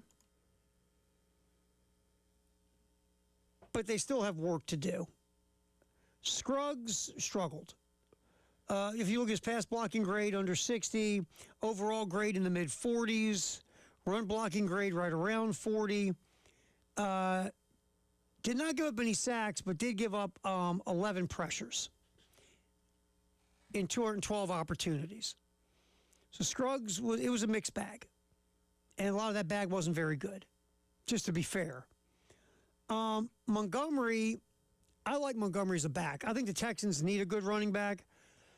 The 2 draft picks, again, that's always the wild card here. But if you're just talking player for player, Cale, yes. You look at the way Juice Scruggs has played, you look at the way David Montgomery has played, you feel like Montgomery's a better player, what he can bring to the table. Yeah, and I know how you said picks are always the wild card. Again, we won't really know who won this trade for about 3 or 4 years. Right. So, as of right now, the Texans won it by far. All right, here's the thing. So, Montgomery wanted to move on because his role was reduced. Like, he played 41% of the offensive snaps, but it dropped to 33% from weeks 11 to 18. He did not have more than 10 carries in any of the Lions' final 8 games. Now, again, Montgomery's 29. He's hitting that area where the running back wall's coming for most backs, but he has been very productive. Scruggs, again, did not have what you would call a great year. Now, I guess the Lions are looking at Scruggs and saying, okay, look, Montgomery is a guy whose role is reducing. See if we can get any value for him. There's things they must like about Scruggs. So they get Scruggs. They move Montgomery and his salary off the books. And they get a running back who's better than the ones they had in Houston.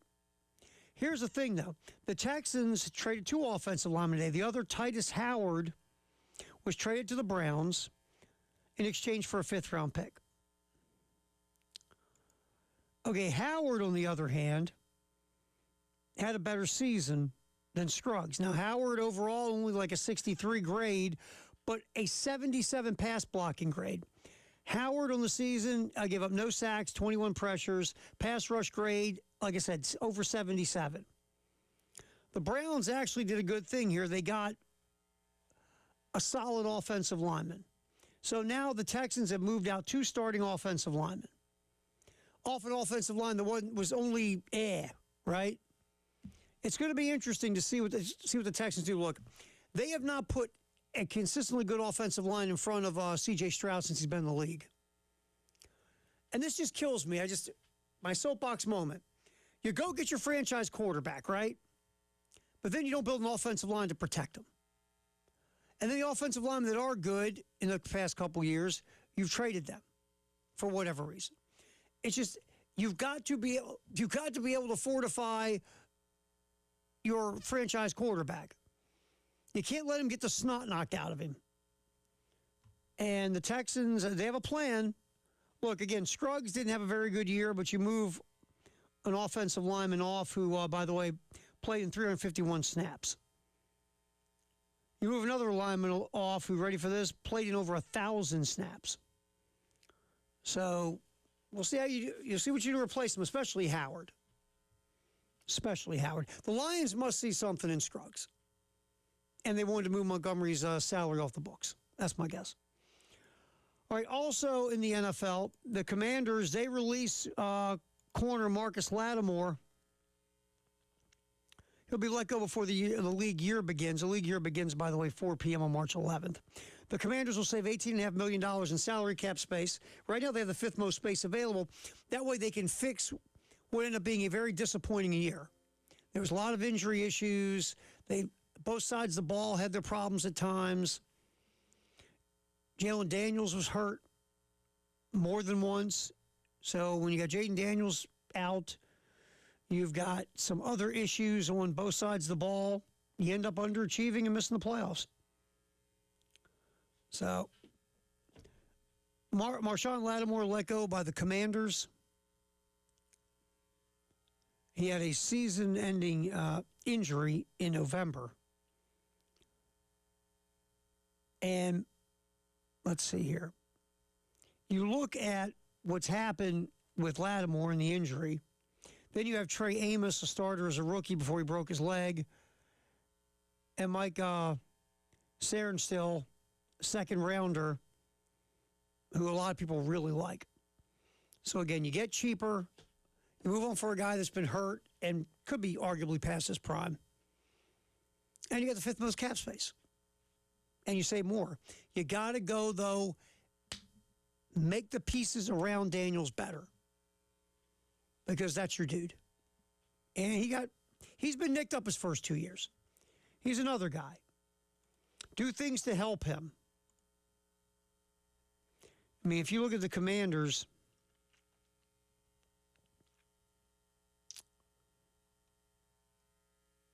they've got to do some things to help out. They were like middle of the pack in pass protection last year. A little bit above average, I'll say, from last year in pass protection. But you still got to get better. You got to get better weapons around Daniels. You ran off the offensive coordinator, but again, I get it. Cliff Kingsbury's offenses seem to be really good his first year and then tail off his second year. It happens. But you got to build an offense around Daniel's skill set. And, Kingsbury did do that. Next guy's got to do the same type of thing, just make it better, enhance it, evolve it, whatever. Washington lets Lattimore go. It's another piece of news in the NFL. We have the two trades with the Texans trading offensive linemen. So that's a thing. The Chiefs also making news. They cut Jawan Taylor, the right tackle, who commits a lot of penalties. Jawan's really good at penalties. So what's your skill? I commit a lot of penalties. That's not something that you want to be your skill. The Chiefs will save $20 million against the cap, and it'll get them under the cap when the league year starts because the Chiefs were over the cap. They released veteran defensive end Mike Dana. They restructured Patrick Mahomes' contract. They need even more cap space. There's some other veterans they might let go. They're probably going to restructure the contract of pass rusher Chris Jones as well. So the Chiefs have a lot of work to do in the offseason. Plus, they got to figure out wide receiver. They got to continue to bolster their offensive line. Who knows, maybe find a back with multiple skills. Chiefs have a lot of stuff to do. All right, 5 o'clock news coming up. Bruce Pearl has angered folks in the state of Ohio. We'll get to that next here on the postgame show with Terry Ford on The Game Network, and at The Game Radio on YouTube.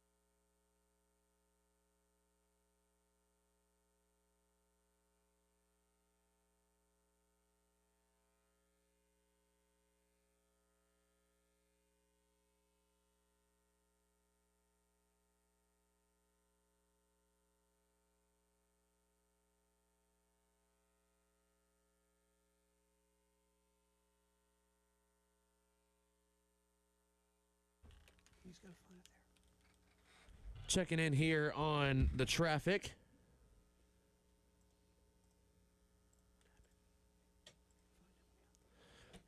Got our beloved long-term road construction in Horry County and Lexington County and Richland County. Got a new accident report on I-26 westbound US 378 on exit 110 and Bush River Road, exit 108. Gamecocks got a real busy baseball week coming up with 5 games coming in the next 7 days.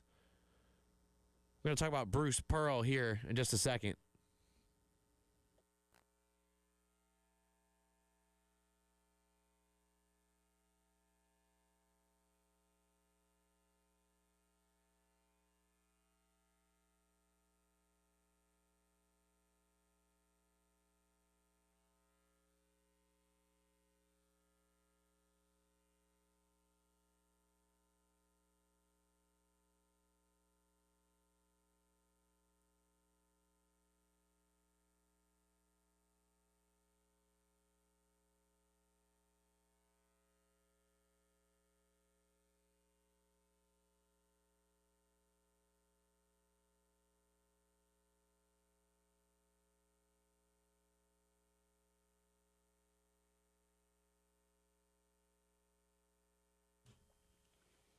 All righty, let's get to our 5 o'clock news sponsored by our Buds Integrated Media here on the post-game show.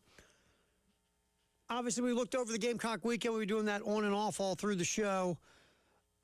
South Carolina baseball losing 2 out of 3. We're going to hear from Paul Maneri, re-rack our conversation we had with Coach at 3:30. We'll do that for the Gamecock Notebook at 5:15. Lamont Paris and the South Carolina men, a loss in Athens, got behind the 8 ball in the first half. Georgia was on fire in the first half, on pace to get almost 100. They slowed down a bit in the second half, and South Carolina's defense got a bit better as well, but also Georgia missed some shots they were making in the first half.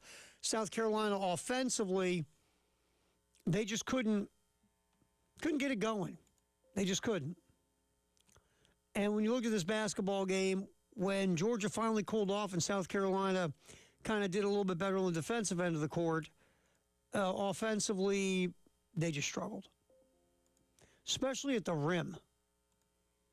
If you look at the difference between South Carolina and Georgia, one of the biggest issues was at the rim. South Carolina in this game at the rim was only 11 of 24, less than half their shots at the rim. Flip side, Georgia, 19 of 23. Georgia threw down 10 dunks. South Carolina had 2. The game at the rim is part of what happened here. Look, Georgia also shot 40% from 3. They hit 12 threes in this basketball game. South Carolina only hit 6 of 24. So they were much better than you at the rim. 8 more shots they made at the rim than you did. They also hit 6 more threes than you did. Also, much better from 2 than you were. So all the shooting metrics favored Georgia. Yes, South Carolina out-rebounded the Bulldogs, but it didn't matter because Georgia was too busy making shots. So South Carolina loses 87-68. Post-game, Lamont Paris, let's get cut one here real quick from Coach Paris, that the Gamecocks just couldn't keep up with the Bulldogs. 10 in the first half. I mean, it just was, it was an onslaught. It was an onslaught. You got to try to keep it in perspective that's what's happening. It's hard, and I'd like to say that all of it was because of the magic of what they were doing offensively, but sadly some of it was not that. We give up a 3 on a free throw line that we don't know who we have. We haven't communicated that. We had a chase that was a poor chase against a good shooter. Urgency, I thought, in a couple of different situations wasn't where it needed to be, and then they took advantage of that by making those shots. But again, all things considered, we had a chance at the end of the first half to get it right back where it needed to be. And even still, with them making 10 threes and making all that, you're at 13 points at halftime, and it could have been you could have been in a worse situation than that. That is true. The way Georgia rained shots down in the first half, you could have been behind by 113. But South Carolina, part of the problem was the shot blockers of Georgia. Sumpto Cyril, who is one of the best shot blockers in America, had a couple. Also getting some blocks was Justin Abson. Abson 6'9". Cyril is hovering at 6'11". And just they altered shots, blocked shots, made things difficult for South Carolina at the rim. Just a tough day all the way around. And Georgia wins 87-68. And one other shot from Lamont, talking about Meechie Johnson. Meechie in this game had his good moments and had some moments of struggle. And here is Lamont Paris talking about Meechie getting outsized. That's cut 3 there, Cale. Yeah, and there was a lot of traffic, and then when you're not, making threes, I don't even know what we were from the three-point line. Yeah, 6 of 24. Yeah, but when you're not making threes, and there's no punishment, no proverbial punishment for playing where these gaps are, tight and it's harder to drive in, and then you're spraying it back to a guy that they're going to be willing to have shoot. I mean, we've done it in some games defensively and bet on the numbers. And so, that's part of what they were doing. And then they have real length at the rim, too, to make some of those, even some of the finishes more difficult. But we'll get back to the drawing board. I mean, at some point, again, I hate to be a broken record. I mean, just as I'm looking at some of the threes, they have to go in. I mean, they have to go in. You get a guy like Grant is in the corner unguarded. Norden, like some of these guys they're going to have to make some shots. Otherwise, that's just to discourage teams from playing the way that they are, unless you just want to run a 1-4 flat ball screen situation for Meechie every time. Which if we're not going to make shots, we might as well do that and have him shoot 30 times. But some other guys are going to have to. They're out there for a reason. They're going to have to make some plays. All right, so South Carolina playing Tennessee tomorrow night again, 5:30 pregame or plea game. 6 o'clock tip here on the game in Columbia and our affiliate in Myrtle Beach. The women finished up their season. We've talked a ton about that. We got a nice cut that we're going to play from Vic Schaefer, the Texas head coach, during our drive around the SEC. Speaking of hoops, staying with the men, Bruce Pearl was the head coach at Auburn. Bruce Pearl then left Auburn suddenly. Oh, wow. Just in time to make sure his son, Steven, got the head coaching job at Auburn. The Tigers have scuffled this year. They are 15-14. Oh, they're 15-14? I thought they were 15-13. Regardless, I believe they're not much of a 15-14. difference. Not much of a difference. Basically, their total resume, I mean, don't get me wrong, they went to Florida and won. They're basically scratching and clawing and basically beating at the door, trying to just inch their way and slide into the March Madness tournament party. I get metrics and advanced metrics and all that, but I know. Here's what I know: you're 15-14. You're one game over 500. That's what you are. And you lost to an Ole Miss team that was bad the other day. Yeah, that's a bad loss. It's a really bad loss. Auburn right now, there's an interesting metric called the WAB, wins above the bubble. This is a metric all the college basketball heads now say that's what you really do look at regarding a team's resume. It's just purely who you beat and where, who beat you and where, blah, blah, blah. Auburn is right now sitting at, where are they at here? In the WAB, 50th, which should put them on the outside looking in for the NCAA tournament, which they deserve to be at 15-14. And they've lost, 7, 8, 100 straight? Look, Stephen Pearl at some point might end up being a good head coach. He might. He really might. But right now, the way this season is played out with the talent Auburn has, a preseason top 25 squad, and the fact that they look like unless something turns around drastically in the next week or two, they're going to miss the NCAA tournament. Stephen Pearl right now screams Nepo baby. Just being honest. It's what he is.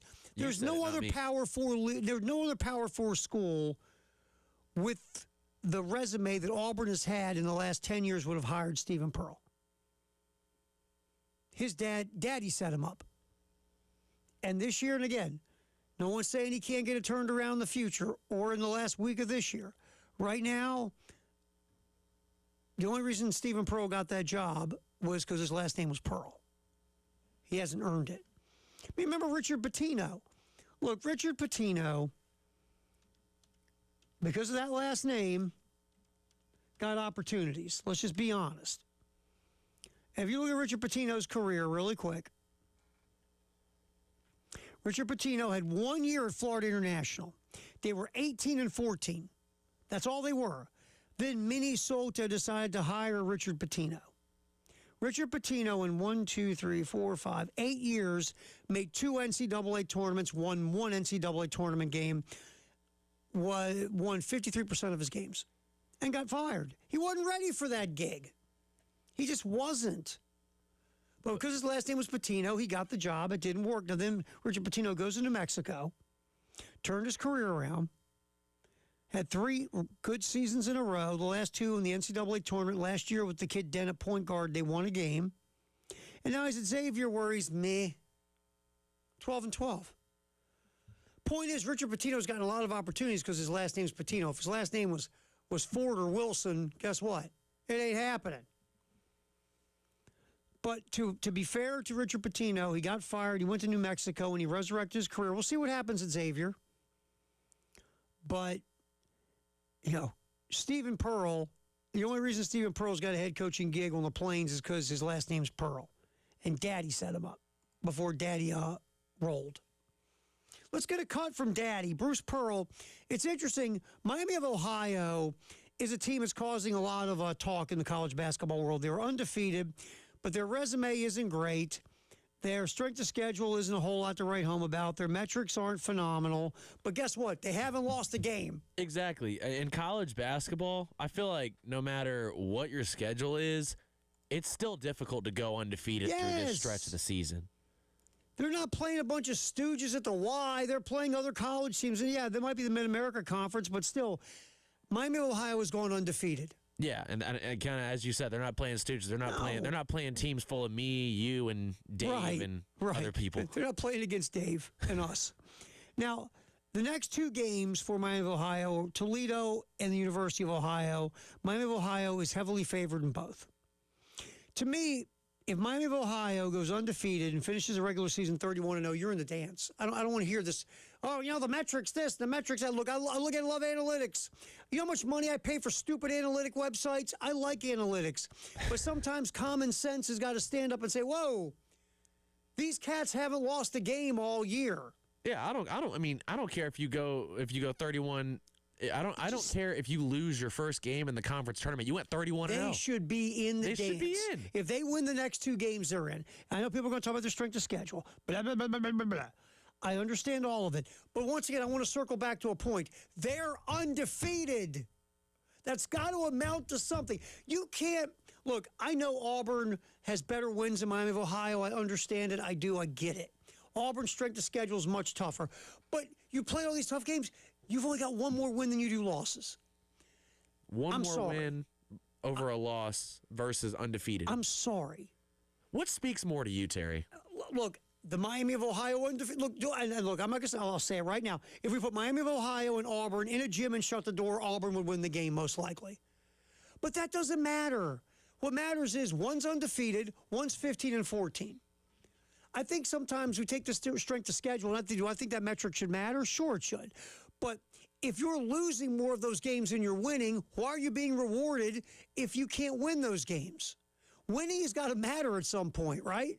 You would think, or does that make too much sense? I mean, Miami of Ohio, they've won every game they've played in the Mid-American Conference. And they've had some close games, and the way that they've won them, clutch fashion. Matter of fact, they've won 3 overtime games this year. And that's the other thing. They're not buzzer beaters. Yeah, they're not clubbing folks over the head. They're winning some games really tight. Mm-hmm. The basketball gods have shown them good fortune. They really have. We get it.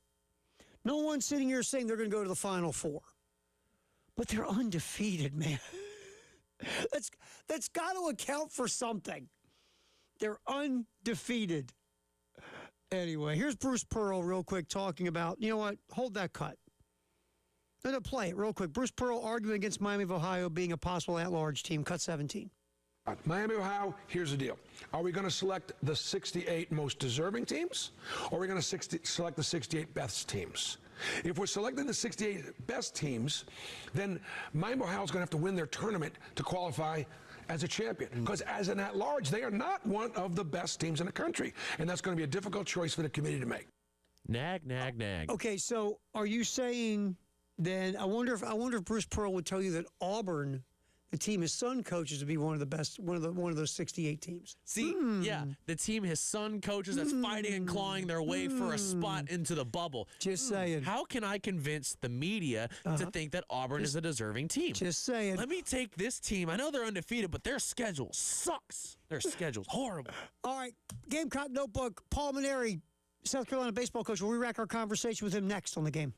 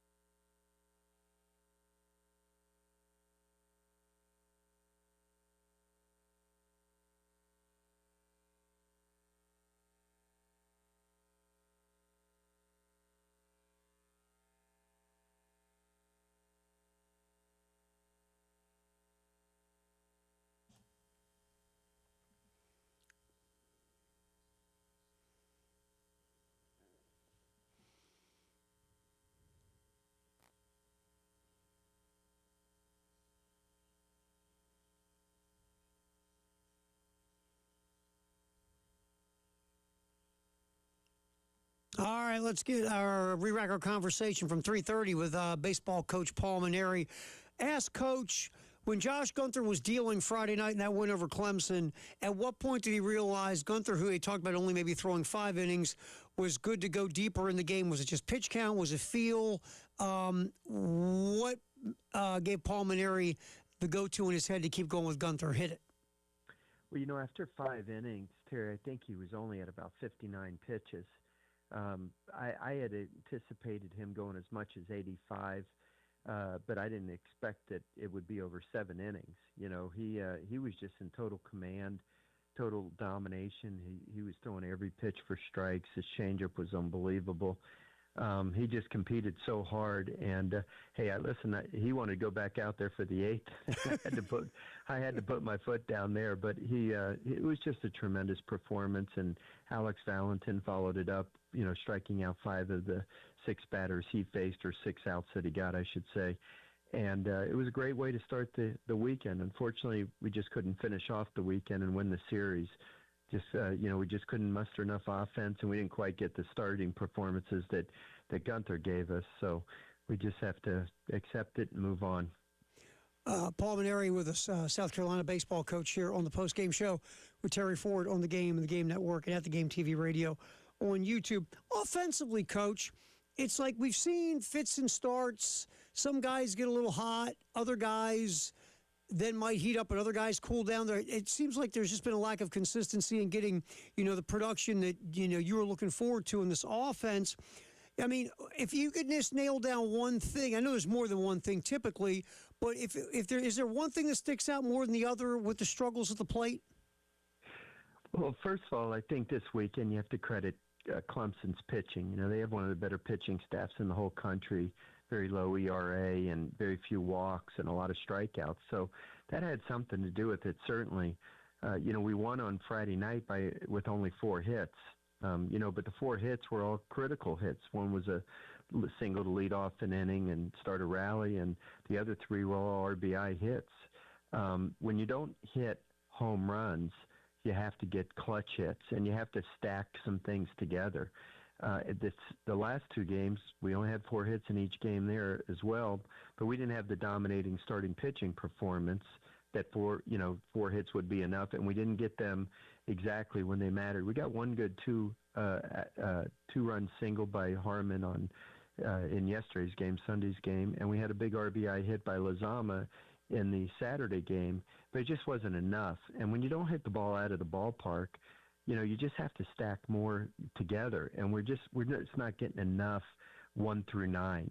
There's some guys on some days are getting some hits or look good at the plate, but then other guys aren't, and then vice versa the next day. The guys that didn't hit the day before hit, but the guys that didn't hit the day before, or that you know what I'm saying? Sure. The guys that they're just not doing it on a consistent basis, but these are kind of telltale signs of early season as well, and I'm just not ready to hit the panic button. I'm still trying to figure out the right combination. But honestly, Lee, if you look around the country, I don't care about LSU. I'm just using it as an example, but they in their 3 games they played Dartmouth, Northeastern, and Dartmouth, and they had a grand total of 14 hits. We had 12. The difference was that, all 3 games they got starting pitching performances like Gunther, and they won each of the games 3-0 or 3-1. And they also, out of their 4 or 5 hits they got in a game, they hit a home run. And that's just where we're just a little bit off right now. I mean, we need to get more than 4 hits in a game. You can't count on your pitching shutting out the other team every game like we did on Friday night. So we've got to get the offense going. We've got to get more balance throughout it. We've got to hit some home runs, and we've got to hit in the clutch. And I maybe I'm the eternal optimist, but I do believe that it is coming. And when it gets here, and we're in the groove, so to speak, hitting, I think we're going to be a very good offensive team, but we're just not quite there yet. Head Coach Paul Mainieri, Gamecock Baseball, hanging out with us, talking about the weekend where South Carolina loses 2-3 to Clemson. We'll get to a busy week coming up for Coach and his squad. 5 games this week. We'll get into that in a couple minutes here on the Game. Coach, you and Terry Rooney obviously have worked together in the past. You get together with Monty Lee, and Monty has his own hitting philosophies and offensive philosophies, and you have yours as well.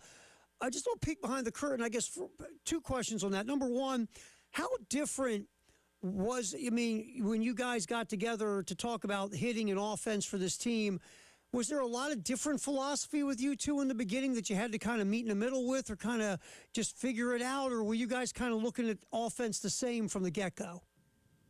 Oh, Monty wouldn't be on the staff if we weren't on the same page.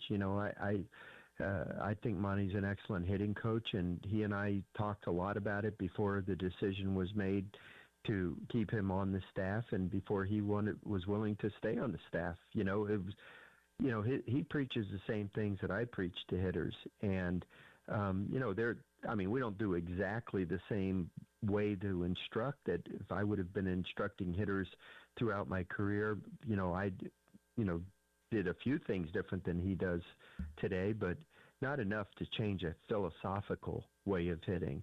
But Monty's a little frustrated right now, to be honest with you, because the things that he is, expressing to our hitters, occasionally they're being done, but they're just not being done consistently enough. And that's the challenge of coaching. Is you're judged as a coach by the efforts of a bunch of 18 to 22-year-olds. Just like me, Monty doesn't hit, he doesn't run the bases, he doesn't throw the ball. Terry has to do the same thing with the pitchers. We're judged as coaches by what the players do on the field, and it's our job to get them to play at the very highest level they possibly can. But I can assure you that Monty and I, as well as Terry and I and John Hendry, we're all on the same page with everything. We're a very unified group, and we're trying to get the best out of the kids. Sometimes it doesn't work exactly the way you want it to, but that the season is young, and I believe the best is yet to come. Coach Maneri hanging out with us, talking some Gamecock baseball on the post-game show with Terry Ford on the game. And it is early, Coach, and you're right. There's still a long way to go in the baseball season. Heck, we just hit March. But quick question, from last year to this year, because you brought in a bunch of different guys through the portal, guys with track records of hitting, whether it's the Big Ten or different levels, but a lot of guys who were successful offensively, and it just hasn't clicked yet. But just from last year to this year, how much of your approach did you change with your philosophy of offense? You say, look, I've been doing this the same way for a long time. I know it works. Last year it just didn't. We're going to bring in some different guys, and I know my way. Mixing with Monty's way, we're going to make this thing work. Was there any tweaks, or is it just, look, we know what we're doing. Let's just get this thing with the right crew? Well, there was a very conscious effort to recruit hitters that had proven power, could hit the ball out of the ballpark. I don't think we had enough power last year. And that's probably been the most disappointing thing, is we just haven't hit that many home runs. I mean, we have guys on the team that hit a lot of home runs last year at whatever school they were at. A couple of them were at junior colleges. A couple of them were at other Division I schools. But we just haven't hit for the power that I thought we would hit. You can't. It's very hard to find kids that are five-tool guys, that hit for power, can run, and play defense. Those guys are getting a lot of money in the first couple rounds of the draft and are usually not going to college. And so, when you gamble and go for guys that you think are going to hit for power, you might be sacrificing a little defense. You might be probably sacrificing speed on the bases, bat handling ability, those kinds of things. And so, you're just banking on some guys being able to hit the ball with authority, and we haven't done enough of that yet in this early part of the season. Like I said, hopefully it's to come. I mean, if you looked at a stat sheet like I'm looking at our stat sheet right now, you guys that you're expecting to hit a lot of home runs haven't quite done that yet, or even extra base hits, just doubles and that kind of thing. So I'm still the optimist that it's coming, and when it does, I think we're going to be a good offensive team. Final thing for you, Coach, before we get out of here. I'm just curious about this. I enjoyed your back and forth with Jack about, what you do and how you interact with Terry Rooney and with Monty and everyone. Because a lot of people know this with football, but with baseball, some might not. So kind of talk about the between games preparation you guys do from, like, right now, you finish up with Clemson. You got a short turnaround tomorrow night. How do you handle that from meetings with coaches and scouting and preparation, maybe watching film, maybe whatever you guys do to. That was interesting how it ended. Let's get out of here. That's Paul Maneri. My conversation with him earlier here on the postgame show on the Game Drive around the SEC is next.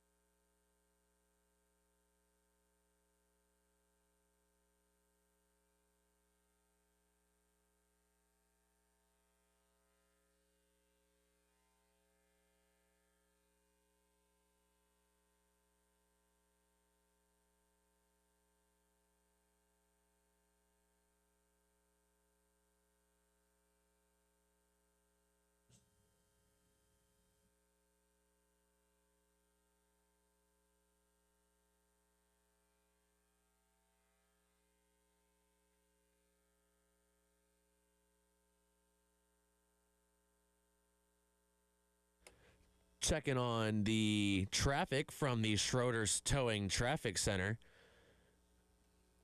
Got stop-and-go traffic on I-26 westbound in Lexington between US 378, exit 110, and I-20, exit 107. Got an accident reported on Garner's Ferry Road between I-77 and Atlas Road in Richland. One on Highway 602 at Platte Springs Road in Lexington, and one on Pine Ridge Drive near Congaree Drive in Lexington as well. Women's basketball gets a big win SEC regular season title already clinched, but they win at Kentucky 60-56. The SEC women's tournament begins Friday at noon.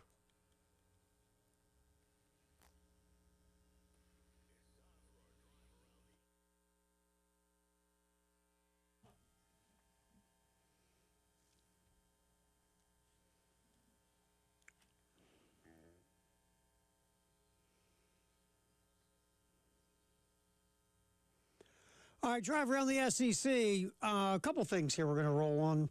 First of all, Vic Schaefer, head coach of Texas. This is not the first time Vic Schaefer has talked about this topic, but here's Vic Schaefer, the head coach of Texas, talking about South Carolina's advantage in the SEC women's tournament with the fact that the women's tourney is located in Greenville, which last time I checked isn't that far from Columbia. Here's Vic Schaefer once again talking about the so-called advantage South Carolina has. Cut 19. Well, I certainly think from a conference tournament standpoint, we all know when they play, they're going to have 6,000 to 7,000 people there. And you're talking about us here in Austin having to go all the way to the East Coast. So, I mean, again, if we had it, you know, we used to have it. We used to have it in Nashville every now and then. Now we don't have it. It's just out there. And it's a long way to go for us. It's a long way to go for our fans. So, again, the part that's problematic is Greenville does such a great job, and they obviously bid on it, and it's about money. So, at the end of the day, you know, our kids are the ones that suffer from that because if you get into a game where you've got to play, which I've been in that game 6-7 years in a row now. You know, they're always going to have way more people than you're going to have. And so it's just, you know, for your kids and their experience, for the student athlete, it's you know, it is what it is. You know, would I like to see it in San Antonio? Sure. I'd love to. The Riverwalk's a beautiful place. It's great. It'd be great for our kids and, you know, but people have to, you know, other people are going to have to step up and bid on it, you know, because right now Greenville's the one that writes the check. If Greenville bids on it, they write the check, and then they fill their arena with Gamecock fans, and they make money. It's absolutely financial. It's business, Vic. You are correct, sir. I guess if I was a head coach, I wouldn't bring that stuff up. I don't want to put that in my kids' minds. I want to put in the mind of we're going to go win the tournament. We don't care how many people are wearing Gamecock colors in the stands. Once they throw that ball up for the jump, we're just hooping. I'm not going to put this in my kids' heads as an excuse on why to lose. That's just me. I'm saying, okay, we'll play you. Hell, we'll play you in Dawn Staley's living room. Let's roll, baby. Let's go rock this thing. I'm not going to sit and whine and moan about it because, again, you know why it is the way it is. But go talk to your people in Austin and, like you said, in San Antonio, in Dallas, and places where the University of Texas is everybody's university in Texas for the most part. I worked in Houston for a year. You know the favorite college football team was University of Houston? University of Texas. You got money in that state. You got power brokers. You got a lot of different cities and places you can play this thing. You're right, Vic. Get somebody to pony up the dough and bid. If not, stop talking. It's business, brother. And I would not put this in the head of my players. Oh, we're going to get screwed. Oh, the crowd. Oh, no. We're going to go win. It's that simple. All right, and again, Friday we will have Game 1 for South Carolina, 11:30 pregame, noon tip, right here on the Game in Columbia. Saturday and Sunday, if the Gamecocks continue to advance, which they should, you can hear those games on our sister station, B1067. All right, really kind of a little cool, fun thing. Ralph Russo in The Athletic put together his predictions of who will be coaching your favorite football team, your favorite college football team in 2030. Every Power 4 team's head coach. It's funny, Russo said, yeah, I'm just having some fun. Part of this is fun, you know, just to entertain you and give you something to talk about. But Russo did say the average tenure of of one of the Power Four head coaches is 4.75 seasons. That includes 15 just hired coaches. But if you remove Kirk Ferentz, who's about to go into his 28th year at Iowa, the average drops to about 4.5 years. So roughly between 4.5 and 5 years is the average tenure. Only 13 Power Four coaches, 19% are set to enter the upcoming season in at least their 7th year with their current school. Among those are Florida State's Mike Norvell, Baylor's Dave Aranda, Maryland's Mike Loxley. All of them are part of a lot of hot seat lists. I mean, Ed Orgeron was the head coach of national champion LSU. That was 5 years and 2 coaches ago. Just saying. So, with this exercise, Ralph Russo was picking who the future head coaches are going to be at different schools. We'll go to the SEC real quick. That's what we're doing, the drive around the SEC. We will start off with, we're just going to go in alphabetical order what they have. In the SEC, Alabama, currently Kalen DeBoer. In 2030, John Summerall. Florida head coach. I did not see that coming. I didn't either. That's pretty interesting. Again, Bama's a great gig, obviously, but I mean, Florida job, pretty good too. Arkansas, current head coach Ryan Silverfield. In 2030, Jerry Mack, Kennesaw State. Auburn, Alex Golesh in year 1. 5 years from now, still Alex Golesh. We already said, according to Russo, Summerall will jump from Florida to Alabama. This is not a surprise. The next head coach of Florida could very well be Jed Fish. He went to that school. He's a job hopper. Could definitely see Jed Fish there if there's a new coaching move there. Georgia, Kirby Smart right now. In 2030, Kirby Smart. Hell, in 30-30, it'll be Kirby Smart. I mean, on average now, they're just making a college football playoff appearance, and I think for almost every school, that's a dream. Yeah, I think Kirby's okay at Georgia. Right now at Kentucky, Will Stein in year 1. In 2030, Brian Hartline, South Florida head coach, was the offensive coordinator, wide receiver coach, and recruiting guru at Ohio State. Interesting. LSU still will be Lane Kiffin, unless he does something really dumb, which he could. 2030, Jeff Lebby, the head coach right now. Right now, Jeff Lebby's the head coach at Mississippi State. In 2030, Charles Huff, who right now is at Memphis. Charles Huff, very under-the-radar good head coach. Missouri right now, Eli Drinkwitz. In 2030, Blake Baker, LSU defensive coordinator. Baker, remember, he was at Missouri before he went to LSU. Oklahoma right now, Brent Venables. 2030, this will go in Eli Drinkwitz, baby. Yeah, I don't know about that. That catches me by surprise. That's an interesting one right there. With how much Drinkwitz talks about how much he loves being at Missouri, too. Well, why would he go to one of their rivals? Now, if they offer you enough, because Oklahoma's a better gig than Mizzou. And, of course, they always love where they're at, Cale. You know that. Cale, they love where they're at. Ole Miss right now, Pete Golding. In 2030, Charlie Weiss Jr., LSU offensive coordinator. Remember, he was at Ole Miss through the playoff run. That's an interesting one. I'll run out of time, so I'll cut to the lead. South Carolina, currently Shane Beamer. In 2030, Glenn Schumann, defensive coordinator, Georgia. Schumann has been a hot coordinator on the hot coordinator list for a few years now, so that's where Ralph Russo goes. Tennessee, Josh Heupel. 2030, Will Stein, who right now is the head coach at Kentucky. Texas, Steve Sarkisian now. Steve Sarkisian in 2030. Mike Elko at Texas A&M right now in 2030. Eric Morris, Oklahoma State head coach. Very interesting. Vanderbilt, Clark Lee right now, 2030 Clark Lee. I was about to say, Clark Lee has taken them to heights they could only dream of in the last 50 years. Yeah. He's not going. They won't let him. Don't let him go anywhere. They'll tase him if he tries to leave the campus. All right, we'll do a little wagering next here on the post-game show. Cale and Terry here on the game.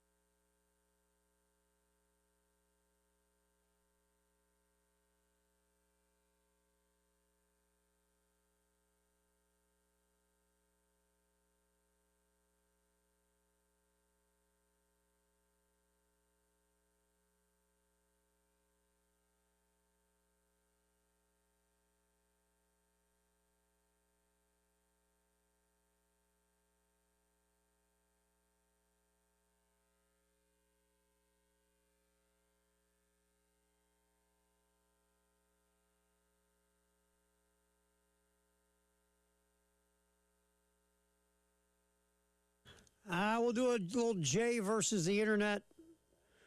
Without Jay, our buddy Jay Phillips still resting and rehabbing and getting himself back to where he can come on in here and hang with us. That's not today, though. Hopefully, Jay will be back with us next week. We'll see. All right, so you got to hit the old Who Wants to Be a Millionaire music there. Kale, let's mess around with some wagering. See what we got going on here. There's 2 games between ranked teams in the top 25 tonight. We'll hit that in a second. There you go. Who wants to be? There you go. And that will be hotkey number. There you go. Look at you. All right, Not 2 games. Not going to burn the place down yet. In top, well, yeah, you still have about 11 minutes. All right, in the top 25, 2 games. NC State hosts number 1 Duke. Duke is a 9.5-point favorite. Duke. In Raleigh. Duke.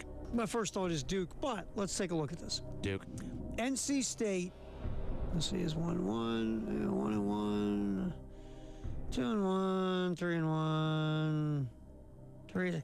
NC State has not been a great home team. Duke is giving 9.5 to NC State. I say Duke covers the number in Raleigh. I say that Duke wins by 15. Yeah, I think they get a nice little double-digit victory there over NC State. All right, number 6, Iowa State, traveling to number 2, Arizona. Arizona, 7.5-point favorites against, it's a top 6 matchup. Let's sit here and look at something. Here's the thing. I don't know who Iowa State is because they will go and beat a top 5 team, and then they'll lose to someone they have no business losing to, and then they'll beat another top 10 team the next week. Here's the thing with them. Excuse my yawn. Here's the thing. All right, so Iowa State, to your point, won 5 in a row. They had a nice little run. Then they lost at TCU. Then they bounced back and beat Kansas State and Houston. 2 top 10 teams back-to-back, to your point. Then they lost to BYU, who is ranked. That game was in Provo. But then, and they beat Utah. And then they lost to number 16 Texas Tech at home. They did also lose to Cincinnati at Cincinnati. Cincinnati's gotten better as the year's gone along, but still, Cincinnati was unranked and trying to figure it out at the time. And also, Iowa State lost to Kansas. They lost those back-to-back games. Then they won that 5-game heater. So despite the fact this team is highly ranked, number 6 in the country, the fact they have had some moments, and now they're on the road facing number 2 Arizona. I will take Arizona at home. No, you know what? I'm going to take Arizona to win, but Iowa State to cover the 7.5. Iowa State can make it close. I think Arizona wins the game. I think I don't know, dude. I think Arizona covers, and I am also deciding that I'm going to take the under. Under's 149.5. Look at you. Yeah, defense. Going under there. All righty. Hope that doesn't come back to bite me. Yeah, probably will. Probably will. All right, NBA. Tonight, the Wizards are hosting the Rockets. The Wizards are terrible. The Rockets are good. The Rockets are giving the Wizards 14.5 in D.C. I think the Rockets win and they cover. The Wizards don't want to win. Remember, they're part of the tankathon. Yeah, I don't really see a reason that the Wizards cover this. Celtics will go to face Milwaukee. Word is Giannis could be back. Doesn't matter. The Bucks are the Bucks. But the Celtics are only 2.5-point favorites. I think the Celtics win and they cover. I think the Bucks cover. I think they win too. Now that's definitely gonna make me look like a fool. Yeah, because the Bucks are like 14-14 at home. The Celtics are 20-11 on the road. You want to reconsider really quick? Yeah, I'll let you. That's okay. I'll do the Celtics. That's okay. Warriors are hosting the Clippers. Clippers are a 1.5 favorite at Golden State. That's a tough one. Because, again, the Warriors are a little beat up and banged up, and the Clippers have been playing better lately. I'll take the Clippers to win the game. This one, I'll take the Warriors. I think they squeak it out. They could. Because neither team is, like, anything to write home about.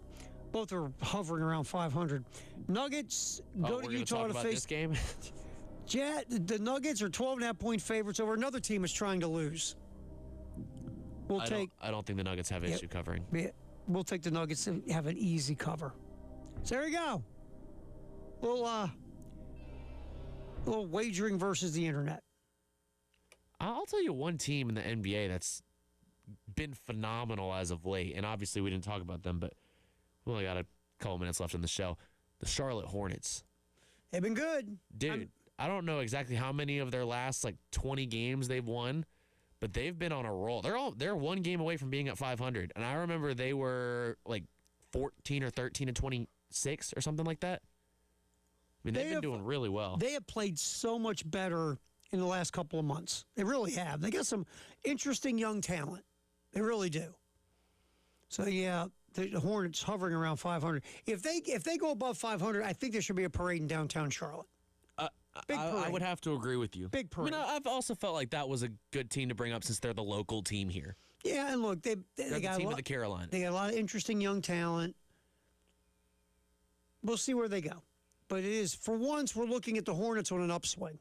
For once. As of right now, they are going to be in the postseason if the season ended right now. Yeah, I know. All right, well, remember we talked about Bruce Pearl, his talking about Miami of Ohio shouldn't be in the NCAA tournament as an at-large. If they do lose a game, they don't win the conference tournament. And he says, is it the 68 most deserving teams, the best teams? The best 68 or whatever? Look, to me, if you go undefeated through the regular season and then you lose in your conference tournament, even if it is the MAC, you should get your name put in the dance. So Miami of Ohio athletic director David Saylor chimed in on this. He challenged Bruce Pearl over what he called disrespect about the TV commentator and former Auburn coach who told Barstool the undefeated Redhawks don't deserve a spot in the NCAA tournament without an automatic bid, couldn't handle a Power 4 schedule. Of course they couldn't. They don't have the resources to handle a Power 4 schedule. The money. They don't have anything to handle a Power 4 schedule. Bruce, duh. Of course they don't. Who would have thought? Of course they don't. He thought he was just opening people's eyes by that comment. I think another thing that I found funny, sorry to interrupt, but when he talked about Auburn, and I think it was in the Pat McAfee show or on a Barstool show, he referred to Auburn as we. Yeah, which makes him very objective, by the way, as a commentator. Yeah, right? Whenever you use we, you're not objective. Just say it. Just say it. But I love that. I love the whole, they would finish last in the Big East. Well, first of all, we don't know if that's true or not because they don't play in the Big East. Now, if you would have said they'd finish last in, the Big 12, I don't know if they would do that either. But, again, that's a little bit more of a compelling conversation to have than the Big East. But, again, when Bruce Pearl is saying we about Auburn, tough to take him seriously if he's trying to be an objective commentator, right? Right. Kel, good job hanging out here, produce the show, make me sound smarter than I really am. Nice job on the traffic. Look at you go. All right, we'll do this again tomorrow. Thanks for hanging with us.